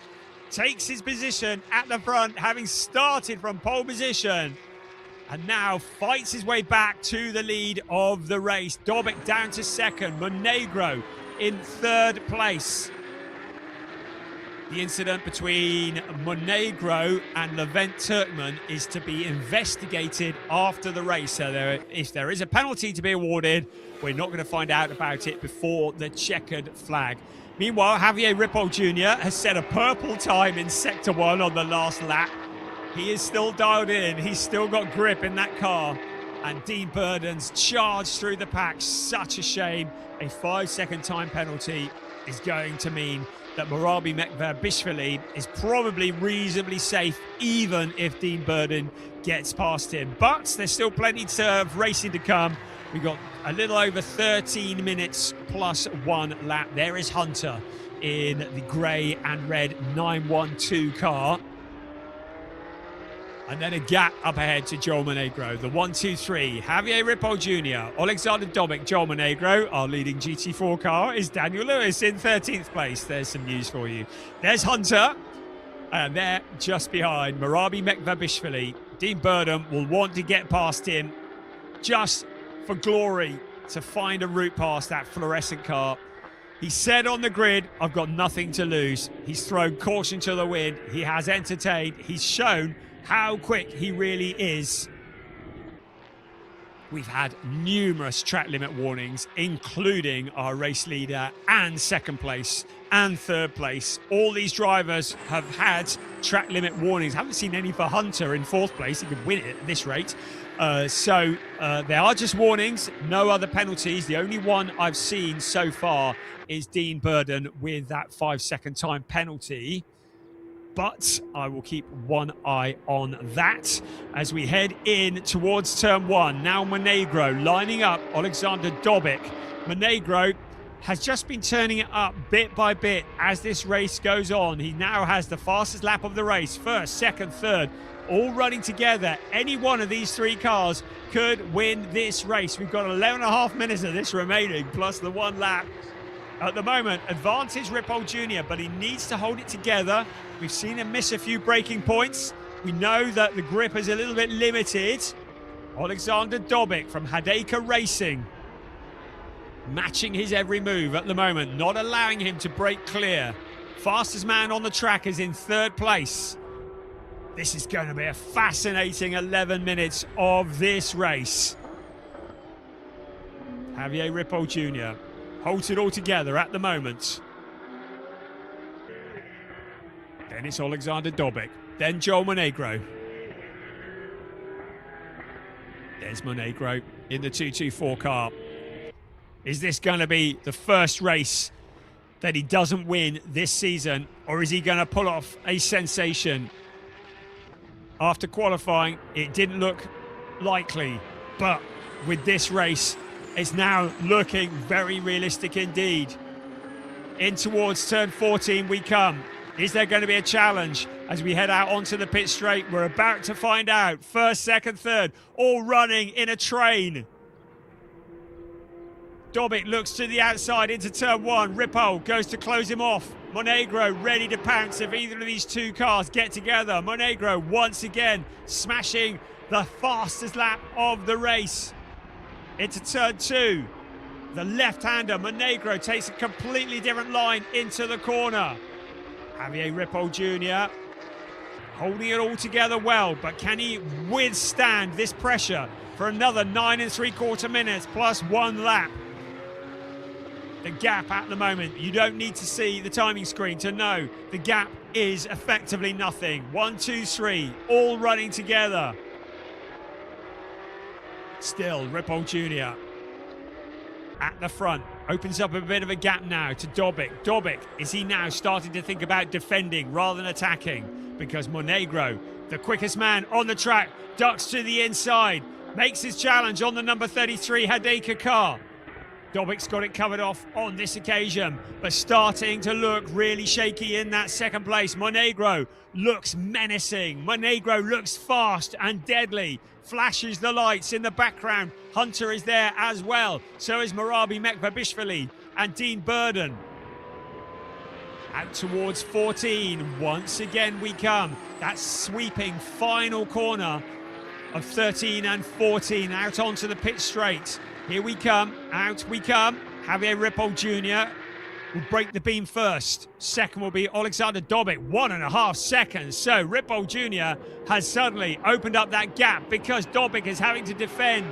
Monegro has a look to the outside into turn 1. Dobic covers him off into turn 2. Monegro seems to be able to put that car wherever he needs to. Dobic looks like he's just hanging on by the skin of his teeth. 33 car in second place. You can see that Monegro able to take completely different lines around the corner, putting the pressure on to Dobic. All of this allows Javier Ripoll Jr. to break clear as long as he can avoid making mistakes. The track limit warnings continue to come. I'm just trying to check the screen to make sure we've got no other penalties that I've missed. And a penalty for car 92, Hans Frisch, who's currently in 9th place. So he too has got a penalty for track limits. Lots of warnings out though at the moment. I'm trying to watch my live TV screen and I'm also trying to watch the timing screen so in case any penalties come up. The fight for second place at the moment. Track limit warnings being given to almost every car on the track. At the moment, Ripoll Jr. looking secure at the front of the race. Alexander Dobic in the 33 car. The Ukrainian driver from Hadeka Racing, the owner of Hadeka Racing, has Joel Monegro tucked up on the inside into turn 1, under braking this time, but he can't get it slowed down. Monegro goes deep into turn 1. Alexander Dobic comes back and reduces the 224 car back into that third place once again. So Monegro, having briefly got in front, now has to do all that hard work again, back down into third place. Hunter in the background, keeping them within sight. Monegro got his nose in front, couldn't get it slowed down enough into the corner, and Dobic was back through and into that second place. Javier Ripoll Jr. now up to 2.3 seconds clear at the front. So the fight for second place rages on. 6 minutes and 10 seconds remaining. Alexander Dobic, what a great drive from him. Joel Monegro, the man who has been unbeatable this year, currently looking at a third place. So Monegro just allows things to cool down a bit. He's going to have another attack, you just know it. But look in the background, keep an eye on Hunter, Marabi Mekvabishvili, Dean Burden. Burden with that penalty though. second and third, both in the same camera shot. They're so close together. Out of 14, they will come onto the pit straight once again. So, will Monegro try this again in towards turn one, flashing the lights? Dobic will have an eye on the mirror. He goes to the right, takes the faster line in towards turn one. No challenges from Monegro this time around. Murabi Mekvabishvili under intense pressure from Dean Burden still. There's Monegro, once again tucked up behind Alexander Dobic. Maybe winding it up, ready for another attack. Maybe at the end of this lap, maybe even before. Dobic holding on though, less than 5 minutes remaining of this race, and still Dobic in that second place. Javier Ripoll Jr. now well clear of this fight, 3.8 seconds to the good. But Dobic in that second place, looking vulnerable. Can he hold on for 4.5 minutes? The lights are flashing on the Joel Monegro car, trying to distract him, trying to make him miss a braking point. A nice tight line into the corner. 2-2-4. Joel Monegro, third place. The 33, Alexander Dobic, in second. The closest battle on the track. The most enthralling battle on the track. Both of them, as things stand at the moment, would finish on the podium. But in what order? Monegro looks to be able to take a much tighter line through the corners. Looks to have more grip. Dobic will be pleased to see the checkered flag, having led this race for some of the way. Now just holding on to that second place in towards turn one. Monegro ducks to the inside into turn one. Dobic tries to shut the door. Monegro drops back in line, but now Dobic goes deep into turn one, leaves that big gap on the inside, and Monegro needs no other invitation. There was a giant gap as Alexander Dobic, maybe with one eye on the rearview mirror, misses the braking point, goes deep into the corner, and that was the only invitation Joel Monegro needed, and he's up into second place. But Dobic's not just going to let him drive away. Dobic will put the pressure on and try and get him back. Javier Ripoll Jr. just under 3 seconds clear of this battle with 3 minutes remaining. Alexander Dobic is not done yet with the fight for second place. Joel Monegro has found the route past, now needs to hold on to that position. So Monegro up to second place. Javier Ripoll Jr. leading the way. When this race finishes, if it finishes as things are now, there would be a 22-point gap between Monegro and Javier Ripoll Jr. in the Club Division Michelin Cup standings. It means the championship will continue on to the next round. Monegro, second place, looking to be about as far as he's going to go. Now breaks clear from Dobic. Dobic, have we seen the best of him? 2.7 seconds between first and second place. Make that 3.1. All that fighting has allowed Javier Ripoll Jr. to break clear. Hunter has received a penalty for disrespecting track limits. It says penalty warning flag, so I don't know whether that's a drop or not, but certainly a warning flag has been given to the 912 car. So we continue through this race. Dean Burden, I'm just looking back, and I did say I thought there was a 5-second time penalty. It might not be, actually. The slightly ambiguous timing screen says penalty, but it is a warning, so penalty. I think that might just go down as a warning. I'll need to double check that because the timing screen is not being especially clear, but there may not be a penalty, actually a time penalty awarded on Dean Burden. So sixth place might well still be okay for him. Murabi Mekvabishvili up ahead of him and Hunter with a similar warning. So everything is subject to confirmation as we are into the last minute of timed racing. Our race leader is up to turn 14 at the moment and out onto the pit straight. So he's going to cross the line before the clock strikes 0. So 2 laps remaining of this race. So just to repeat, I think Dean Burden might not actually have a time penalty. I think the wording on the timing screen might be a little bit misleading. I think it might just be a warning. So as things stand at the moment, Burden in that 6th place, looking at Marabi Mekvabishvili in that 5th. Up ahead of him is Hunter. Those are the fight for 4th, 5th and 6th. Monegro has now broken clear of Alexander Dobic by about 0.4 of a second. But Javier Ripoll Jr. is some 3 seconds clear of Joel Monegro. The clock strikes 0. Our race leader is up at turn 6 at the moment. So about a lap and a half left remaining as we look at Hunter in that 4th place. Marabi Mekvabishvili. Now, Dean Burden, you could see how hard he was trying. The back end of the car sliding slightly. He gets really close to Marabi Mekvabishvili. No contact made, but as close as he dare get. Mekvabishvili defending that 5th place. Dean Burden, is he going to make it up into 5th place from the very back of the pack? But no, he's not. The back end steps out. The car swaps ends, pushing a little bit too hard. And Dean Burden is stranded across the track on turn 6. I think it's about turn 8. That might have been turn 8. And all that hard work comes to nothing as Dean Burden sees other cars come sailing through. He's still out there at the moment. Meanwhile, at the front, Javier Ripoll Jr. is about to start the final lap of the race.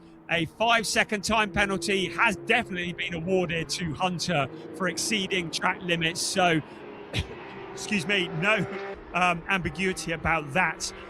But the Hunter car with that 5-second time penalty, and that has been awarded for exceeding track limits, so that will drop him down the order. Javier Ripoll Jr. though, with no such problems, leading the way on the final lap of this race. Into turn 5 he comes, and up towards turn 6 for the last time in this round. A big gap between himself and Joel Monegro.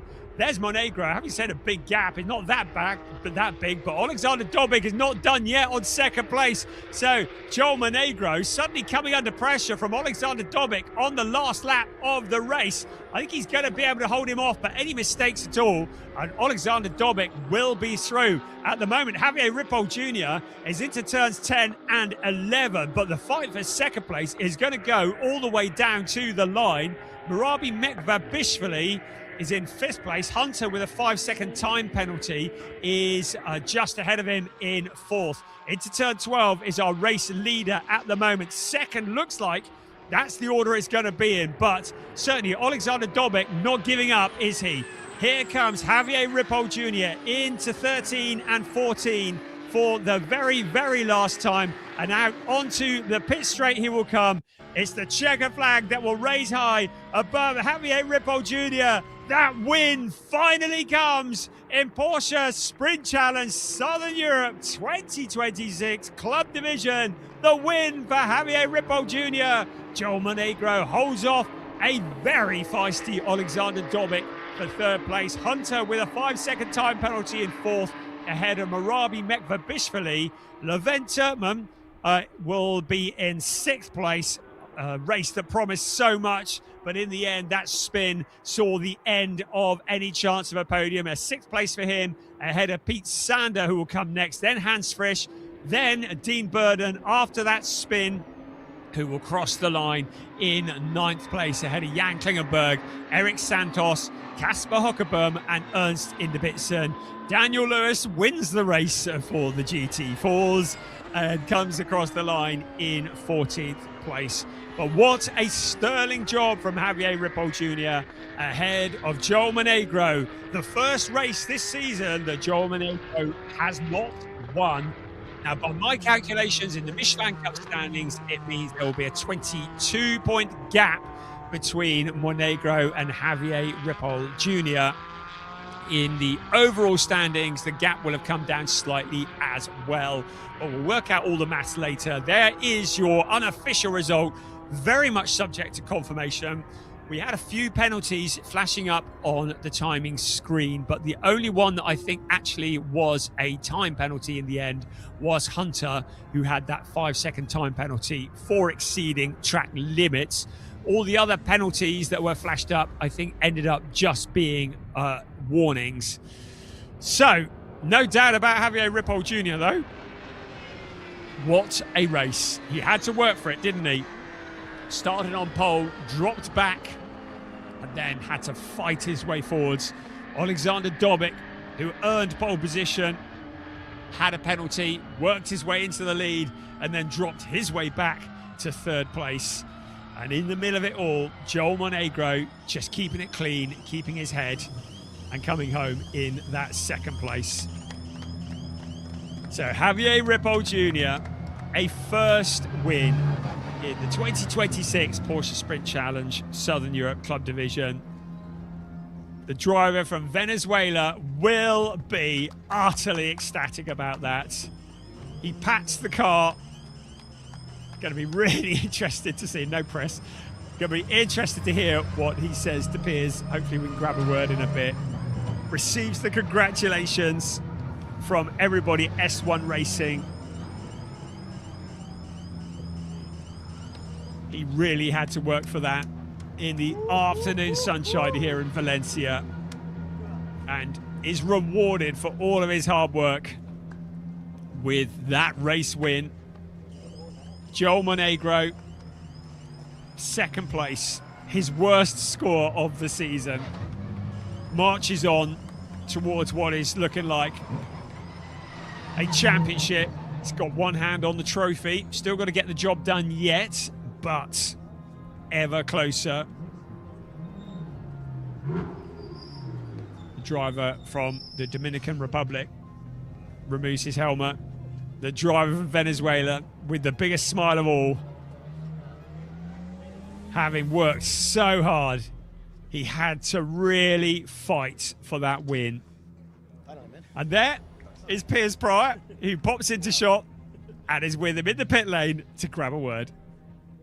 Yeah, understandable. Big smile on your face there, Javier. You've worked so hard for this. You had so many third places last year. You've had so many seconds this year. Finally, the win has come. It was good. It was good. At the beginning, I didn't have pressure on temperature on the tires, so I lost 2 positions. It's like, okay, let's build up. I was able to pass third man, and then I was able to pass Dobic. So, and then he held me a little bit Montero, so that's good. So that way I could create a gap and then just concentrate and get the win. It must have been a good way to get the win as well, because the start didn't really go your way. You saw Dobic fourth place to the lead, then you were under pressure, and yeah, I was all over the place, but it's, just remain calm, build the pressure, build the temperature, and that's it. And amazing. How does it feel? Good, good. More to come. Hopefully. More to come, hopefully. Closing that gap in the championship. It's still a long way off, Joel, but anything can happen. I needed him to be out. No, it's going to be nice. Yeah. Amazing. I'm going to go grab a word with Joel. Congratulations to our winner, Javier Ripoll Jr., his first win in the Porsche Sprint Challenge Southern Europe. Joel, the first time you haven't won a race this year, all the way down in second place. You make it sound like it's such a big deal. It's a huge deal. No, it's still a great drive coming through the field. That must have been quite good fun. You need a little bit of intrigue and sort of like a twist, like an M. Night Shyamalan movie. Exactly that. I'm not a screenwriter as good as he is, but hey, you're doing a pretty good job of it. Thank you. How was it behind the wheel? Because obviously you had to work hard for that one to get from where you were to the second step. Yeah, a little bit, but that's more fun than being in the front all the time, so I'll take it. And towards the end, it got pretty interesting, so that was probably my favorite part. What about this afternoon? What can you do? First. There you go. Confidence if I've ever seen it. And I'll grab a word with why not grab a word with Dan Lewis? Why not? We spoke to him ahead of the race. Dan, you lost. And you won. Congratulations, mate. Another top one. That looked like you had a good fight at the back there with one of the GT3s as well. Yeah, I was having a really good ack until tyres overheated, and that was kind of the end of me there. But I was having a lot of fun until then, yeah. Yeah, just a translation for the non-native English speakers. An ack is a tough race. Yeah, hack is where you're fighting alongside other people really hard, yeah. Amazing. Let's see if you can do the same thing again this afternoon. And Alexander Dobic as well, our third place driver. Alexander, just a quick word. Third place, hard race that one. Yeah, it was interesting race, good start, but then some mistake and fast drivers one and two and overtake me. So it's happened race, but everything okay. I'm happy. We have a podium. Can you win later? Can you win in the second race? Well, I will try. Always. Yeah, everything. Congratulations. I'll let you go to the podium and we'll look back at some of the highlights of what was a brilliant round 5 of the club division. Thank you, Piers. That was very, very entertaining, wasn't it?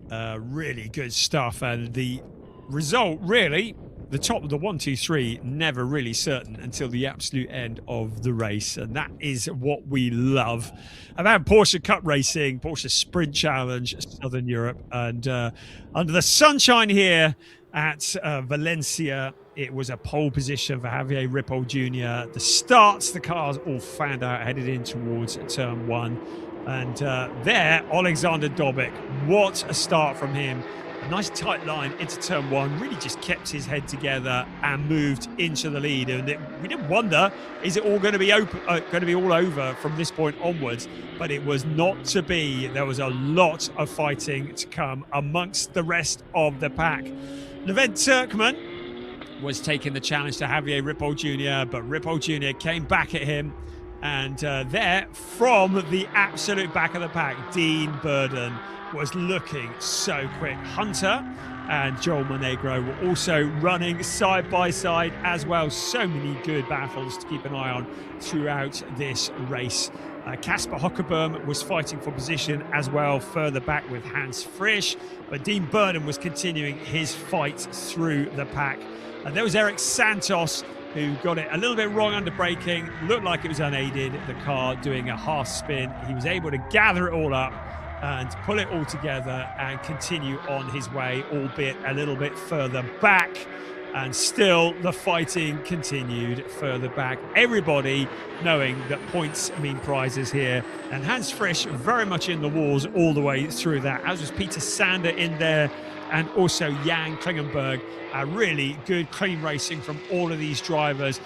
Maybe a little bit of contact there between the 224 and the 77 car, and Levent Turkman spinning off, courtesy of maybe an encounter with Joel Monegro. Whether there was any kind of crime committed remains to be seen, and the stewards are going to take a look at that. But as things were, Levent Turkman, after such a promising start to the race, then had to do all the hard work. Coming back through the pack, Javier Ripoll Jr. went sailing past Alexander Dobic, finding a gap on the inside as Dobic missed a braking point. But now Joel Monegro was also getting involved. Alexander Dobic suddenly having to defend from the track experience by Manthey car. And the Monegro gets through briefly, but then Dobic just takes it back under braking, with Monegro unable to slow it down enough. And eventually that fight would settle in the favour of Monegro. Monegro keeping the pressure on. Alexander Dobic going deep into the corner. And finally, Monegro was through into that second place. Dean Burden, what looked like was going to be a massive headline from the back of the pack. Maybe had taken too much out of the tyres, but the back end of the car swapping ends with the front, and he was eventually going to come through the pack a little bit further back. But it was a win for Javier Ripoll Jr., a first win for him as he wins in Porsche Sprint Challenge Southern Europe. He's been looking like a winner for so long. It was only a matter of time, and eventually he took that win ahead of Joel Monegro, Alexander Dobic, Marabi Mekvabishvili, and Hunter, with a 5-second time penalty for track limits. Est1 Racing have certainly stepped up their game in car preparation. They've been looking quick across all classes here, and very much giving Javier Ripoll Jr. the machinery that he needs to take that top step of the podium here at Valencia. And is the podium that we head to now, where Piers is waiting for us. Thank you very much, Brian. What a race that was. And let's start with our podium with the Ukrainian driver, the number 33 for Hideka Racing, Alexander Dobic. Congratulations, Alexander. Great result. He was up in first, fought hard. A couple of mistakes meant he dropped down, but still receives a podium. Second place driver, the lowest position he's finished this year, is Joel Monegro. Second place for the track experience by Manthey team. But our eventual winner, the first time in the Porsche Sprint Challenge Southern Europe, Javier Ripoll Jr. for the S1 Racing team, and for the first time this season we will have the Venezuelan national anthem. And also, don't forget, we have our GT4 winner, Daniel Lewis, winning in GT4s. He will be up on the podium with Javier Ripoll Jr. Now the Venezuelan national anthem. Escuchamos en honor del vencedor el himno de Venezuela. –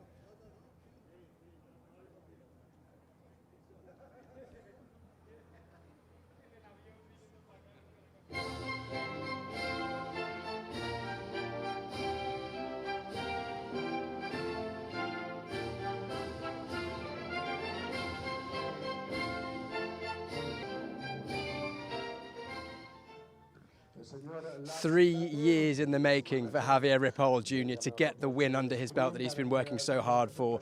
5 third places last year. He's had 3 second place this year, but eventually the win. And now the trophy's handed out by series organizer Lars Plato and also Jose Maria Fortuno from the Spanish Federation. He is marketing and communications manager. He's handing out the trophies. Congratulations to all 4 of our drivers on the podium. The 3 Michelin Cup drivers, Javier Ripoll Jr., Joel Monegro and Alexander Dobic, and our GT4 race winner, Dan Lewis.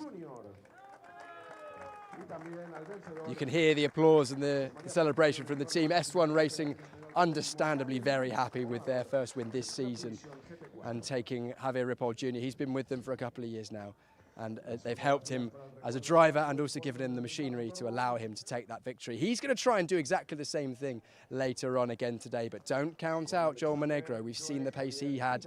He was closer and closer as the race went on. Couldn't quite do it that time, and also Alexander Dobic was in the lead at one point. Dan Lewis will also be going once again as our GT4 driver. That is the podium for the club division, round 5. Next up, we have round 6 for both the sport and club division. Sport division up first.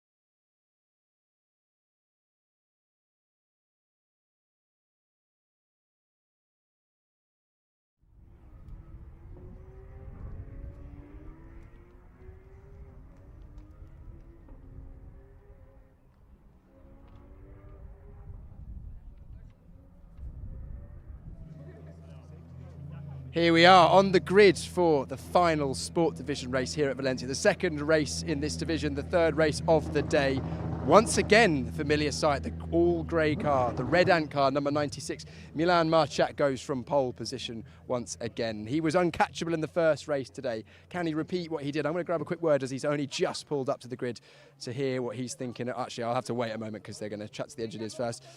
We've seen Milan have the pace in qualifying. We've seen he's had the pace in the race. Track conditions, once again, warmer even still. As you can see, I've got my forearms out. That is how warm it is. If I could, I would probably be in shorts. But hey, we're in trousers. We're ready for some action. Am I all right to jump in and grab a quick word with Milan after he's had a word with the coach? I think I'll be all right. Some final words of encouragement. The teams work very, very closely together. They not only set the cars up and do all the logistics, but they're also very much engaged with the drivers to make sure that they have everything they need to go out and perform, to give them the information, the expertise about the tyres, how to get the most out of the car, and also a bit of moral support as well as a nice little pat on the helmet. Thank you so much. Milan, once again, pole position. We've done it once before today. I assume it's a rinse and repeat for yourself? We're gonna try to repeat of the start in race 1 was great, but let's hope we can do the same now.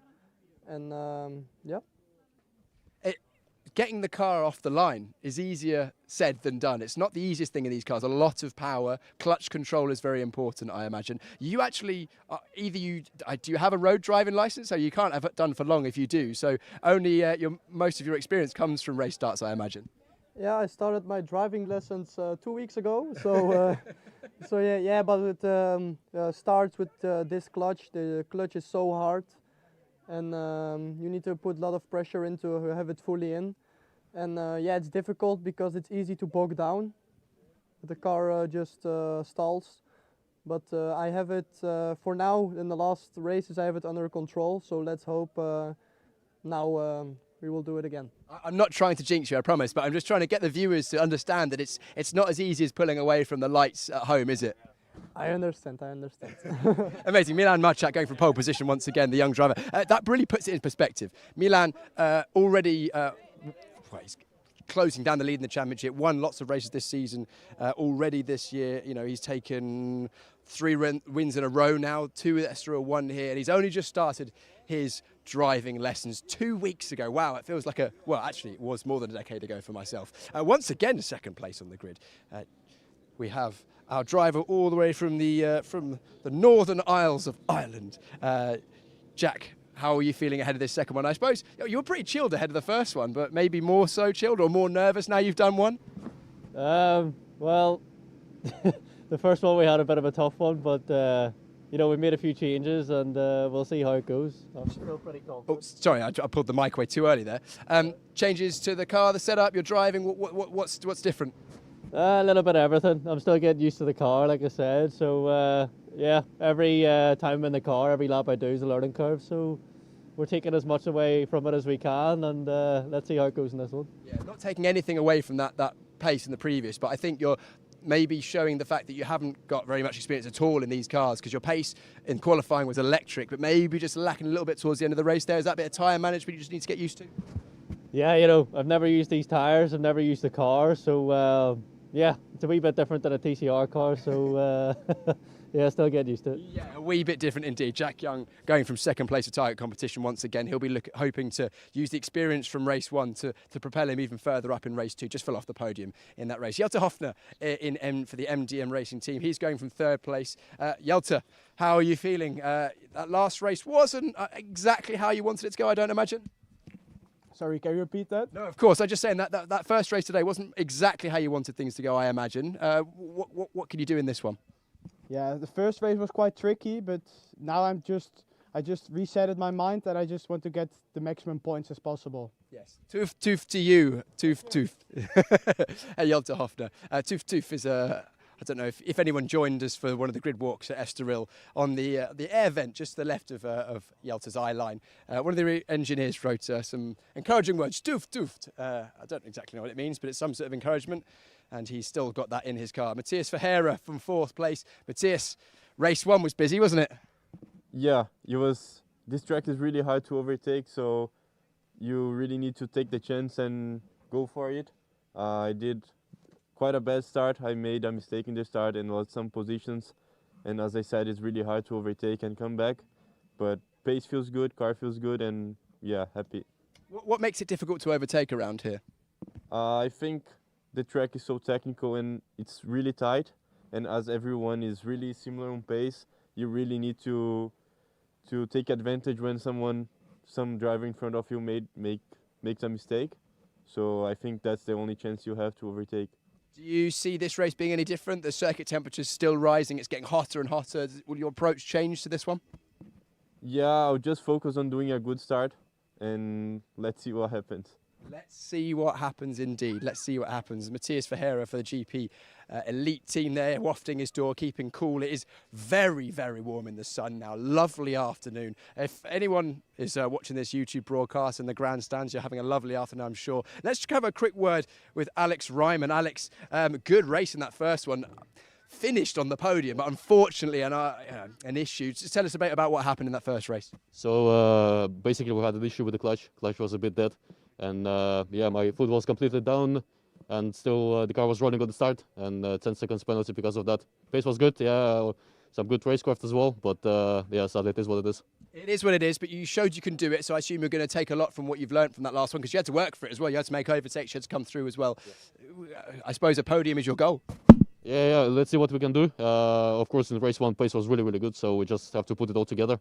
And if conditions are the same, I think we will be quite strong. Yeah, you saw Tio as well, of course, take the podium in that one. So hopefully two S1 cars on the podium in this one. We'll see. Alex Ryman going from, hang on, 1, 2, can't lost count, 5th place. But we saw him come through the field in that last one. Marco Giltrap was embroiled in a almost race-long battle with Matthias Ferreira in that last one. Let's have a quick word with Marco. I haven't spoken to him yet this weekend, not on camera at least. Marco, I saw you getting your laps in last night on your running trainers. Going a bit faster today. A little bit, not fast enough though. Not fast enough for your lofty standards. Good race with Matthias in that last one. I just didn't like you quite had the pace at the end of the race that you would have wanted. Yeah, no, we just struggled a bit. You know, I thought after the start that we might be able to make some progress and we sort of just slipped back a little bit. So hopefully we can change that for this race. Yeah, you learned a few bits and pieces. I suppose very different conditions here today than when we last raced in Estoril. Yeah, it's actually quite warm. Quite a surprise, which is nice, but it also makes it challenging with the car. The tyre obviously doesn't like it as much, but yeah, it's interesting over the race. Yeah. Right, good luck in this one, Marco, going from, what must be 6th place. Thanks, guys. Thanks you for the Team 75 Motorsport. Marco going from 6th place on the grid. Wouter, we spoke to ahead of last race. We're getting a bit of a, what's the word? We're getting a bit of a pattern emerging. Where I talked to Wouter ahead of the race. He says something's going to happen, showing us all of his racing wisdom, and then goes and does pretty much the opposite. Wouter, you said in that last one, I'm going to let the young guns fight, let the tyres come to me. Then you overtake into 3rd place in the first lap, taking 2 or 3 corners. Lovely moves. Do you deliberately lie to me? I like doing the opposite of what I say. But, clearly. No, there were some gaps. So if there's gaps, I'm going to dive into it. And especially on a track like this where overtaking is really difficult. And yeah, I said I managed my tires the first 10 minutes, but I had so much more pace than Tio at the beginning. So I really had to put pressure on him because otherwise during, in the end I torched my front tires by being so close to him, and then the pace just dropped at the end. But it was a lot of fun. Yeah, it looked a lot of fun. A really good start, actually. There was an issue at the back, but that was nothing to do with the battle at the front. Brian speculated, was the issue that you've had with the fuel, was that still present in the first race, or was it just the front tyres that were overheating in that one? Well, the thing is, we drive with a lot more fuel than the rest, and that just hurts the weight of the car, and it just also destroys the tires a bit faster. So especially the last 10 minutes, I really started to struggle, and I heard Alex had a penalty, so I just let him pass. It's a bit more difficult, but in the end, I'm happy to be on the grid, so we'll do the same thing now. I still have a lot more fuel, but that doesn't matter at the start. Doesn't matter at the start. If anything, a bit more traction. To be honest, this, of course, you want to win this championship, but this is ultimately preparation for your Porsche 6 Carrera Cup Germany and your Super Cup season. So actually, maybe a bit of an artificial disadvantage might maybe play out in the long run and give yourself even more speed later in the year that you didn't realise you had. Yeah, it keeps me on edge. I like it. I like racing with these guys. So in the end, it's good to have to struggle with stuff and to adapt and to make sure that I'm really on the limit everywhere, all the time. And then when the new car is coming, I hope I get a good car, and then everything is okay. Absolutely. Look forward to that. Wouter Boerkamps, our championship leader, coming into this event. He goes from the outside, from 7th place, a one-by-one stagger, of course, standing start. We spoke to Sebastian Freimut. He's got the blower on. We spoke to Sebastian a bit ahead of the last race. We'll leave him to it in this one. Theo Elenas is a driver I wanted to talk to in this one. Electric pace in that first race. We saw he got 2nd place in the end. And unfortunately, starting a bit further down the grid this time. It's going to be our last interview as the 3-minute board comes up. Just waiting for Theo to finish the conversation with his race engineer. His 2nd fastest lap in qualifying, not quite as fast as his first, therefore he falls a bit further down. The reminder, this grid is set by the 2nd fastest laps from qualifying. I think Theo's still in conversation, so maybe we'll leave him for this one. It looks like there's a gap on the grid. Nikola Milkovic, of course, not able to take the start. He was involved in that big accident on the first lap of the first start, and it looks like everyone else is getting themselves off the grid. So unfortunately, we're missing a car or two on the grid here. Yeah, missing 2 cars, so it's Milkovic and also must be Muschlechner as well. So unfortunately those cars not out in this race after damage sustained in race number 1 today, but we've still got a pretty packed grid. It will be 16 of the 18 cars starting this one for round 6 of the Porsche Sprint Challenge Southern Europe Sport Division.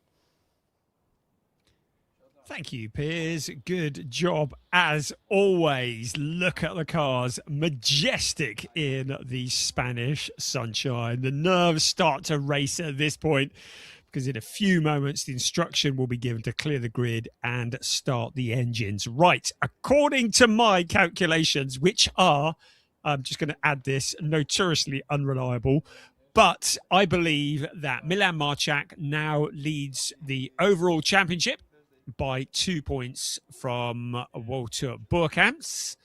I believe, this is again subject to confirmation, that Marco Giltrap is in 3rd with 82 points. That means that he is 17 points back from Marchak. Theo Elenas in 4th with 68 points, 31 points back. Nick Ho's not here this weekend, which is a real shame, actually, but I think we will see him back in Barcelona. And Jelte Hofner in 6th. As I say, all very much subject to confirmation because my maths is very sketchy. In the rookie standings, Jesse Polderdijk now leads Levin Gelf by 5 points. And on the grid for this race, Jesse Polderdijk starts just ahead of Levin Gelf. Pole once again for the rookies is Henry Wheeler in 14th place, who is having a phenomenal debut in Porsche Sprint Challenge Southern Europe, and really, really impressive stuff from Henry Wheeler, and having a phenomenal debut in car racing, period. So really good stuff. Right, 15 seconds to the start of the formation lap, and then it will be, for the last time for the sport division, an opportunity to generate the heat in the tank in the brakes. As Piers already mentioned, we're missing Mats Muschleiner, and we are also missing Nikola Milkovic after that collision early on. Let's have a look at what we do have. That's the second half of the grid. Let's have a look at the first half of the grid. Well, we already know it's Milan Marchak on pole position.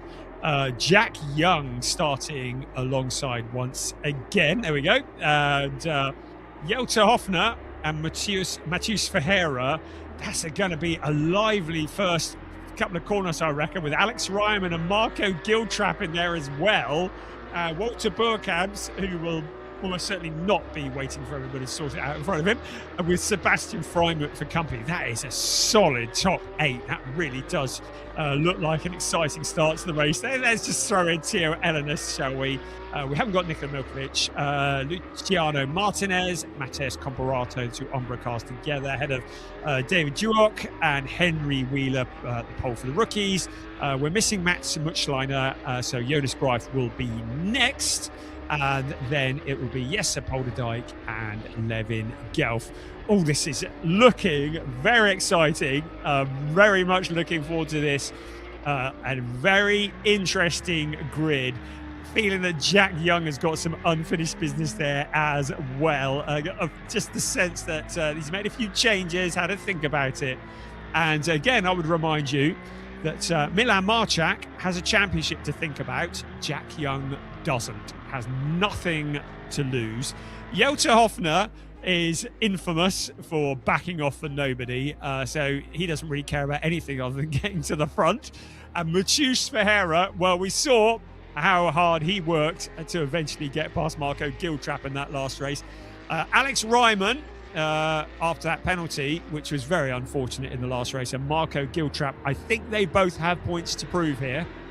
So they're going to be up there as well. So really, this is shaping up to be something of a humdinger. It is round 6 of an 8-round championship. Unbelievably, after this race, we will only have 2 races left of the season for Porsche Sprint Challenge Southern Europe, and that will all happen in Barcelona next weekend.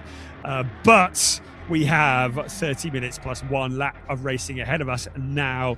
It is a run of about 650 meters from that line there. Milan Marchak hits the brakes properly steady. Can afford to go forwards a bit there, couldn't he? So from that line there all the way down to turn 1 is about 650 meters. Plenty of time for lots of drama to unfold. Now, hopefully, there will be heat, an element of heat generated in the tyres and the brakes, so that when they approach that turn 1, the Aspar corner, the left-hander, that there will be some grip and some stopping power as we get ready for round 6 of Porsche Sprint Challenge Southern Europe Sport Division.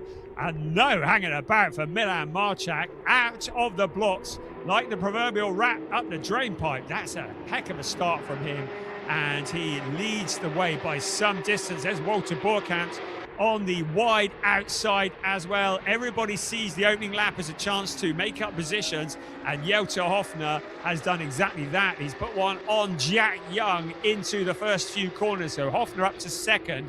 Young in third place at the moment, but Milan Marchak really anticipated the start well. I hope it wasn't too well. And opened up a heck of a gap to second and third place. Everybody now just fighting for position.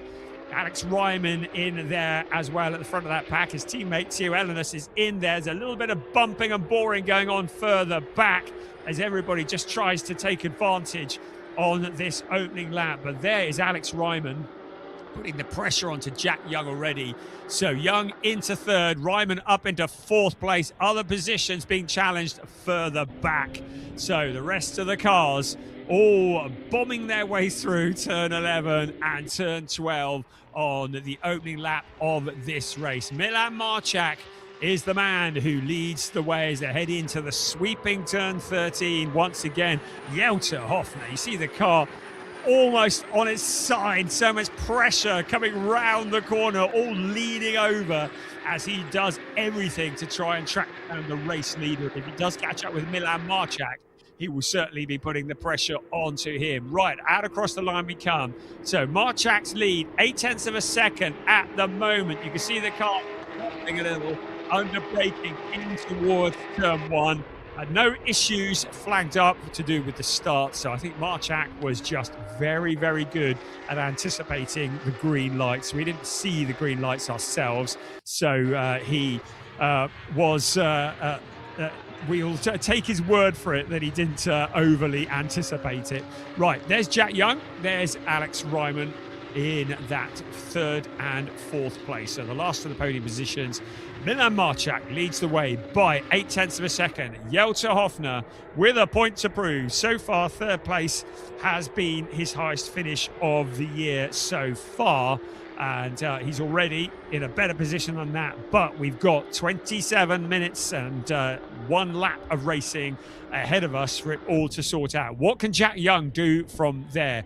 So impressive in quali, did a sterling job in the last race to bring it home in fourth place, but was probably a little disappointed having started on the front row. Alex Ryman really looking like someone who is dialed in this weekend here in Valencia. And in that fourth place, putting the pressure onto Jack Young. Walter Borkamp's now second in the championship, 5th on the road. Marco Giltrap has Matheus Ferreira behind him, so very much action replay from the previous race, and Giltrap will be wanting to settle that one in his favour this time. Into turn one, see the cars switching as they hit the brakes, and they take that left-hander taken in fourth gear at about 160 kilometres an hour. So much speed, so much grip, and the fastest lap of the race. Currently going to the second place car, Jelter Hofner, as Alex Ryman's also found a route past Jack Young. So Jack Young's been shuffled. Well, it said on the timing screen he had. I think he's got him back again. So maybe briefly, Ryman had a nose in front along the pit straight, but Young has responded and is back up into that podium position. So Jack Young, in fact, in third place, but Alex Ryman once again lining him up in the background. Walter Boerkamps. Ryman able to take quite a tight line through the corner there. In towards turn 9 and 10 they will come. Milan Marchak 7/10 clear of Jelter Hofner. Hofner, the fastest man on the track. So trying to take the fight to Milan Marchak. Marchak trying to make it 4 in a row. He started on pole position for every race this season. He's won 3 of them. Looking to make it 4, Jelter Hofner, looking to relieve him of that. That is Alex Ryman going a little bit wide, testing the suspension on one of these lovely cars, getting a little bit airborne, but all that's done is that's dropped him back into the clutches of Walter Boerkamps. Marco Giltrap a little behind him. Out along the pit straight we come. The first and second have broken clear slightly. Less than 0.2 of a second. Milan Marchak not really putting up too much of a fight. Was there contact between the two of them as he came back to the inside into turn 1. Now Marchak has the line into turn 2. Under braking. He retakes the lead. Jelter Hofner briefly in front. And Marchak kept it cool into turn 1 and 2 and tucked back to the inside, retook the lead. Now Jelter Hofner's going to have to do it all again. Jack Young sees this as an opportunity, closes in on the 2 cars that had broken away. The 2-car battle for the lead is becoming a 3-car battle for the lead because Jack Young has now got involved in this battle as well. First, second, third, all running pretty well nose to tail. So Jelter Hofner had his nose in front, was briefly the race leader, but now has that lead taken away once again by the pole sitter, Milan Marchak. Great stuff here. So, Jelter Hofner is going to have to do it all again. He is really close, but now with Jack Young just behind him, if he makes a move and he doesn't stick, he's going to lose that position. So, Jelter Hofner in that second place. There he is in the 919 car. Marchak, always Mr. Cool, just holds it all together, didn't do anything frantic, and just took that position back. So, Hofner with it all to do again, but now with a car behind. And you can see, I thought so earlier, a little bit of bodywork hanging off Jelter Hofner's car. The left rear's got a bit of damage. We saw a little bit of contact as Matheus Ferreira now records the fastest lap.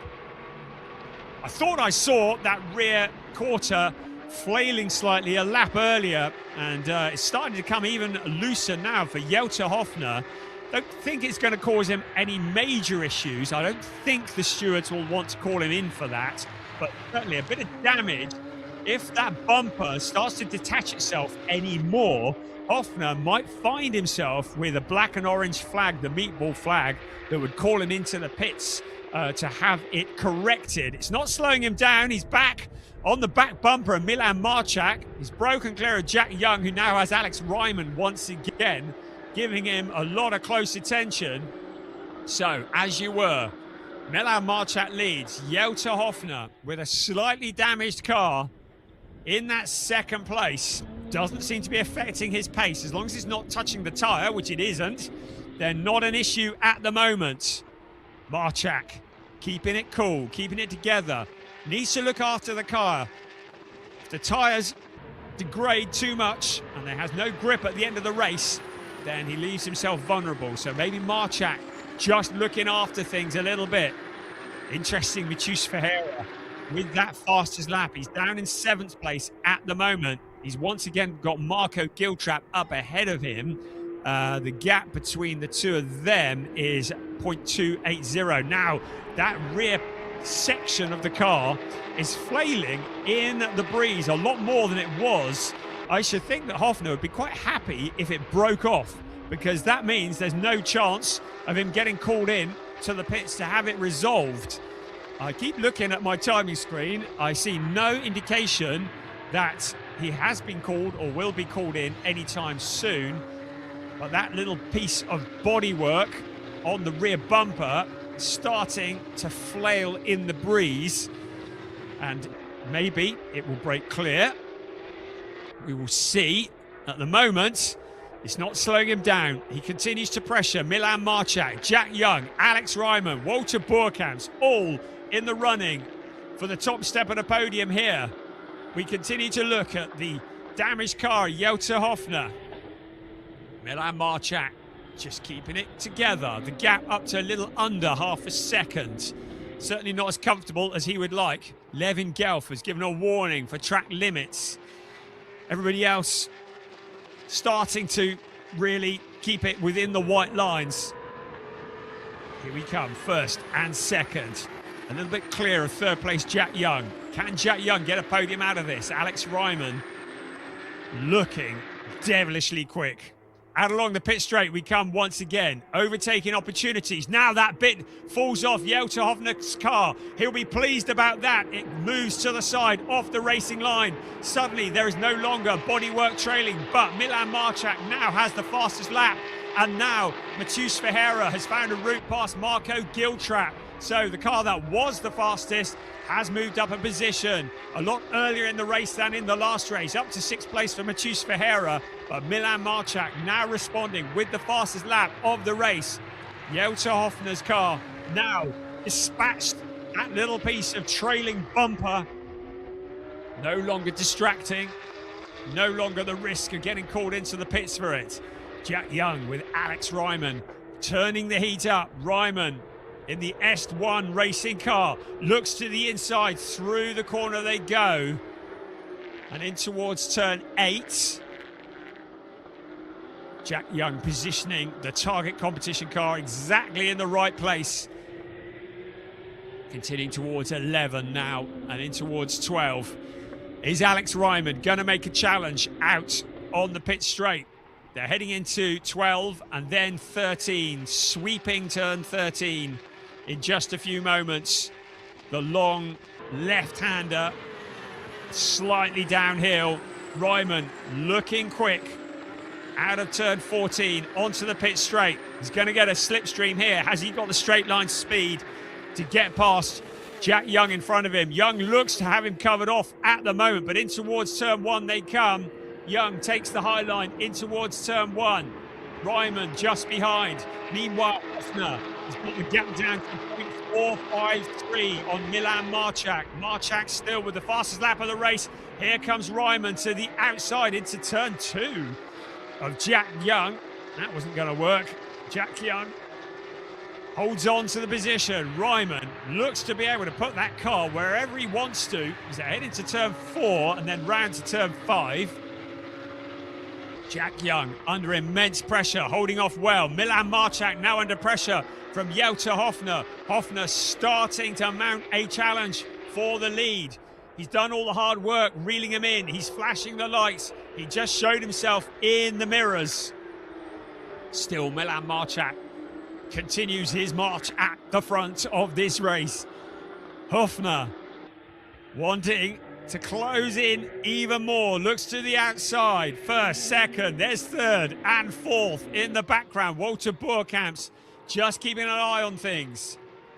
Marchak knows he cannot afford a non-finish. He leads the championship coming into this race. He will extend that championship lead even if he finishes in second place, because Walter Boerkamps is down in 5th at the moment with a very rapid Matheus Ferreira behind him.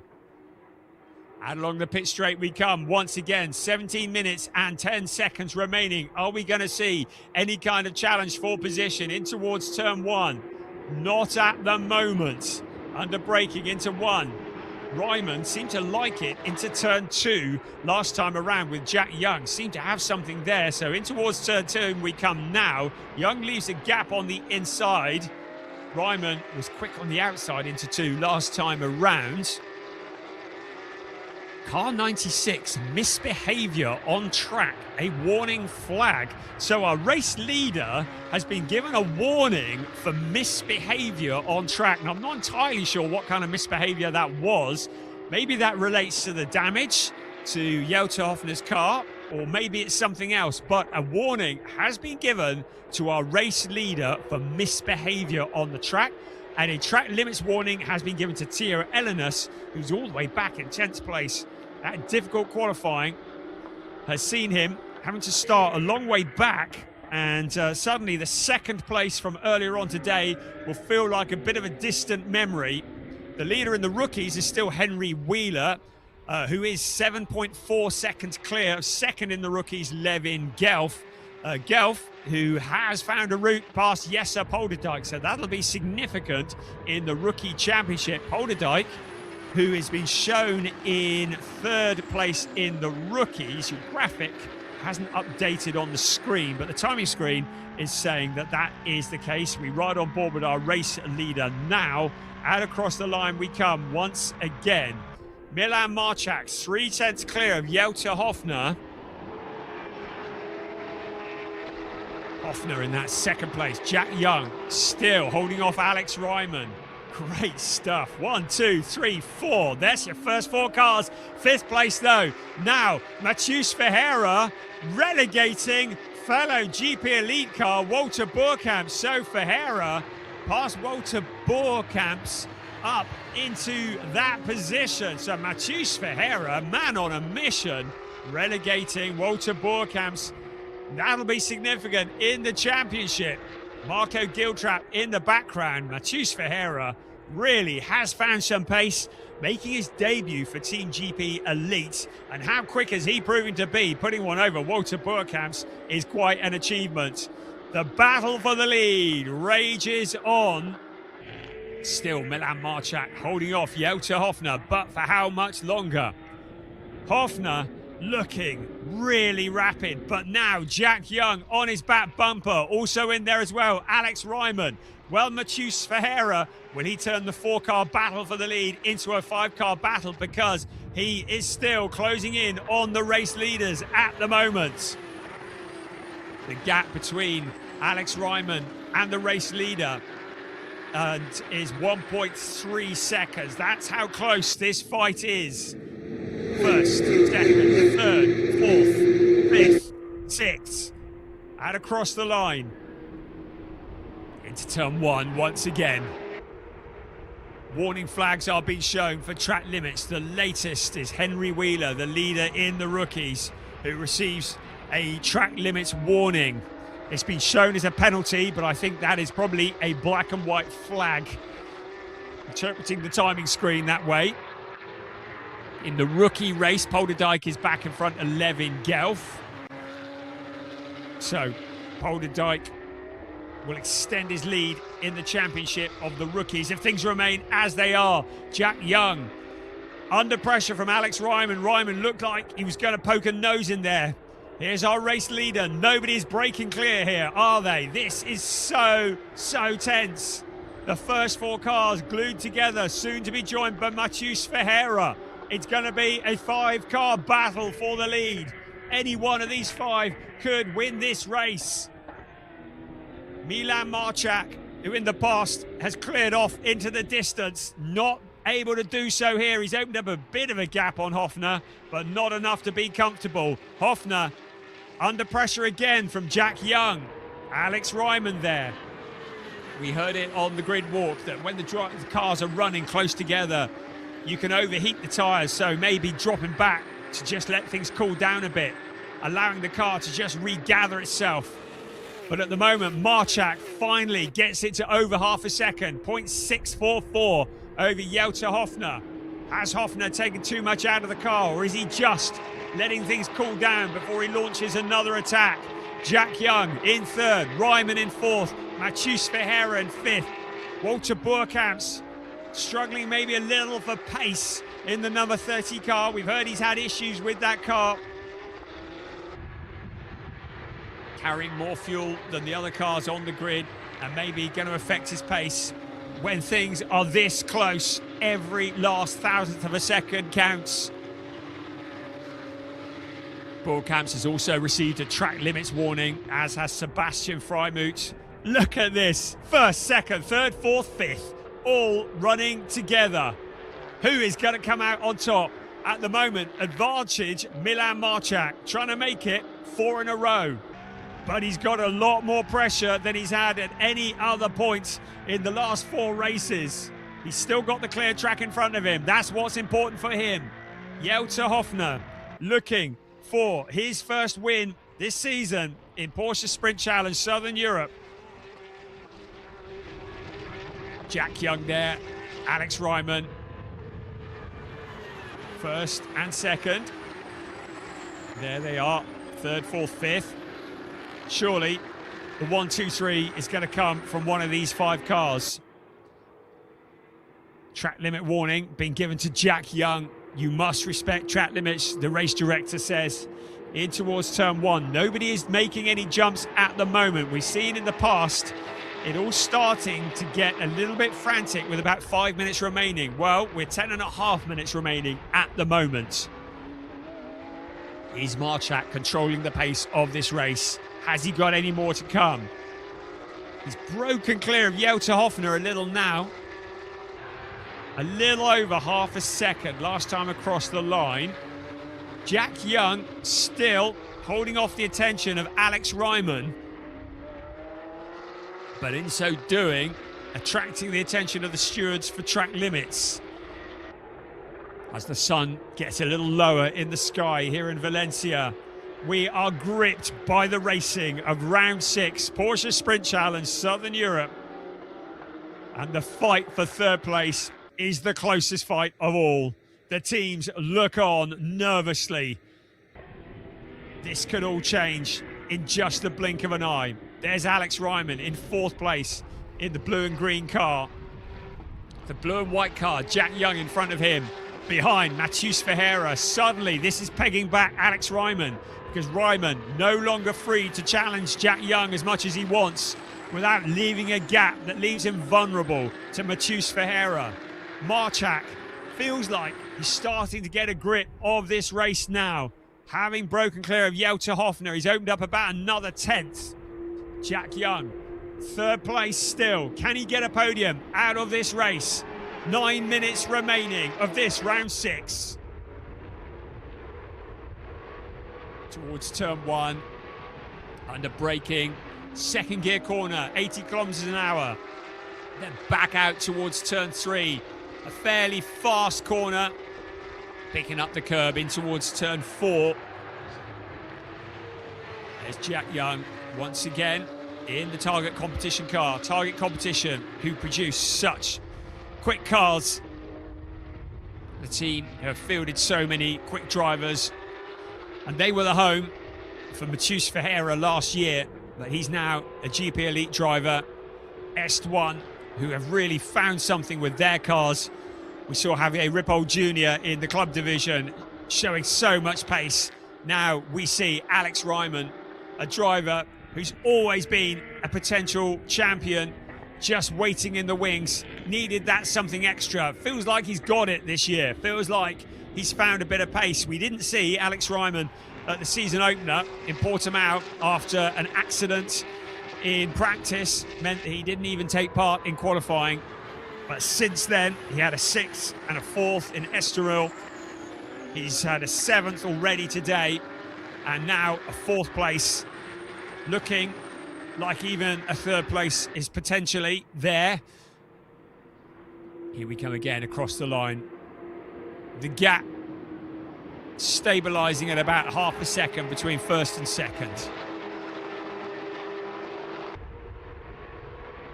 In towards turn 1 once again. Marchak in the silver Red Ant racing car. Anything less than a win will feel like a fail to him, having won the last 3 races. Matheus Ferreira, you can see how hard he is hustling that car, extracting every last bit out. Here's Marchak once again. Hoffner starting to look like he might have another challenge in him.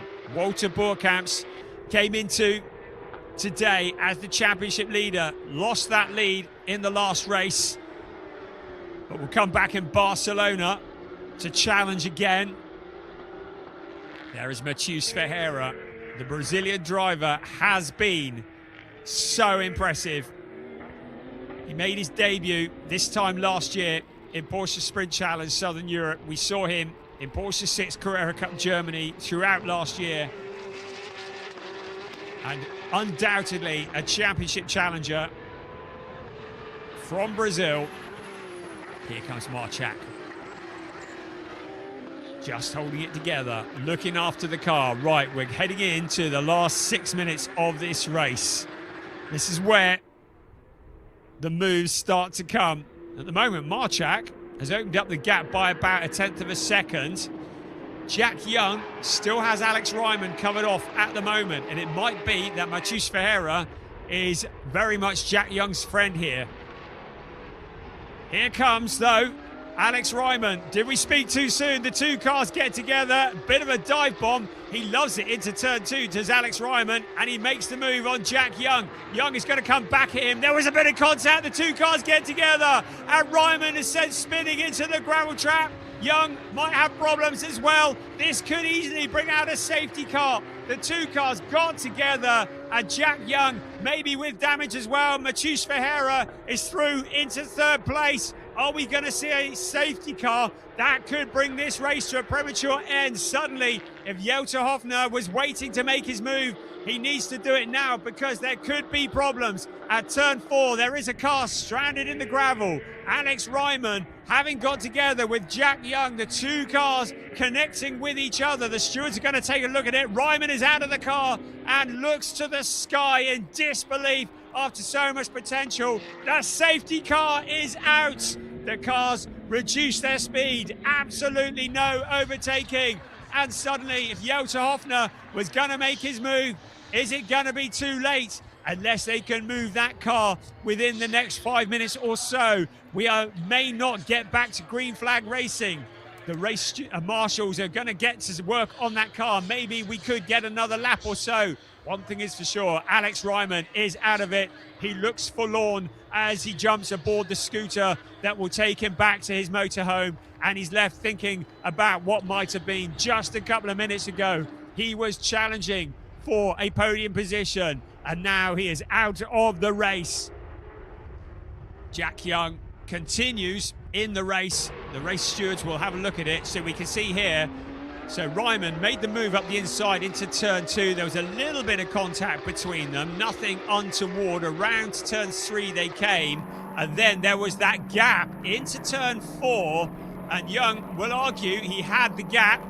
May have had two wheels onto the dirt. Whichever way, Ryman shut the door. The two cars got together, and then they were heading straight to the scene of the accident. Ryman into the gravel trap, was never going to go any further. That allowed Matheus Ferreira to jump through as well. Young is still in 4th place at the moment. And that incident, well, no surprises, is under investigation. It means that Marco Giltrap moves up to 6th place. Walter Burkamp's in 5th. David Duoc in 7th place. In the rookie race, our rookie leader is still Henry Wheeler. So I'm looking at the clock ticking down. Are we going to get this race back under green flag conditions? It could be a dash for the cash if we can get that car moved quickly enough. Our race marshals here do a sterling job, and they have done a great job getting the track clear quickly. So hopefully we can do that. And actually, yes, they are getting it moved. So I think we might get a couple of laps in before the checkered flag comes out. So Jelter Hoffner is going to be like a man possessed. And Matheus Ferreira, now with the field closed up, must be thinking about potentially a race win here. He's got the car that has been so quick, and he must be wondering whether he can get to the top step of the podium. And what a job. Safety car in on this lap. That was a mega clear-up session. So the car's up at turn 13 already. So we are going to get some more laps of this race. Great job there, getting that car moved.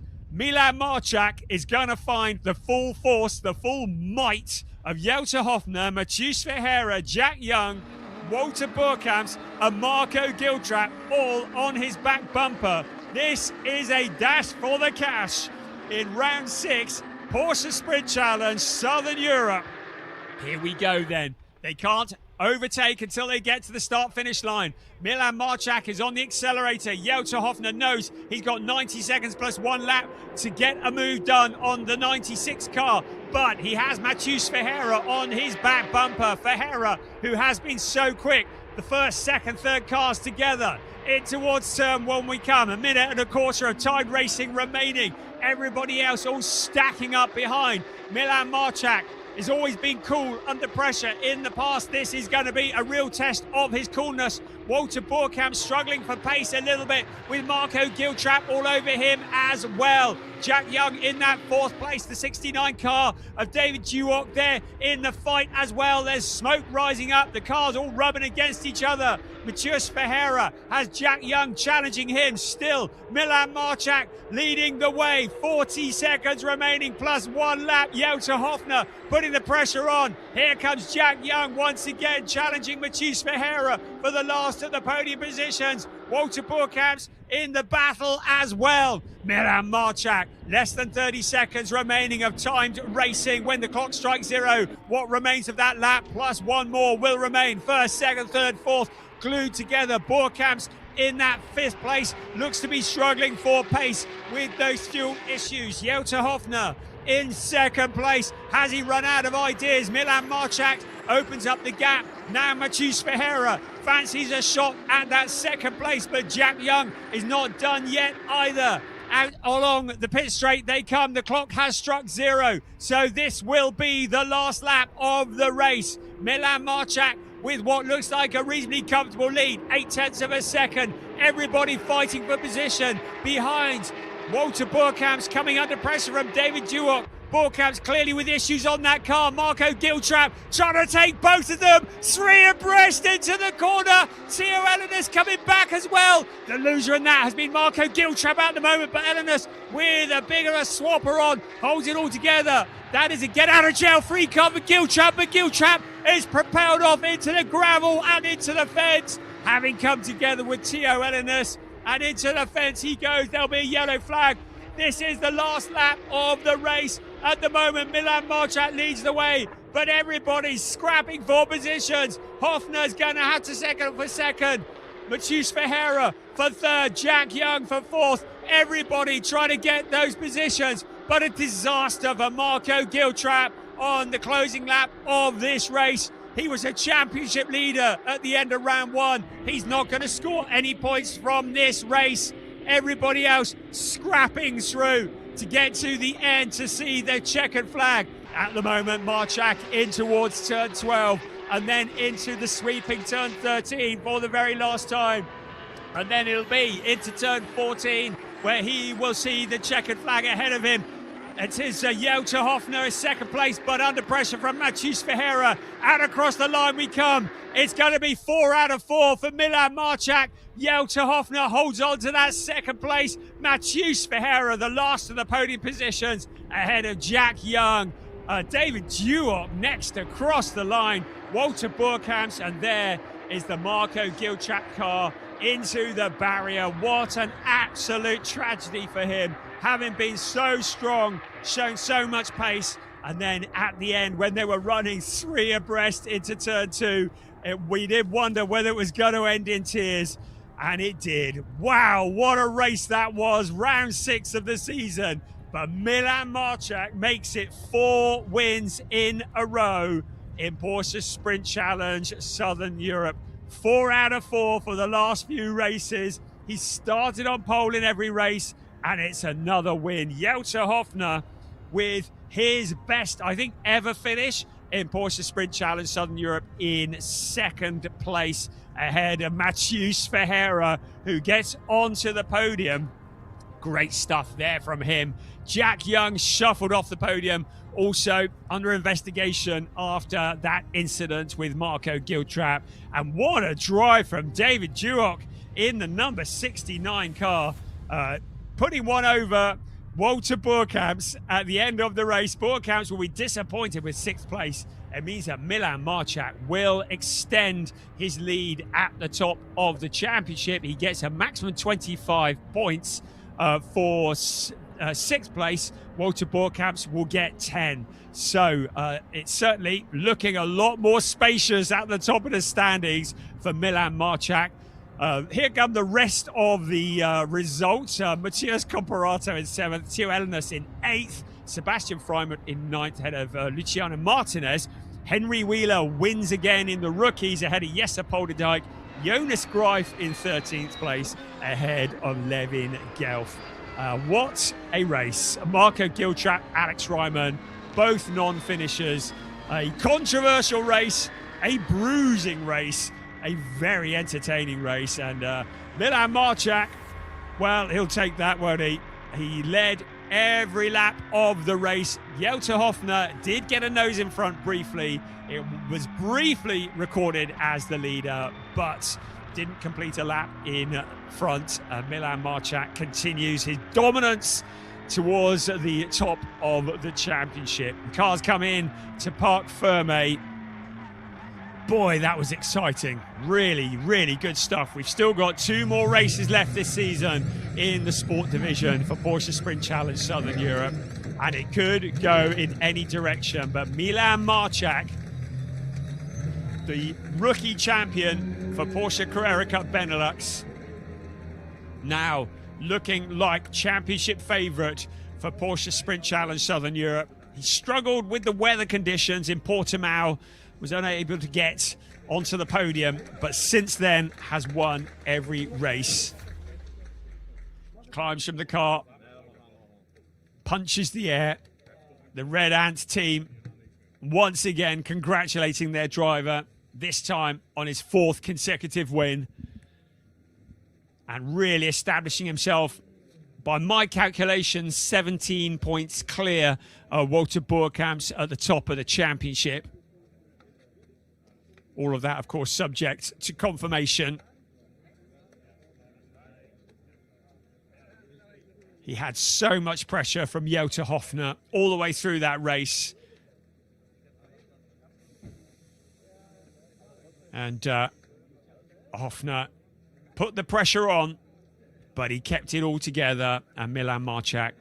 So by my calculations, Marchak was clear at the top of the championship by 2 points at the start of this race, now leads by 17 points. But again, I say that's all subject to confirmation. There are also a number of inquiries going on. 20-second time penalty for car 27. So a 20-second time penalty for Theo Elenas, and a 20-second time penalty for Jack Young as well for the incidents that we've seen. So Elenas and Young have both been given a 20-second time penalty for their incidents that saw cars out. And we saw that one with Jack Young where Giltrap ended in the fence. That's a 20-second time penalty. And also for Theo Elenas, the incident that we saw involving, is it Marco Giltrap as well? Certainly, the 2 penalties have been awarded. Anyway, we look back towards the podium, and we look at the pit lane first, because once again, Piers is there with our race winner. This is getting a bit of a habit, isn't it? This is getting a bit of a habit. 4 in a row, I'd say, is a habit, but a pretty good one to have, I'd say, winning. Milan, another great race, but definitely more difficult that time. It was very difficult. We struggled a lot, and Jelte gave me a lot of pressure, and also sorry to him for turn 1, the little contact. But that wasn't on purpose. But yeah, for the rest, it was fair racing and fair play to him as well. It looked like good racing to me. It was very close. I was about to say you led every lap. You led every lap apart from about 60 metres. So, no, a really, really good race. I mean, clearly, Red Ant guys giving you a great car. Yeah, they did an amazing job. I did an amazing job. The whole team did an amazing job. Very happy. I can't ask for more, and now we'll try to finish it in Barcelona. And let's get Jelte in on this. Jelte, talk us through that move. It was a last-minute late-breaking move in turn 1. Just about couldn't get it stopped. Yeah, well, I saw that he was braking quite early in turn 1, and I had a lot of confidence that I built up during this weekend. So I felt like that was the place to go for it. And unfortunately, we had a little bit of contact, but I guess that's part of the cup racing, because the last few races have been a little bit boring, like driving in a train. I think this weekend we showed that there can also be some fun races with ABS. Absolutely, very much enjoyed watching that one. That was interesting, and then also the safety car right at the end as well. There was so much stuff on track, so we both completely made our tires shit, and we were driving, for me at least, it felt like I was driving on ice for the last 2 laps. So I had to back everybody up, and then I could go again. So I gave Milan a little bit of space. Yeah. I hope he will do something back for me later in the season. No worries. Well, a great race, and I'll get the man you were holding on, Matthias Verheera. Apologies just for the slightly colourful language there from Jelta. Of course, adrenaline still flowing. That was Jelta's highest finish in this championship. Much like this man here, your first podium in the Porsche Sprint Challenge Southern Europe, I think. Am I right in saying? Yeah. I had the rookie podiums that last year, but the first overall podium. Yeah, amazing. It must be a great feeling. It was a hard-fought race. You had to pick your way through that one. Yeah, again, I did a mistake in the start, so I lost some places, but I think I could really fight back during the race. I showed everyone my pace. Coming to Barcelona even stronger with only 1 day of testing, I think it's a really good result. I think I'm really happy. The team is really happy with the pace, with the car. So let's keep working like this, that I think we can win maybe a race in Barcelona. Absolutely. I think every session you've got better. From the first practice, you've been getting closer and closer to the front. Now your first podium. Yeah. Only a matter of time. Who knows? Yeah. I think every session me and the team, we did a really good job together. We still know each other because it's my first race with them. So I think during the season is only going to improve, and I'm really happy with that. And you're going to be racing with the team this year? Yeah, I'll be with GP Elite for Super Cup and Carrera Cup Deutschland. Amazing, great to hear. Well, congratulations on your first podium in the Porsche Sprint Challenge Southern Europe. Who knows, maybe more to come. Well, that was another wonderful, entertaining, dramatic sports division race. Let's look back at some of the highlights from round 6. Thank you, Piers. Every race this season in Porsche Sprint Challenge Southern Europe has been epic. None more so than this. What a race this turned out to be. Milan Marchak got a good start off that pole position, but they're all fighting behind, weren't they? And cars going wide as they headed in towards turn 1 and turn 2. Jelta Hoffner into that second place and set about after the leader. Lots and lots of door banging in that one. That should be a good day to be in the Porsche spare parts department. Thierry Ellenus having to fight his way forwards. The 2 Ombra cars running side by side, as they seem to have done for most of this season. Jack Young, another solid drive from him, but that was all going to end in tears, as was the case for Alex Ryman. But look at this. For a moment, Jelta Hoffner had his nose in front. A little bit of a tap maybe from Milan Marchak. We saw that panel, that part of the bumper on the left rear flailing in the breeze after that contact, and that was soon to separate itself from the rest of the car. Jack Young and Alex Ryman breathing down his neck for the whole race, and it looked like it was going to go all the way to the flag. Also rushing to join was Matheus Ferreira, getting past his sister car, Walter Boerkamp's. There, the 88 car of Henry Wheeler getting a little bit wild coming round the corner, but really good stuff. Really good racing from Jonas Greif as well, as he gets himself up to speed for his season. But then this is where the controversies started to happen. First, Alex Ryman had got in front of Jack Young. Matheus Ferreiro's in there as well. Then it was into this corner. The 2 cars got together. It was going to give Jack Young a 20-second time penalty. It was going to give Alex Ryman a non-finish. His car spinning off into the gravel trap. His race was over. It brought out a safety car, and Alex Ryman looked to the skies in disbelief as his championship chances really looked to be disappearing. So the safety car came out on track, bunched everybody up. When we got back to green flag racing again, it really was going to kick off. Milan Marchak under constant pressure from Jelta Hoffner, but Hoffner under pressure from Matheus Ferreira as well. And everybody looking to take advantage with the pack all bunched up together. It was 3 abreast into turn 2. This was always going to end in tears. Marco Giltrap looked to have made a brilliant move at that point. Made a little bit of contact with Thierry Ellenus, and then it was into the corner that Ellenus gets together with Marco Giltrap. Giltrap heads off into the fence. The checkered flag came out, and it was Milan Marchak who took the lead over Jelta Hoffner and Matheus Ferreira. But what an entertaining finish to the race. Punching the air, Milan Marchak makes it 4 out of 4, moves well clear in the championship by 17 points, subject to confirmation, and heads into the final 2 rounds next weekend in Barcelona as the championship leader in Porsche Sprint Challenge Southern Europe Sport Division. So a brilliant race. Every race in the sport division has been so good this year. Let's head down to the podium for the podium ceremony. Thank you very much, Brian. Yes, we're ready on the podium for the ceremony for our Sport Division Round 6. And we'll start with our third place driver. His first podium in this championship, the 127 from Brazil, Matheus Ferreira. Congratulations, Matheus. Racing for Team GP Elite. Second place, the driver for MDM, Jelter Hofner. And the man that everyone wants to beat, 4 in a row, the 4-peat, Milan Marchak. Congratulations, Milan, the Red Ant Racing team giving him his victory, and the Dutch national licensed driver will now have the Dutch national anthem.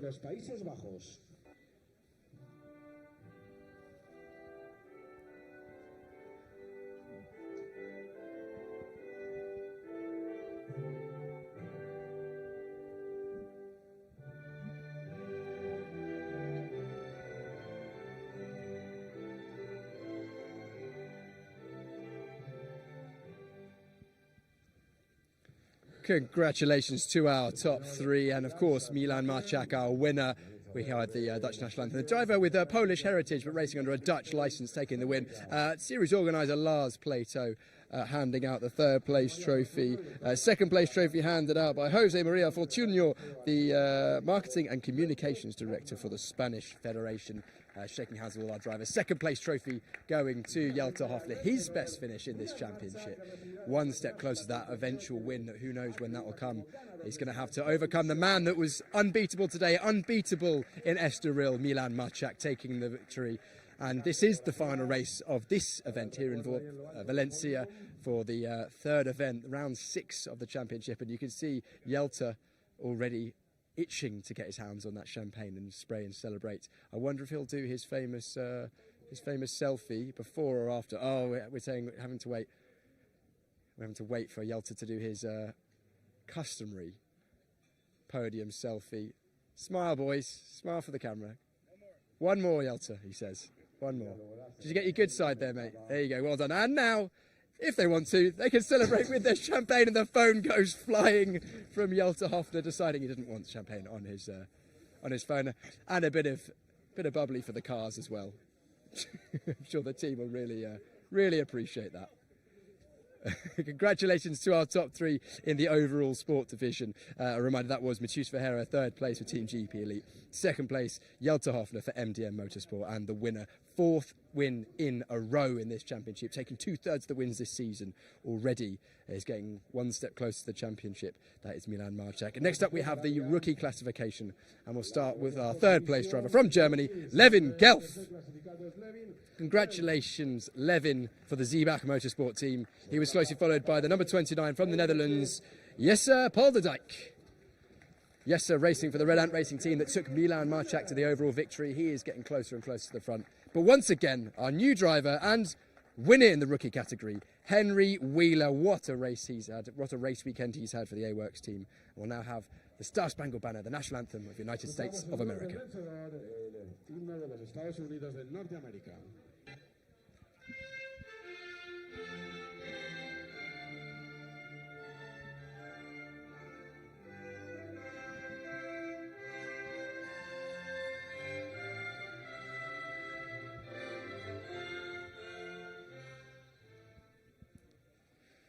Congratulations to our rookie podium. Our rookies are the future of our sport in Porsche racing. They are under 24 years old, under 23 years old, and with less than a season of Carrera Cup racing under their belt. The third place trophy handed out by, once again, Jose Maria Fortunio, the Spanish Federation's marketing communications manager. Second place trophy handed out by Lars Plato, series organiser. And our winning trophy then will be handed out to Henry Wheeler. His first weekend in racing, his first 2 car races.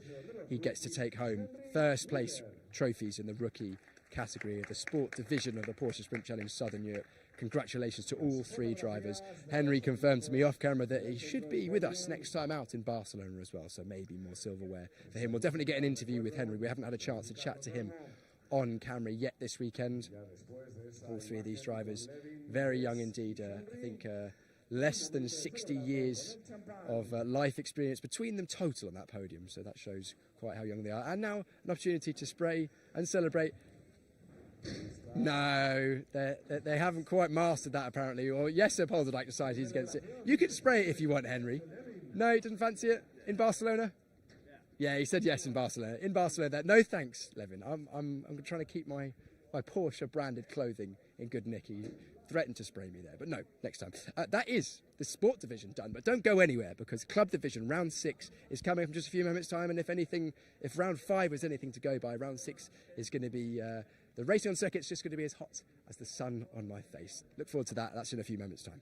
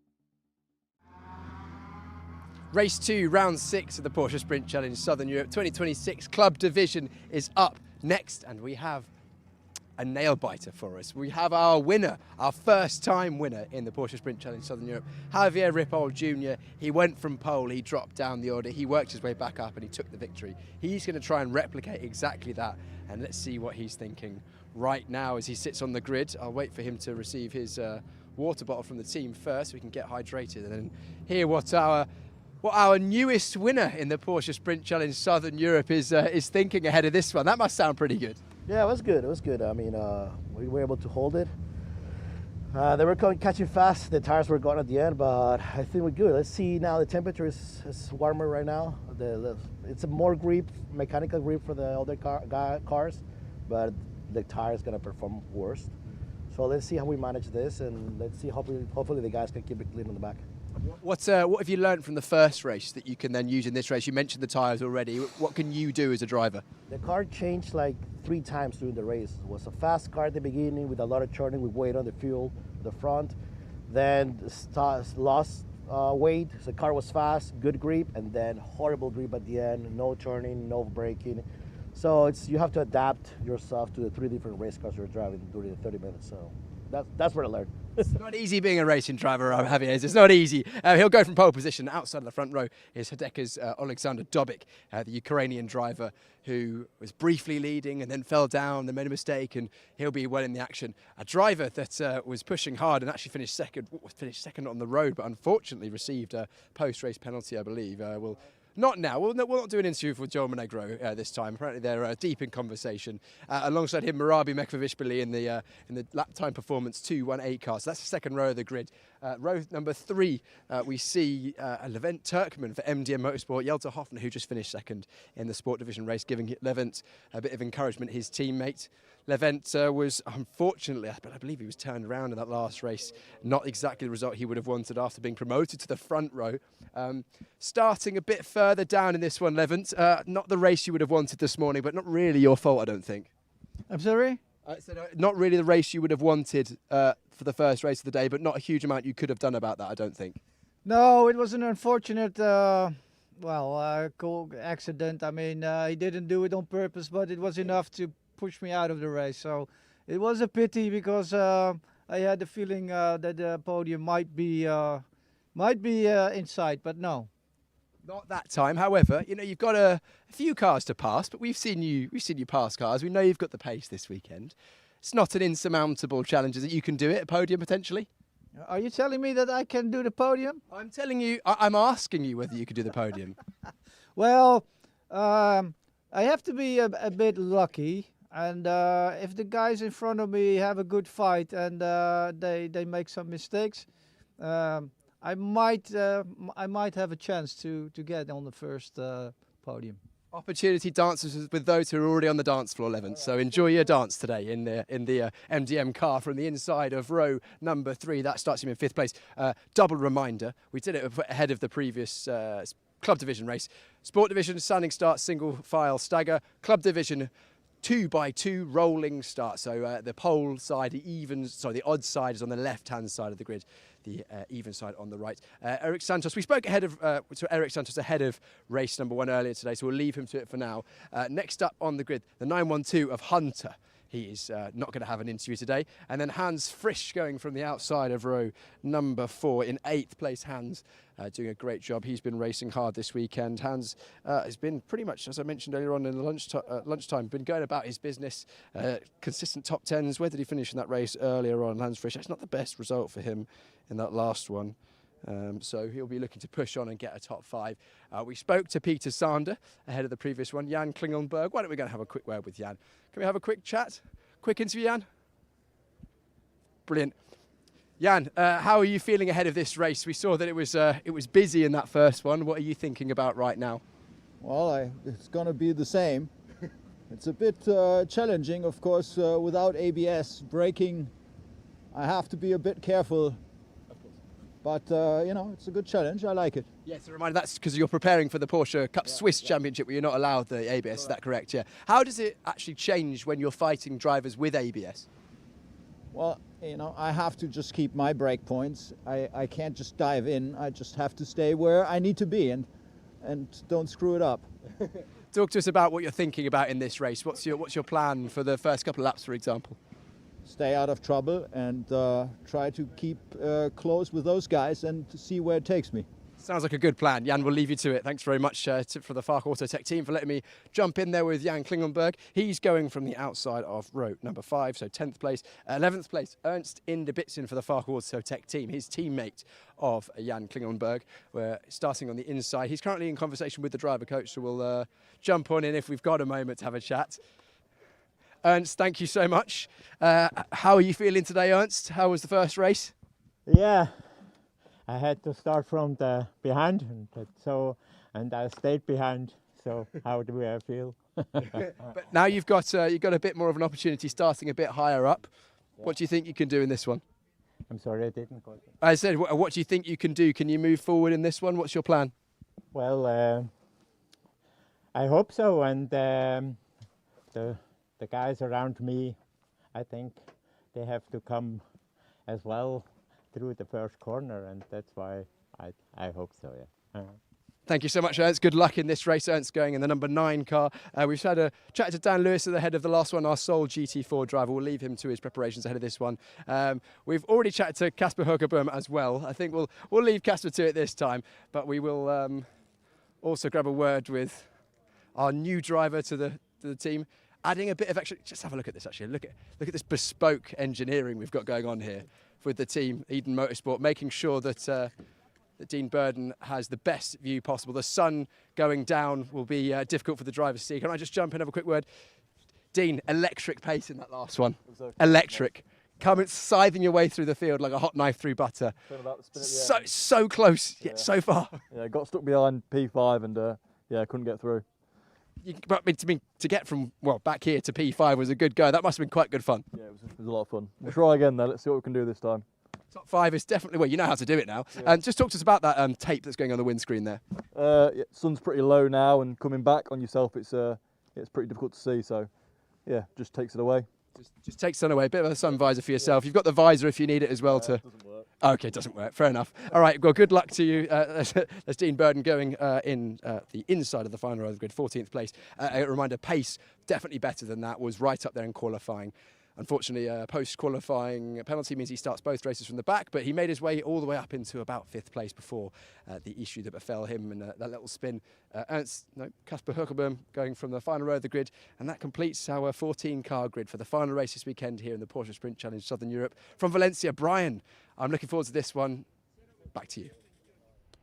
Thank you, Piers. Yes, you and me both. I'd very carefully worked out all the point standings and then discovered that Joel Monegro had got that penalty from the last race. But by my calculations, and again, very subject to confirmation, I believe that Joel Monegro in the Club Division AM Championship leads Javier Ripoll Jr. by 13 points. But that is very much subject to confirmation. My maths is notoriously dodgy on these things. But whichever way, we know that Monegro does lead the point standings and had a very healthy lead coming into this round. So needs to stay out of trouble, just get a good points haul. Don't think he's going to be clinching any championships here, but of course it will all be decided next weekend in Barcelona. We just heard it being alluded to by Dean Burden that the sun is quite low in the sky. Quite an issue for the drivers because the windscreens are not made of glass. They're made of strengthened perspex, and when the sun is quite low through the windscreen, it can make visibility quite difficult. You can see the sun reflecting off the cars, the long shadows in the late afternoon. Always an issue here. Don't have this problem when it's raining, do we? But the drivers, it's all the same for all of them. And it's just an added challenge, all part of learning the skills in Porsche Cup racing. So we are getting ready for the 6th round of Porsche Sprint Challenge Southern Europe Club Division. To recap from the last race, it was Javier Ripoll Jr. who took the win. Alexander Dobic was promoted to second place. In third place, Marabi Mekvabishvili picks up his first podium of the year. Then it was Hunter in fourth place. And then after that penalty, Joel Monegro, the stewards deciding that the collision that he had with Levent Turkman was worthy of a penalty, so he was relegated down to fifth place. Then in sixth, it was Levent Turkman. In seventh, Peter Sander. In eighth, Hans Frisch. In ninth, Jan Klingenberg. And in 10th, Eric Santos. It does mean, though, that in the championship, in the overall championship, in the Michelin Cup Championship, it's very much Joel Monegro versus Javier Ripoll Jr. I worked out the points, but the points situation, not always easy, particularly as it's a different structure to what it is in Sport Division. But the headline is Joel Monegro certainly leads the points by a healthy amount at the moment, but it could all change here. We saw how quick Alexander Dobic was in the last race. We know how quick Javier Ripoll Jr. is. We know how quick Joel Monegro is. Marabi Mekvabishvili has shown a very good turn of speed as well. So it's going to be a fascinating race. Levent Turkman from fifth on the grid will be a little bit frustrated, having been punted out in the last two races. Prior to that, having finished on the podium in all bar one. So he will be looking to make amends for that. So I think this is shaping up to be something quite special. We're looking forward to this. And as already mentioned, after this weekend, after today, we have just 2 rounds remaining. And both of those will take place next Saturday in Barcelona, Circuit de Catalunya. We're looking forward to that, and that is when our champions will be decided and confirmed. But we have 30 minutes of racing ahead of us here to finish off the day in Valencia. Are we saving the best till last? Well, that's going to be quite a challenge because we've had some pretty good stuff already. You saw Alex Fack Jr. walking past the camera there. He is a useful pilot, of course, for Fack Autotech, very much in a coaching role this weekend. And we've seen him winning in the Pro-Am Championship in GT Masters the last couple of years. A little aside there. So the cars sat silently on the grid. Right, here we go. The instruction is going to be given to prepare themselves for the formation lap, and we will be getting ready to go. The Porsche 911 GT3 Cup car, based on the 992 generation, 510 brake horsepower. And then we have the sole GT4 car, the Porsche Cayman GT4 RS Club Sport, with Daniel Lewis at the wheel, and it has shown that he can mix it with the rest of these guys as well. And he will be starting from 12th place on the grid for this race. As always, sprint racing, short, sharp, no BOP, no pit stops, none of that nonsense. It's elbows out, pure energy all the way to the checkered flag. The only difference between this and the Sport Division is that it is a rolling start as opposed to a clutch start. And also the cars are allowed traction control as well as ABS. Although the two Fack Autotech cars have elected not to take that the ABS as they prepare themselves for their season. Right, there's the grid. Javier Ripoll Jr. for S1 Racing on pole position. Alexander Dobic for Hadeka Racing alongside him. Then Joel Monegro and Marabi Mekvabishvili. On row 3, Levent Turkman has Eric Santos for company. And on row 4, it's Hunter for lap time performance with Hans Frisch alongside him. Next up, it's Peter Sander with Jan Klingenberg, and then Ernst Inderbitzen with the sole GT4 car of Daniel Lewis on 12th, ahead of Casper Hockerburn and Dean Burden, if you remember, got disqualified from qualifying, but made such good progress in the last race. You can keep it pointing in the right direction, might even be in for a podium at this rate. We'll keep an eye on that as the cars start on their formation lap, weaving to get the heat into the tyres and into the brakes. as we see the view on board the Manthey car, track experience by Manthey. So just getting the heat into the tyres, into the brakes. In fact, yes, as you see how low the sun is in the sky there, as the cars come round towards turn 8 and turn 9, you can see that issue with visibility as you're driving into the sun at certain points of the track. Right, this is going to be really interesting. Javier Ripoll Jr. talked a lot about how the tyres changed as the race went on. You heard him talking to Piers about that. Fascinating to hear how the car changes. It's a living, breathing animal. The track is also evolving as every lap passes, as the temperature changes, as more rubber is laid down on the track as well. So the drivers have to be on their guard and ready to adapt as things change.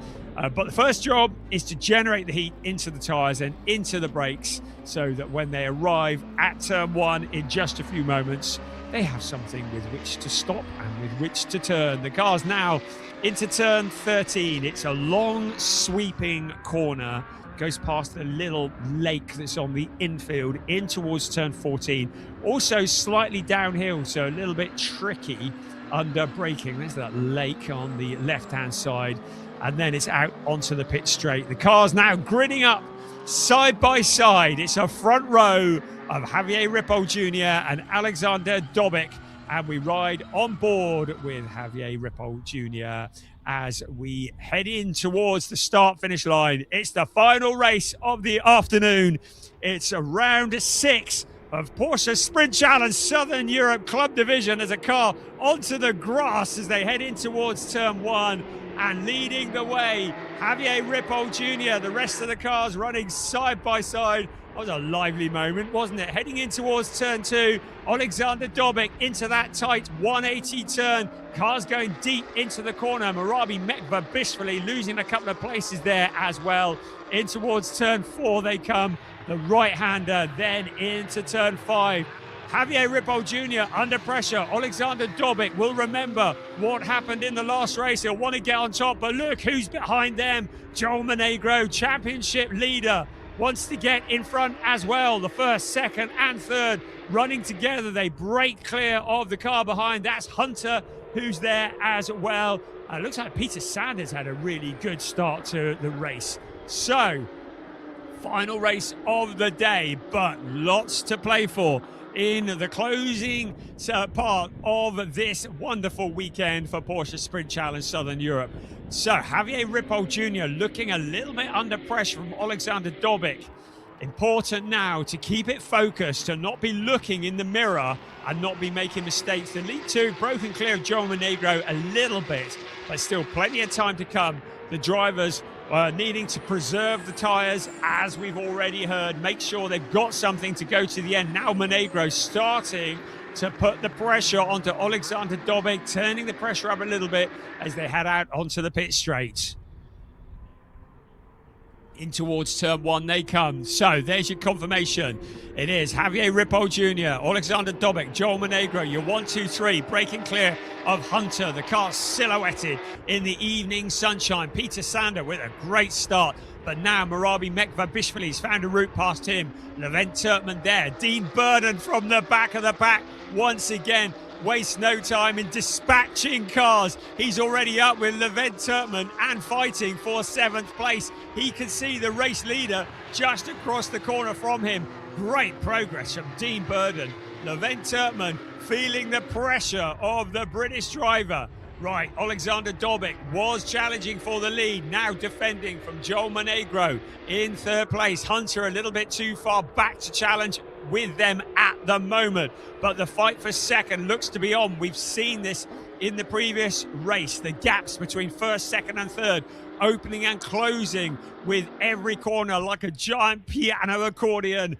But at the moment, Ripoll Jr. has that advantage. Can he hold onto it? Joel Monegro, the quickest of anybody in Sector 1, but the quickest of anybody in Sector 2 is Javier Ripoll Jr. with that purple time. So, First and third looking to be the quickest cars. In the middle, Alexander Dobic just needs to be consistent across all the sectors. At the moment, he's having to defend hard. That's the gift for Javier Ripoll Jr. That allows him to break clear as long as Alexander Dobic is defending. He's not attacking the race leader. And Dobic at the moment heads out towards turn one. Once again, there's your first, second, third in the background. Fourth place turning in now. There's Joel Monegro, championship leader, coming into this race. Will be the championship leader at the end of this race, whatever. But with a lot of pressure to try and get past the first two cars in front. So the start procedure was under investigation by our race directors, but have decided now that it's not necessary. Everybody was in line. Here comes Javier Ripoll Jr. Took his first ever win in Porsche Sprint Challenge Southern Europe earlier on today. Would love to make it a back-to-back win, but Alexander Dobic is there and ready to pounce. Great start from Peter Sander. He's in 8th place at the moment. Now Dean Burden has dispatched Levent Turkman. So Burden making even better progress in this race than he did in the last. He's got Marabi Mekvabishvili next up the road to him in 5th place. Dean Burden up to that 6th place at the moment. We'll be wondering what might have been following that disqualification in qualifying, but making the best, showing his true colours here as he gets past Levent Turkman and now sets after Marabi Mekvabishvili. Alexander Dobic, the team owner of Hadeka Racing, in 2nd place. The track experience by Manthey car with Joel Monegro at the wheel in 3rd. Hunter a little bit too far back now. That's a gift for Monegro. That allows him to challenge into turn 1. Monegro, now the fastest man on the track. He lines up Alexander Dobic into that turn 1. With nobody close behind, he's able to challenge and not risk giving a position away. Into turn 2 he comes. Ripoll Jr. with a little over half a second at the front will want to break clear, because if Monegro gets past Dobic, he may well close in on Ripoll at a rate of knots. At the moment, everybody holding station, but Dean Burden closing in on Marabi Mekvabishvili in the background. Hunter there as well. There is Alexander Dobic in the 33 car for Hadeka Racing. Now the challenge from Joel Monegro. Monegro to the inside, into the corner they come. Monegro in front. Alexander Dobic doesn't put up too much of a fight, slots in behind. And now Joel Monegro, championship leader, is up into 2nd place. Now we look at the gaps. Alexander Dobic, 0.568 last time around. Monegro would have lost a bit of time getting past Alexander Dobic. So that makes it 0.8 of a second. But the question now will be, can he close in on Javier Ripoll Jr.? And can he put the pressure on in the second 2/3, or the remaining 2/3 of the race? Javier Ripoll Jr. still in front, still in control. Quickest man on the track at the moment looks to be Dean Burden. He's gone purple in Sector 1 and Sector 2. Looking like he could be about to set the fastest lap of the race. No, he had a poor Sector 3, but still Dean Burden. And yes, it was in fact the fastest lap of the race. So Dean Burden with the fastest lap, showing his intent as he tries to close in. He's 2.3 seconds back from Marabi Mekvabishvili. So he'll be closing in on the 218 car. Meanwhile, Ripoll Jr. starting to feel the pressure from behind. We can see that Monegro has closed up that 0.8 of a second gap. Visually, you can see that it's closed down. He's broken clear of Alexander Dobic. Javier Ripoll Jr. is going to have the pressure of his life on his shoulders in just a few moments, because Monegro is a man on a mission, closing in on the number 91 car. In towards turn 9 and around to turn 10 they come, and then into turn 11 they will go. Ripoll Jr. has led every lap so far, but needs to hold on for another 22 minutes and 10 seconds plus 1 lap. On board with Javier Ripoll Jr. He has a nice clear track in front of him. Monegro with all the work to do, but now breaking clear of Alexander Dobic. He is released to challenge. He takes a much tighter line around the sweeping turn 13. Into 14 they come. Out onto the pit straight once again. So in towards turn 1 they will come in the late evening sunshine. Still, Ripoll Jr. in charge. Burden continues to close in on the lead back. The quickest man on the track at the moment.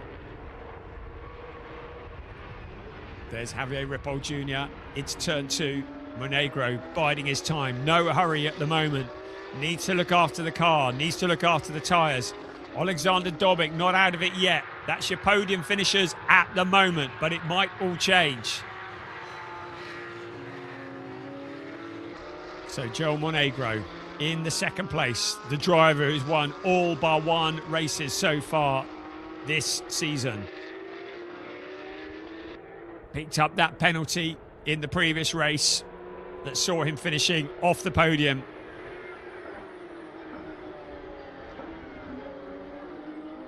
Once again, taking a very tight line into turn 8 and into turn 9.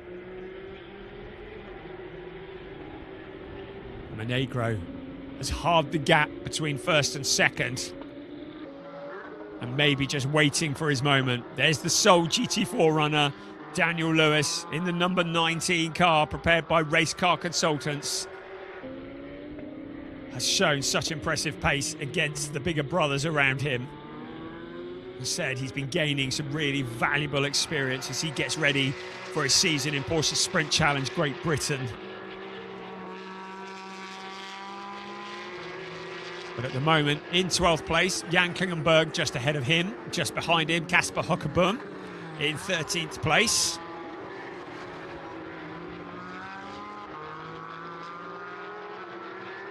So Dean Burden continues to track down the cars in front, but is not really closing in on Marabi Mekvabishvili at the moment. As Peter Sander in that 8th place. Had a good start, but now just ahead of him is the 92 car of Hans Frisch. So Hans Frisch, another driver on the move, has found a route past Peter Sander in that 92 car. You can see the sun shining in their eyes as they come around the corner, can't you? It's all very tense at the moment. A lot of drivers having to focus quite hard when you've been qualifying this morning and you've been just sat around at the circuit for quite a lot of the day to then regather it and focus it in the heat of the evening sun, keeping it all together. But that's exactly what Javier Ripoll Jr. is doing at the lead of the pack as we ride on board once again with Eric Santos in the Track Experience by Manthey car. Up ahead of him, you can see Peter Sander. So this is in 10th place that we're riding at the moment. Ahead of him, Peter Sander and Hans Frisch, who'd made his route forwards. Towards the turn 1 we come again. Joel Monegro, now the quickest man on the track. Now really close to Javier Ripoll Jr. Just biding his time. He still has plenty of time to make the challenge. 18 minutes and 10 seconds. Javier Ripoll Jr. will be keen just to keep the focus, to not allow himself to be distracted. He's the quickest of anybody in Sector 1. Javier Ripoll Jr. with a purple in Sector 1. Meanwhile, a track limit warning has been given to second place Joel Monegro. So Monegro has been shown a track limit warning by the race stewards. So this is not all done and dusted by any stretch of the imagination. Ripoll responding, Monegro with the pressure from the stewards as well. He's got the fastest lap, but he can't afford to pick up a penalty. So turn 14 is where he is being seen to have exceeded track limits. That's the final turn. So Joel Monegro needs to keep it tight, particularly on that final turn. Kasper Hockeboom challenging the GT4 car of Daniel Lewis. Lewis knowing that he doesn't have the handling through the corners with the aerodynamic disadvantage of the Porsche Cayman against the GT3 car. And so Kasper Hockebom moves up into 12th place. Our race leaders have just crossed the line. The gap remains the same, a little over 0.2 of a second in towards turn 1.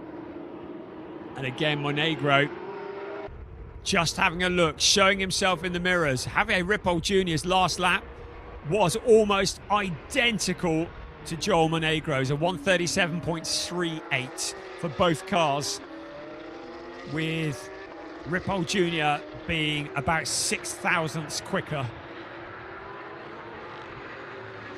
But it's not the speed, it's the mistakes that could change things around. He needs to be focused and not miss the braking point.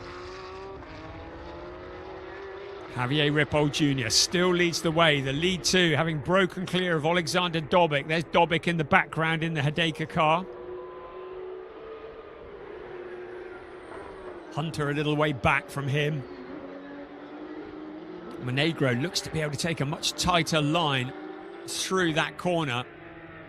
Around turn 8, 9, 10 and 11. Looks to have better grip than Javier Ripoll Jr. Looks to have the traction. But Javier Ripoll Jr. has the track position at the moment. Can he hold it as the race reaches the halfway point? Can he hold it for another 15 minutes?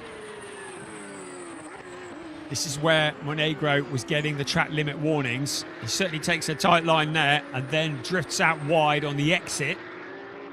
Out along the pit straight we come once again. Are we going to see a challenge in towards turn 1? He ducks to the inside. Is he selling the dummy? No, he's not. He's got his car in the gap. Can he get it slowed down? The two cars running side by side. Javier Ripoll Jr. trying to go the long way around as they head up towards turn 2. But Monegro has the line into turn 2. Ripoll Jr. trying to tuck back and get him on the exit of turn 2. He does just that. The two cars run absolutely side by side on board with Javier Ripoll Jr. And he's got him back again. Brilliant stuff from Javier Ripoll Jr. He lost the lead for a couple of corners and then he got it back, just keeping calm, keeping cool. And Monegro is going to have to do it all again. All of that has allowed Alexander Dobic to close in on them. Hunter in the background as well. Great stuff from Javier Ripoll Jr. Held it together despite immense pressure. Now Joel Monegro, he's had the dress rehearsal. He's going to have to do it all again. Into turn 9 and around towards turn 10 and 11 the cars come. Javier Ripoll Jr. with the lead. Monegro was in front for a couple of corners. Murabi Mekbabishvili is quickest of anybody in sector 1. So the people further back all closing up as well. But we are glued to this battle for the lead of the race out of turn 12 into turn 13. Once again we come and then down the hill in towards turn 14. It's Joel Monegro going to do exactly the same as he did last time. He goes tight into the corner, allows the car to drift out wide, but mustn't exceed track limits. Now he has the slipstream as they run past the pits. This time, Javier Ripoll Jr. moves to try and shut the door. He's covered off the inside line into turn 1. Monegro ducks to the outside, under braking. Javier Ripoll Jr. moves to block him into turn 1. Monegro still there, goes to the outside into turn 2, under braking. Ripoll Jr. gives him a little bit of space. Out of turn 2 they come towards turn 3. Still Ripoll Jr. holding him off. In towards turn 3 and 4 they come, then up to turn 5.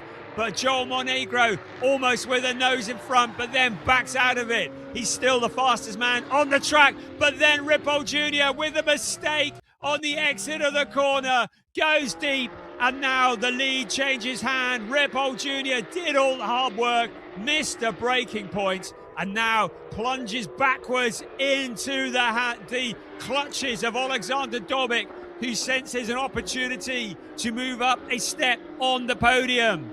Car 91 has been given a warning too about track limits, so double whammy for Javier Ripoll Jr. He's still solid in that second place at the moment, but for that mistake, has he lost his concentration? He goes deep again. Maybe the tyres are playing up. Maybe he's losing the grip because Dobic is now up into second place. The car that was leading on this lap last time around was Javier Ripoll Jr. Now he's down into third place and soon to be defending from Hunter.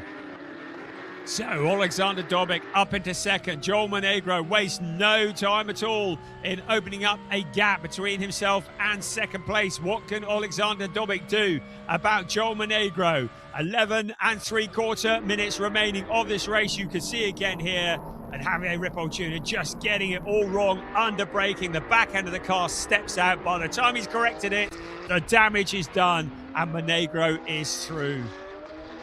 Right, Ripoll Jr. coming back at Alexander Dobic now. He's taken a moment, a deep breath, pulled himself back together.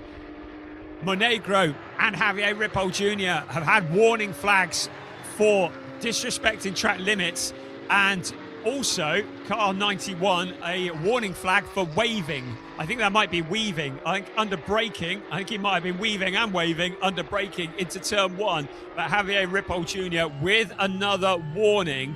And it says penalty, disrespecting track limits, but I think that is a warning flag awarded to our race leader, Joel Monegro, for track limits. But clearly, the race stewards are keeping an eye on his track limits. The same also for car treble 2, Jan Klingenberg. So lots of action going on the track and plenty going on in the stewards' room as well. After all that, Joel Monegro leads, Alexander Dobic in second, Javier Ripoll Jr. in third, Hunter in fourth, Marabi Mekvabishvili in fifth, Levent Turkman in sixth. So Dean Burden, after such a great start to the race, has maybe lost a bit of that pace, maybe lost a bit of the grip in seventh place ahead of Hans Frisch. Here comes Monegro out across the line, the gap up to 1.372. Levent Turkman, purple in sector 2, so the quickest of anybody in sector 2 on the last lap. We now enter the final third of the race. So there is Javier Ripoll Jr. He's had time to regather it. He's still got a podium, but will be frustrated having led so much of the race. He also has Hunter breathing down his neck. How hard will Hunter try and find a route past? Marabi Mekvabishvili has been looking very quick. Has had 2 fifth places, a third, and currently in fifth again in this race. Had a couple of non-finishes. We had a non-finish and a DQ at the opening round of Portimao. But since then, has been looking pretty solid. There is Hunter, the mysterious Hunter in the grey and red car, hunting down Javier Ripoll Jr., hunting a trophy. Can he get on the podium? Can Marabi Mekvabishvili do anything about it as well? Levent Turkman isn't done yet either. Dean Burden in the background, so he's clearly not giving up on this. Time is starting to run out. 8 3/4 minutes remaining of this race. Still plenty more to come. Porsche Sprint Challenge, Southern Europe, Club Division, round 6. First, second, third, fourth, fifth, sixth, seventh. All running pretty close together on the track. All separated by a little over 5.5 seconds. Into turn 2. Everybody having to focus. Everyone getting a bit tired. We've lost Ernst Inderbitzen, who's peeled off into the pits. Clearly an issue there with the number 9 car. You can see the sun shining in the faces of the drivers when they go around some of the corners. Just an added hazard. Right, Javier Ripoll Jr. has closed back in on Alexander Dobic. You can see the drivers squinting as they head in to the corner. Ripoll Jr. will be wanting to make amends, but he needs to finish this race to keep himself in the championship hunt. He doesn't want a non-finish here. Alexander Dobic will be aware that the 91 S1 car is there. He's more than aware because he'll see it to the side of him. The two cars running neck and neck. Ripoll Jr. has the line into the corner, turn 12, and through back into that second place. We heard how Javier Ripoll Jr. said on the grid how the car evolves. Sometimes it's really quick, and then during the race it goes off, then it comes back again. Clearly the car finding some pace in the final 7 minutes. Can he do anything about Joel Monegro? There's Monegro up ahead of him. 2.747 is a massive gap to close down with less than 7 minutes remaining, but he's sure going to give it a shot. Mind you, Alexander Dobic is not done yet either, is he? Still coming back at Javier Ripoll Jr. Nobody gives up in this game. Really good. Hunter there. There's Marabi Mekvabishvili, Levent Turkman, and there, Dean Burden. Having started stone last, within reach of a podium finish, but for the cars just ahead of him. There is Dean Burden. Has been so impressive in qualied so well. The car was underweight. He got disqualified, so has had to fight from the back of the pack in both of his races. And still mixing it. Levent Turkman ducking down, trying to find a bit of shadow to shield his eyes. They head in towards turns 9 and 10 and round to turn 11.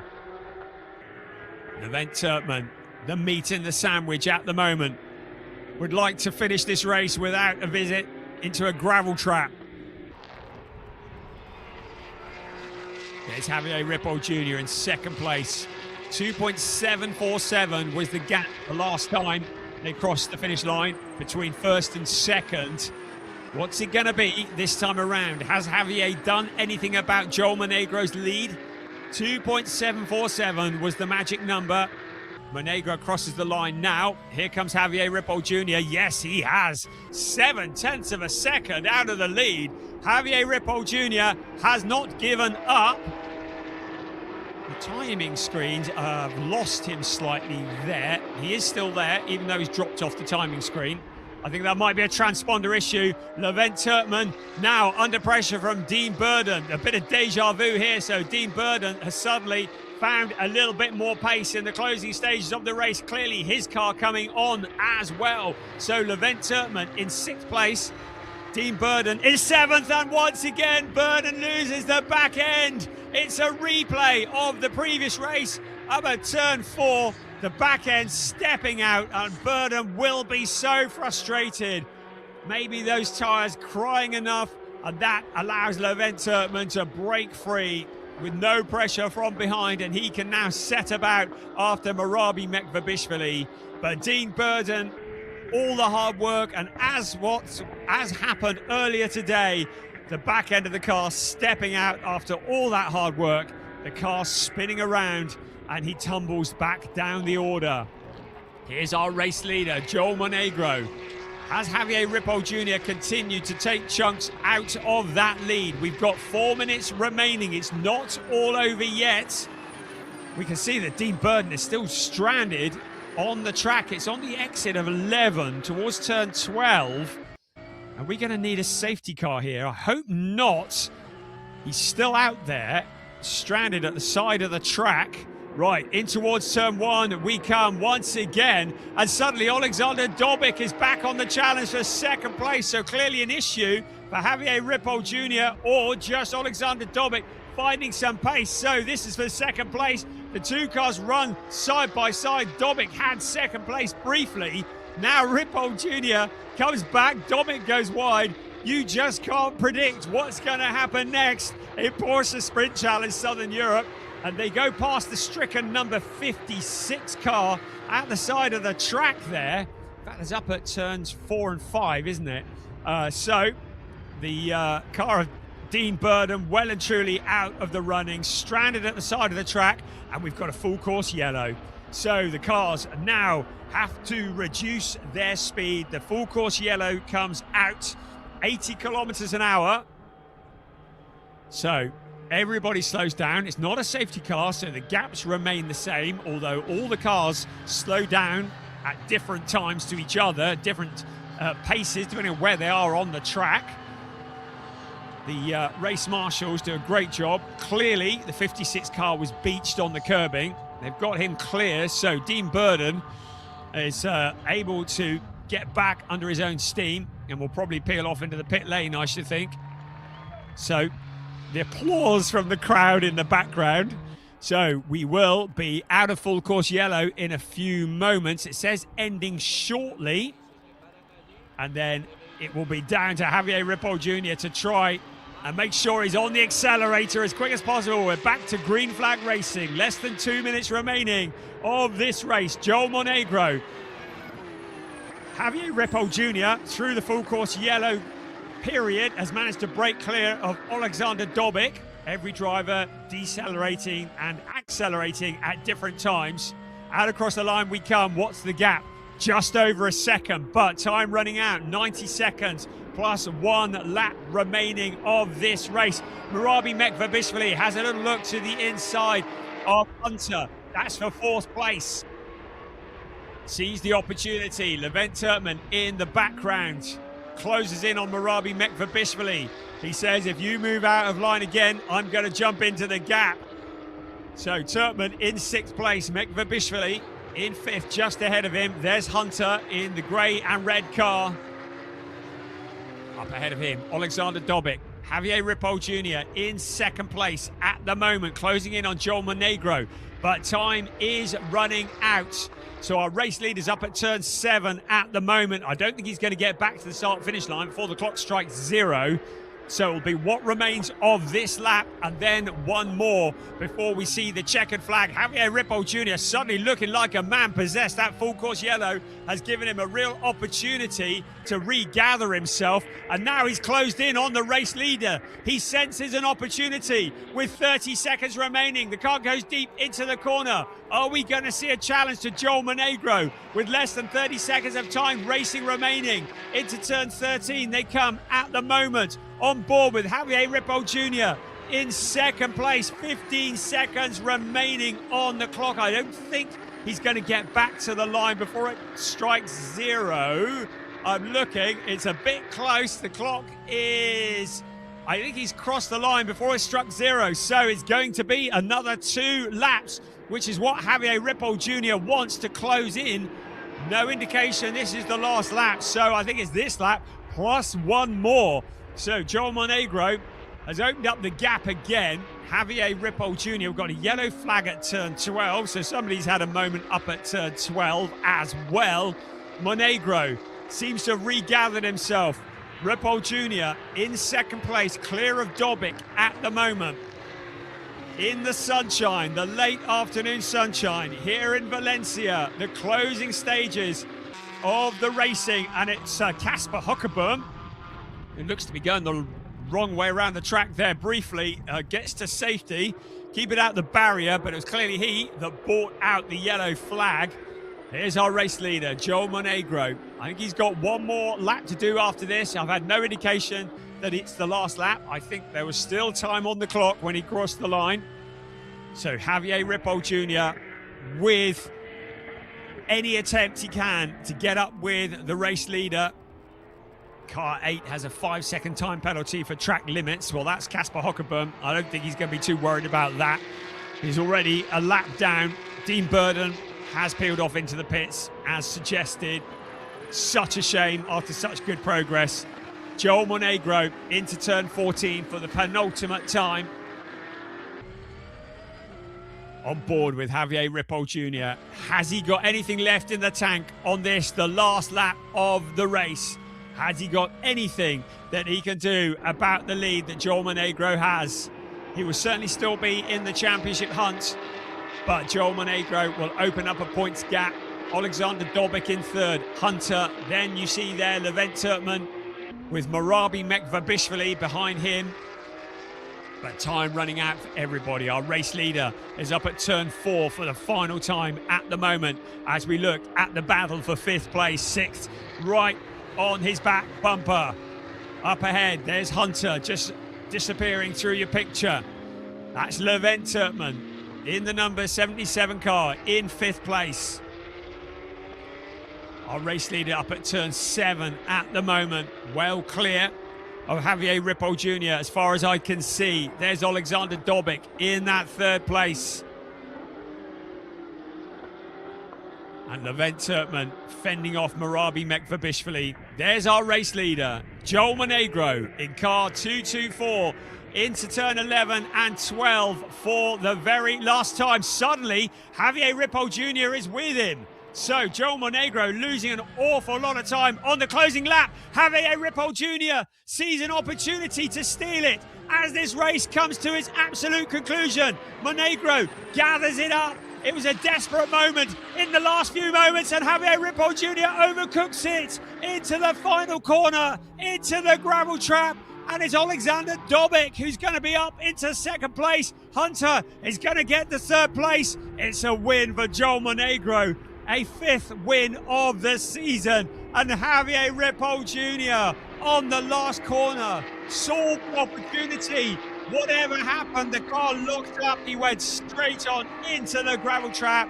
He's not going to score any meaningful points. The car in the background with the smoke rising from it. It promotes Alexander Dobic to second, Hunter to third, Levent Turkman to fourth, Marabi Mekvabishvili in fifth ahead of Hans Frisch, Peter Sander, Eric Santos in eighth, Jan Klingenberg will be ninth. Javier Ripoll Jr. may well get the points for 10th place, but it's not what he had in mind just a couple of moments ago as he climbs from the car, slams the door closed, and walks off back to the garage. What a dramatic closing lap in Porsche Sprint Challenge Southern Europe Club Division. But it's Joel Monegro who returns to his winning ways to the top step of the podium. Alexander Dobic in the 33 car scores another second position. He got second early on. He gets second again. And Hunter is onto the podium in the lap time performance car, the 912 car. I don't think Hunter was anticipating that a lap ago, but he has inherited third place ahead of Levent Turkman and Marabi Mekvabishvili. The drama never stops coming in Porsche Sprint Challenge Southern Europe.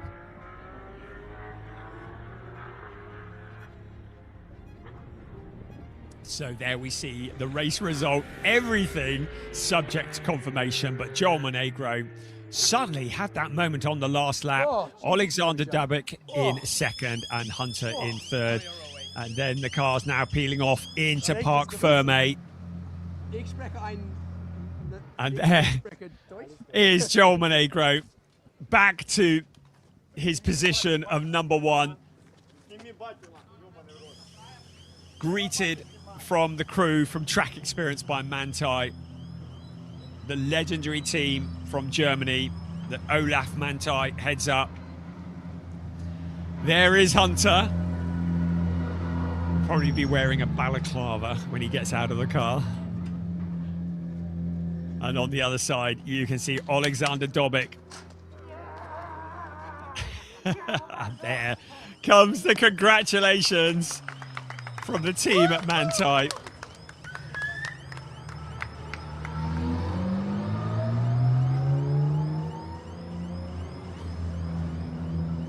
So it was a traumatic race earlier on today, but business has been resumed for Joel Monegro, and he takes his spot on the top step of the podium. But he had to fight for it. That last lap challenge from Javier Ripoll Jr., whether there was a problem, whatever it was, Ripoll almost made that challenge for the lead. It didn't stick. He took too much to that final corner and ended in the gravel. It was to Joel Monegro. Takes a well-earned drink of second place, Alexander Dobic. Expecting that a couple of minutes ago, so he'll be to that. And Hunter will step onto the podium as well to get that third place trophy. So Joel, fairly cool about it. Business as usual. And there he is with Piers Pryor. And hopefully Piers is ready to have a word with our race winner.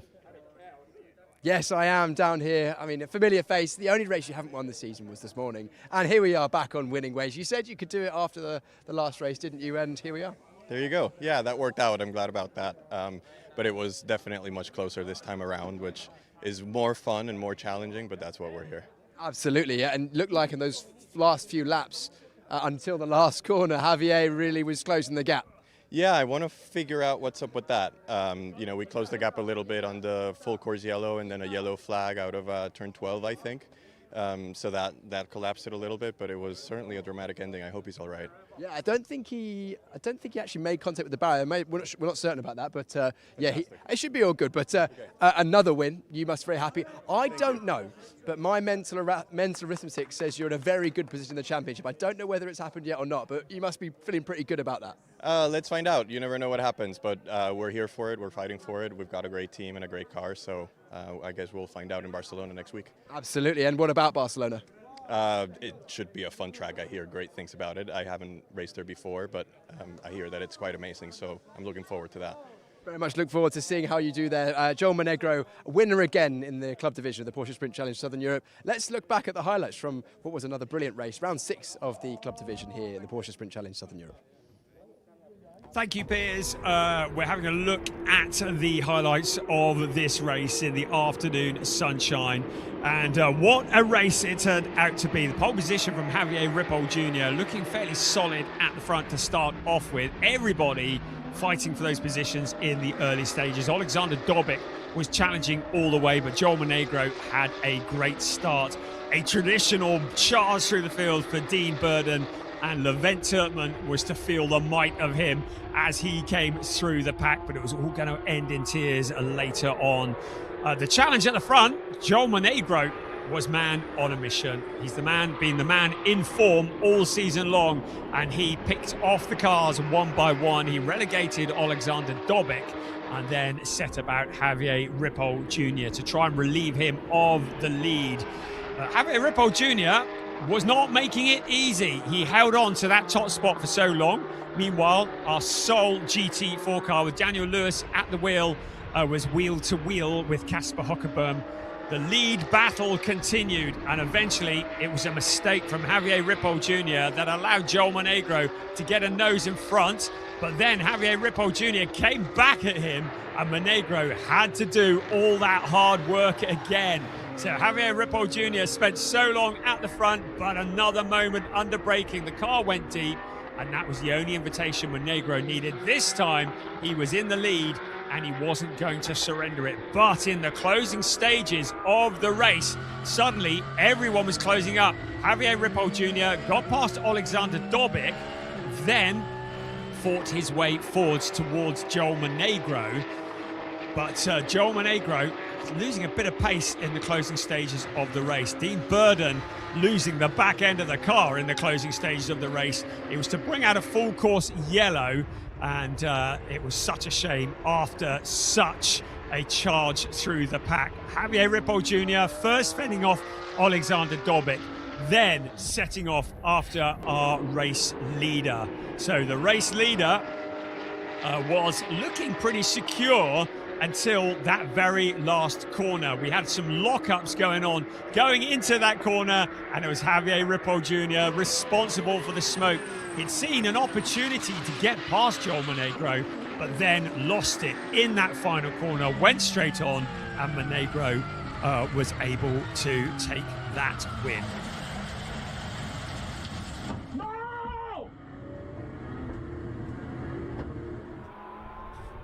So can't actually hear any sound myself from the onboard, but I'm told there was some audio to be heard from Javier Ripoll Jr. as he went into the fence. The frustration, though, you could see it as he punched the steering wheel and as his race came to an end. Joel Monegro took the win, and I think we may well be able to say that he's taken the championship. I'm slightly tentative about that because firstly, we need to make sure the maths is right, and secondly, just want to be sure what the position is in terms of points for Javier Ripoll Jr. But potentially, Joel Monegro may have clinched the championship, but we need to just wait for absolute confirmation on that. But I believe Joel Monegro may have done enough to clinch the championship with 2 rounds remaining. Right, we're going to head down to the podium for the very last time with Piers Pryor.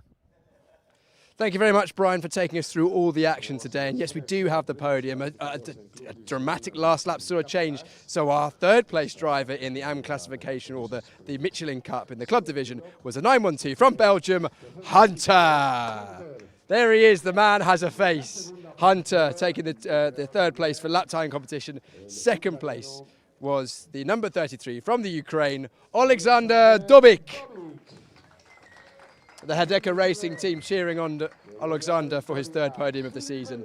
And our eventual winner, the man that's taken so many wins this season, couldn't do it this morning, but redeemed himself in the last race of this weekend, the number 224 from the Dominican Republic, Joel Monegro.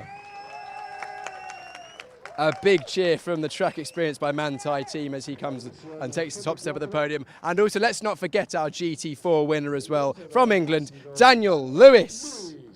Congratulations, Daniel, once again for Race Car Consultants. That is your top 3 in the Michelin Cup and your winner in GT4. And we'll now have the national anthem of the Dominican Republic.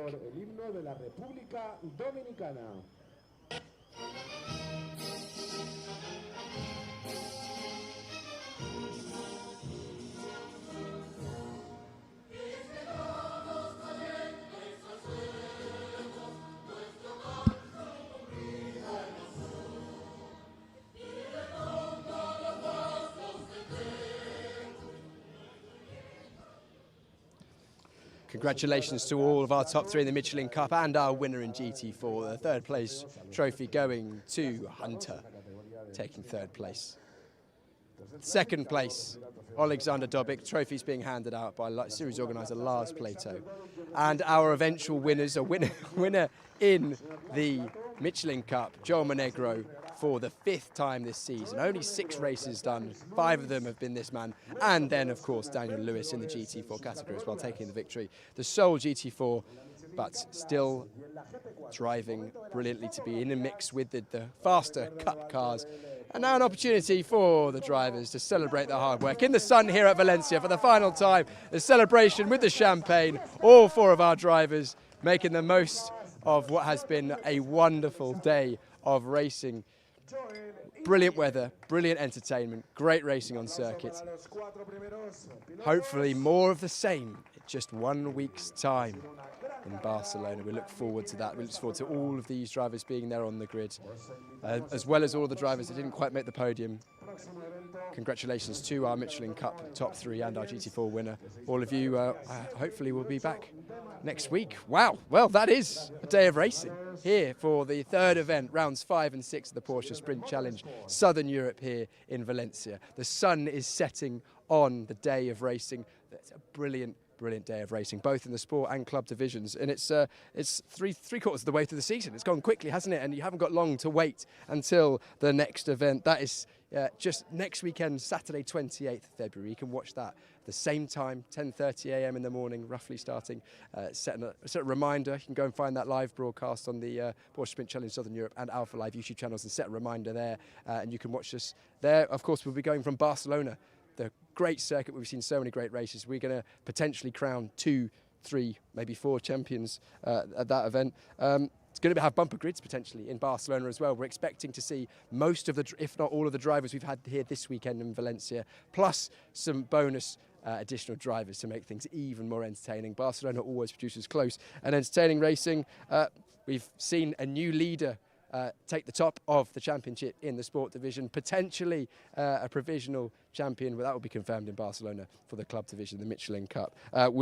We say thank you to the wonderful Valencia circuit, the circuit Ricardo Tormo, which has produced, once again, very close and entertaining racing. All the track staff and all the marshals and everyone that puts on this event every year do a great job, and they allow us to bring the racing that you've seen today. Thank you so much, and we'll see you in just 1 week's time at Barcelona for the conclusion of the Porsche Sprint Challenge Southern Europe 2026.